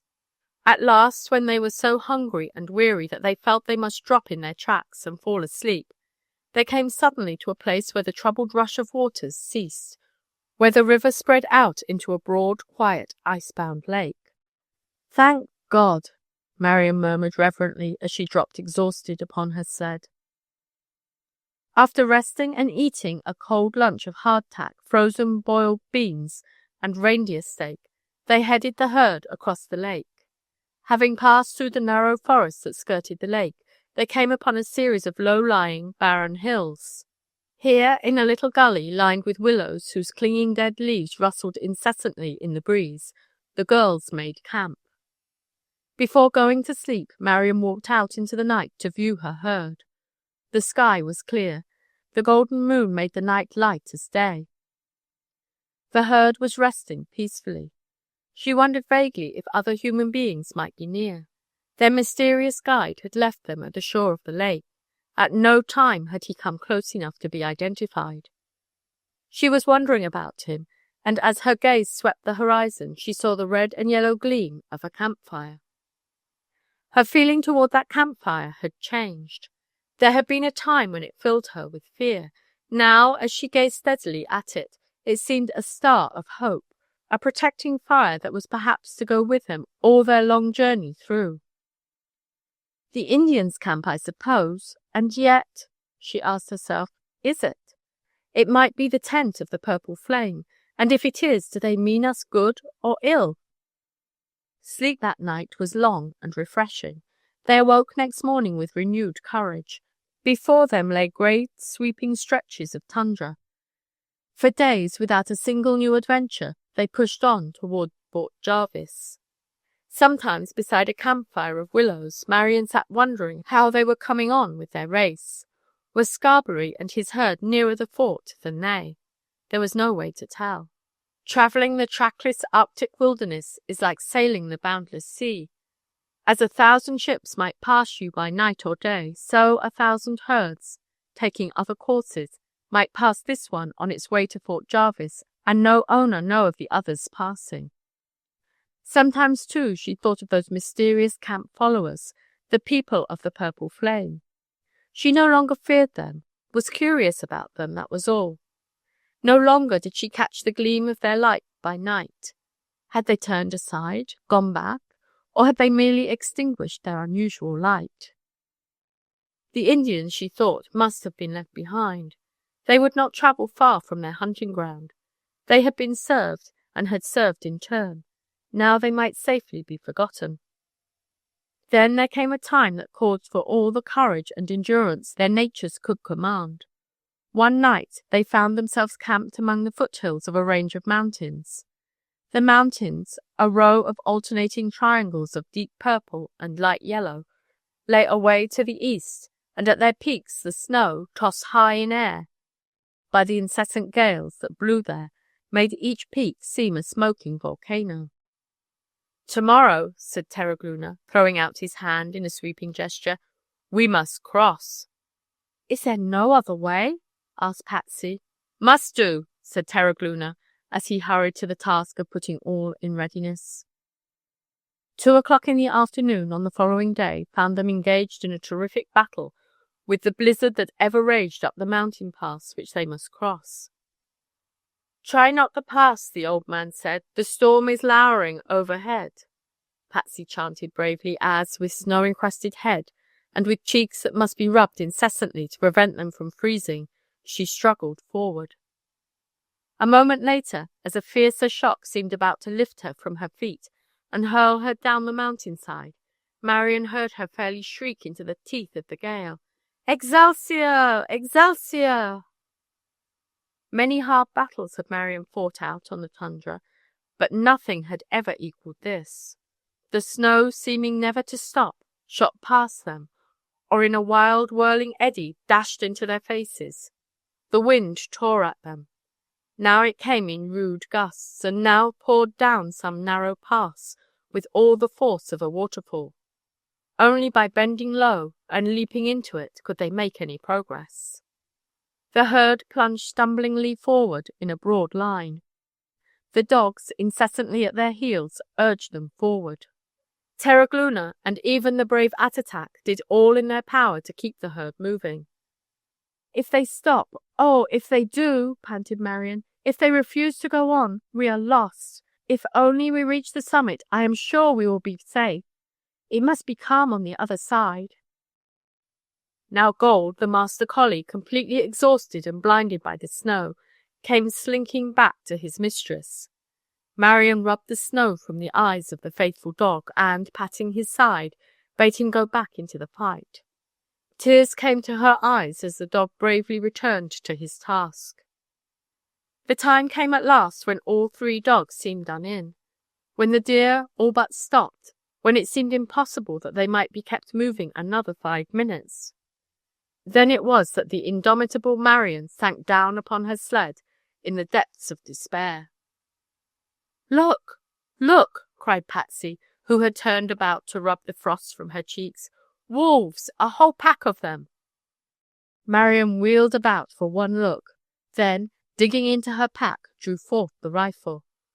"We'll die fighting," she murmured as she took steady aim at the foremost member of the pack that came tearing up the trail. She was about to press the trigger when Patsy gave her arm a sudden pull. "Wait!" she cried. "Wait! Those are not wolves, they're dogs, great, big, wonderful dogs." Chapter 27. The End of the Trail. Troops of conflicting hopes and fears waged battle in Marion's brain when she realized that the pack approaching them on the run up the trail in the teeth of the storm were not wolves, but dogs. There are 2 types of dogs in Alaska. One, more wolf than dog, is the native wolf dog. This type, once he is loosed, leaps at the throat of the first reindeer he sees. A pack of these dogs, in such a crisis as the girls were now facing, would not only destroy many of the feebly struggling, worn-out and helpless younger deer, but beyond doubt would drive the remainder of the herd into such a wild panic as would lose them to their owners forever. Whether dogs of this or the other type, white men's dogs, who treat the reindeer as they might cattle or sheep, and merely bark at them and drive them forward. If they were white men's dogs, they might save the day, for the barking of such a pack, as fresh for the struggle as they appeared to be, would doubtless drive the exhausted deer to renewed efforts and carry them on over the top. With bated breath and trembling heart, Marion watched their approach. Once hope fell as she thought she caught the sharp ki-yi of a wolf dog. In this she must have been mistaken, for as they came closer, she saw that they were magnificent shaggy-coated fellows, with an unmistakable collie strain in their blood. "Oh," she cried, "the chariots of the Lord, and the horsemen thereof." It was a strange expression, but fitted the occasion so well that Patsy felt her heart give a great leap of joy. Indeed, the steeds of the Arctic, if not the horsemen, had come to their aid in a time of great need, and passing them with a wild leap, the dogs burst upon the deer, with a rush and roar that sent them forward by leaps and bounds. Staggering forward, the girls followed as best they could. Now they were 1,000 yards from the summit, now 500, now 3, now 2, and now the first deer were disappearing over the top. Enheartened by this, the others crowded forward, until with one final rush they all passed over the top and started down on the other side. Just as the girls reached the crest and were peering over the summit, a shrill whistle smote their ears. It sounded again, and yet again. There was a movement just before them. Then the snow-covered pack of dogs rushed pell-mell past them on the back trail downhill. "Someone whistled to them. They are going back. How wonderfully they must be trained!" exclaimed Patsy. "They were someone's team," Marion said slowly, as if for the first time realizing that they had not really been sent direct from heaven to save them. "They're somebody's team. He knew we were in trouble and turned the dogs loose to help us. I wonder who he could have been." For the present, the question remained unanswered. The herd had gone on before them. It was all important that they join them. So, having straightened out the draw-straps to their sleds, they began making their way down the hard-packed and uncertain descent. It was not long before they came upon the herd feeding on a little mountain plateau. Terragluna was already busy making camp, and Attatak thawing out food over a fire of tiny scrub fir trees. "Isn't it wonderful to think that the great struggle is over?" whispered Marion contentedly, as they lounged on their sleeping bags an hour later. "This is really the worst of it, I hope. Fort Jarvis can't be more than 4 days away now, over a smoother down trail." "If only we are in time," sighed Patsy. "We must be, oh, we must be," exclaimed Marion passionately. "Surely it will be too much to struggle as we have, and then lose." Before Marion fell asleep, she set her mind to meet any outcome of their adventure. She thought of the wonderful opportunities the sale of the herd would bring to her father and herself. Near some splendid school, they must rent a bungalow. There she would keep house for him and go to school. In her mind she saw the wonderful roses that bloomed around their doorstep, and pictured the glorious sunsets they would view from their back door. "Perhaps, too," she told herself, "Patsy could live with us for a year or two and attend my school." When she had pictured all this, she saw in her mind that the race had been lost, that Scarberry had sold his herd to the Canadian officials, that she was to turn the heads of her leading reindeer toward the home tundra. With great difficulty at first, but with ever-increasing enthusiasm, in her imagination she drove the herd all the way back to enter once more upon the wild, free life of the herder. "It really does not matter," she told herself. "It's really only for father. He is so lonely down there all by himself." In her heart of hearts she knew that it did matter, mattered a very great deal indeed. Brave girl that she was, she only prepared her mind for the shock that would come if the race were really lost. 4 days later the two girls found themselves approaching a small village of log cabins and long, low-lying buildings. This was Fort Jarvis. They had made the remainder of the journey in safety. Leaving their herd some 10 miles from the fort, where the deer would be safe, they had tramped in on snowshoes. Marion found her heart fluttering painfully as her feet fell in the hard, packed village path. Had Scarberry been there? Was the race lost? Had the man of the purple flame been there? Had he anything to do with the deal? Twice they asked directions of passing Indians. At last they knocked at a door. The door swung open, and they found themselves inside a long, low room. At a table close to an open fire sat a man in uniform. He rose and bowed as they came toward him. You are the agent for the Canadian government?" Marion faltered, addressing the man in uniform. The man nodded his head and smiled a little welcome. "You wish to buy a reindeer herd?" Marion asked the question point blank. "I believe," the man answered quietly, "that I have already agreed to purchase one." You... Marion sank to a chair. The shock was too much. "You see, the truth is," smiled the Major, as though there had been no interruption, "I believe I have agreed to purchase your herd." "My herd?" exclaimed Marion, unable to believe her ears. "But how did you know of my herd? How did you know I was on the way? Who told you?" "One question at a time, young lady," laughed the Major. "I think I have a number of surprises for you. As to your first question, I will say that I have never heard of your herd until 2 days ago. That day, 2 days after the great storm, a half-famished Indian reached Fort Jarvis, driving a splendid team of white men's dogs. They had been hard driven.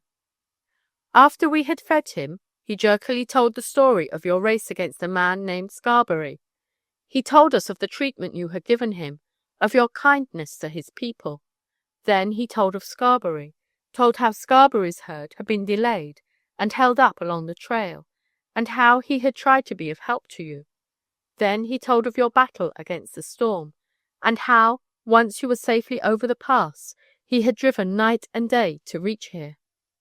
His hope was to get here ahead of any other herd and intercede for you. Such loyalty is not to be denied, and I told him that should your herd reach here in good shape, that I would give it preference, even should Scarberry get here ahead of you. I believe that answers one of your questions." "But how in the world did this Indian know that the government had agreed to purchase a herd?" asked Marion. "In the North, answered the Major. "Rumour flies fast, even over seemingly uninhabited places. And you may depend upon it that the Indian will know what is going on, even if he does have but little to say. Now, to business. I understand you have brought the herd with you." "Yes," answered Marian. "They are at our camp about 10 miles out." "Then we may consider the deal closed. There remains but to count the deer, to weed out those that are too old or too weak for the final drive, then to make out your order on our government. We have Lapland herders who will assist in the work. You may rest here with us until the count is completed. After that, I will see that you have guides and dog teams for the passage south to the railhead." "Oh, how wonderful!" exclaimed Patsy, impulsively leaping to her feet. "But Bill Scarberry," she asked suddenly, "did he really win?" "No," smiled the Major. "He has not yet been heard from, so you won the race after all." "Good!" exclaimed Patsy. "I could never have been happy again if we had lost, even if Marian did sell her herd." After a night's rest at the post, Marian and Patsy felt like they had come into a new life. They had lain awake long into the night, exchanging excited whispers over their good luck. The next morning, as Marian was passing down the street, she noticed a dog team. There was something about the leader that looked familiar. One glance at the driver brought an exclamation of surprise to her lips. He was none other than the Indian she had saved from starvation, and who in turn had served as her guardian angel. "That is the dog team that came to our rescue in the blizzard," was her mental comment. While she had been told the rest of the story by the Major, she preferred to have the story from the man's own lips. She found him very reluctant to talk, but after his heart had been warmed by a splendid meal of boiled reindeer meat and coffee, he told his story from the time she had given him 3 of her reindeer until the present moment. Shortly after leaving her, he had come in with some of his own people who were well fed and prosperous. Knowing that the girls were headed straight for trouble, and feeling very grateful to them, he had persuaded one of these, his kinsmen, to go with him and to follow the reindeer herd with his team of white men's dogs. It had been they who had driven the wolf pack away and had left a rifle and ammunition for the girls. It was their dog team that had been released from the sled and had assisted in driving the reindeer herd over the mountain. "But why did you do all this?" Marian asked. The man looked at her for a moment in silence. Then he asked, "Why did you give reindeer?" "Because you were in need." "And you," a faint smile played across his face, "you too were in need. Indian or same white man." Then Marian understood, and her heart was filled with a new love for all those strange people who inhabit the white wilderness. The next day, Marian and Patsy, together with the Major and his Lapland herders, went out to Marian's camp, and there began the business of sorting and counting the deer. This work continued for 3 days, and on the evening of the 3rd day, leaving the herd in charge of the Lapland herders, Marian, Patsy, and the Major, together with Terragluna and Attatak, started for Fort Jarvis by way of deer sled. Topping a hill some 2 miles from Fort Jarvis, they suddenly came upon a tent. Just before they reached it, the interior became suddenly lighted with a strange purple flame. Marian halted her deer with an exclamation of surprise. "The purple flame!" she gasped, and turning to the Major said, "I can stand this mystery no longer. Do you know who is in that tent?" "Why, yes, I think so," said the Major. "I think it is Mr. Montgomery, an old prospector. He is well known throughout the North. Why do you ask?" "I want to meet him," said Marian. "Will you please come with me to his tent?" A moment later, a hearty old man came to the door of the tent in response to their call, and with a cheery smile, acknowledged the Major's introduction of Marian and Patsy, at once inviting them in.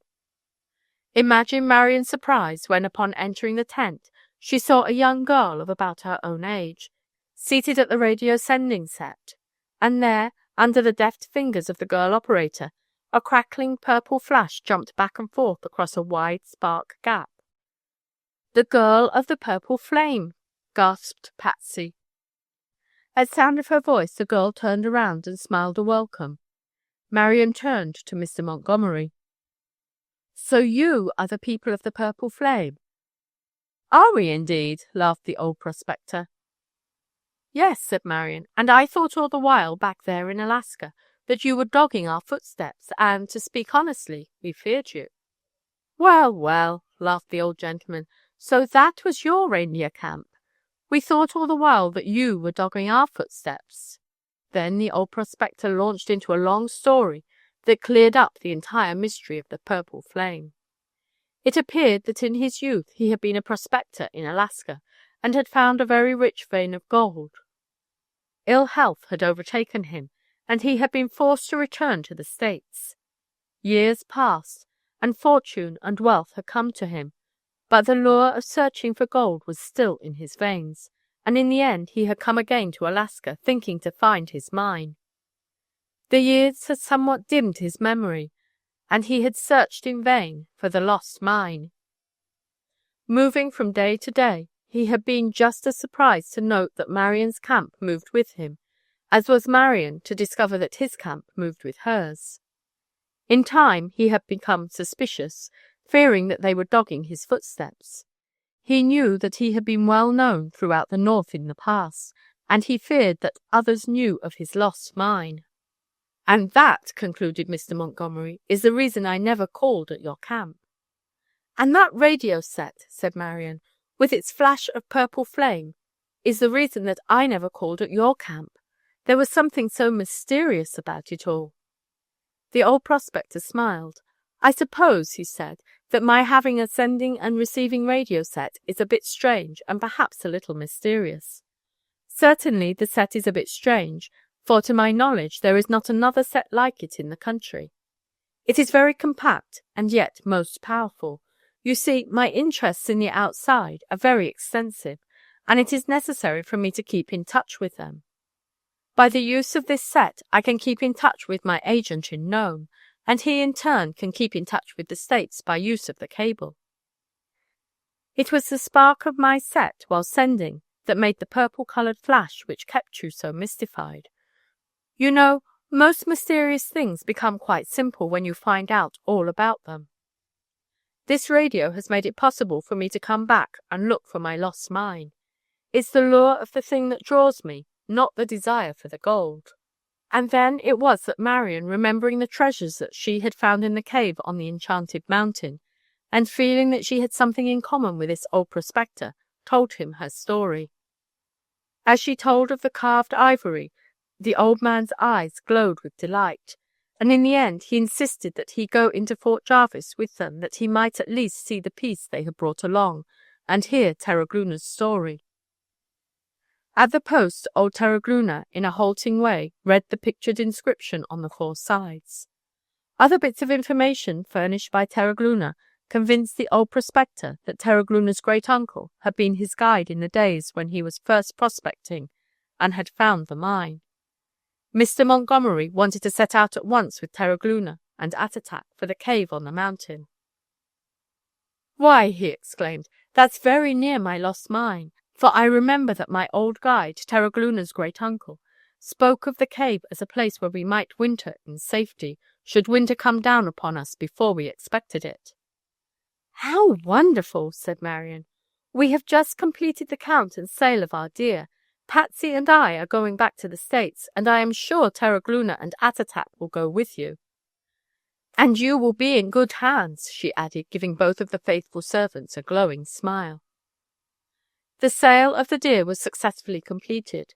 After a much-needed rest, the girls began the long journey to the outside. So far were they from the strange cabin of the recluse musician, they were unable to return for the treasure they had taken from the mountain cave. Many months passed, and then one day, as the 2 girls returned from an afternoon of shopping in Chicago, Marian found a registered package awaiting her. From its bulk and from the many postmarks upon it, she knew at once that it contained the long-awaited ancient treasure. Her fingers trembled as she undid the many wrappings. When at last she came to the treasure, she found each piece separately wrapped. The copper instruments and the old ivory pieces were just as she had found them, tarnished and blackened with age. "But what is this?" She held up before Patsy's astonished eyes a green bowl, which gleamed in the light like a crystal. "Why," exclaimed Patsy as she saw her cousin unpack another and another and yet another, "he has thought your old dishes were useless and has sent you some of his exquisite glassware instead." "How strange," murmured Marian, ready to cry with disappointment. She had hoped to surprise Mr. Cole, the curator of the museum, with rare pieces of ancient pottery, such as had never before been brought from the Arctic. And here were only 4 pieces of glassware. How they had ever come to be here she could not guess, but here they were. "Look," cried Patsy, "what a strange appearance they have when you hold them to the light. And see, 2 of them are blue, and 2 are tawny green, like huge cat's eyes." "Wait," said Marian, "here is a note from our aged friend." She unfolded it and read it aloud. "Please pardon an old man's fancy. I could not resist the temptation of polishing these up a bit. The very sight of them makes me envious. They are indeed a rare find. I have a guess as to what they are made of, but your friend the curator will know." "So," exclaimed Patsy, "they are the very dishes you found in the cave. How very, very strange. We must have Mr. Cole come over at once," said Marian, half beside herself with curiosity. She raced to the telephone, and a moment later had the curator on the wire. If you have read our other book, The Cruise of the Omu, you will remember that Marian, with her 2 friends, Lucile and Florence, had once made a rare find for the museum, so you will not wonder that so great a man should hurry right over in answer to their call. When he arrived, Marian placed one of the bowls in his hands with a single comment, "From a cave in a mountain in Alaska." For 3 minutes he turned the bowl about before the light. "What do you want me to tell you about it?" There was a strange light in his eye. "Almost everything," exclaimed Marian. "What's it made of? Who made it? How long ago? How—" "Wait a bit, not so fast." The curator held up a hand for silence. "You should know what it's made of." He smiled. "What was the blue god made of?" "Jade." "And this?" "Is that jade too? Blue and green jade." Then the bowls should be valuable." "Quite decidedly. As for your other questions, much more information is needed before we can know who made them and when. So far as I know, nothing of this kind has ever before been discovered. Were there any other pieces?" Marian held out a handful of ivory pieces. For 10 minutes there was silence in the room, save for the click of specimens as the curator turned them over. Then, turning suddenly, Mr. Cole put out his hands to the girls. "I want to congratulate you," he said, his eyes gleaming, "upon your good fortune in discovering the finest collection of specimens ever brought from Alaska. From its discoloration, this ivory should be at least 500 years old. The bowls are doubtless of the same period. That makes them priceless." On hearing these words, Marian's joy knew no bounds. As for Patsy, her unselfish pleasure in the success of her cousin was quite as great as if it had been she who had made the find. It was arranged that Mr. Cole should take charge of the specimens, and should advise Marian in regard to their disposal. Marian's dream came true. She and her father secured the bungalow, rosebush and all, and owned it free from debt. There was money enough left for her education. As for Patsy, she was glad enough to hurry back to rejoin her classmates in Louisville, Kentucky. An unfortunate part of having plenty of money is that it is likely to shut out from one's life the thrills that come with a struggle for an existence. For the time being, Marian's life lost most of its thrills. Not so, however, with her friend Lucile Tucker. You'll remember her from reading The Blue Envelope, The Cruise of the Omu, and The Secret Mark. Life for her continued to have thrills aplenty. Our next book, The Crimson Thread, will have to do with the adventures which came to her during a Christmas vacation. If you think that 2 weeks' time can contain but few adventures, this book will prove that you are mistaken. End of The Purple Flame, by Roy J Snell.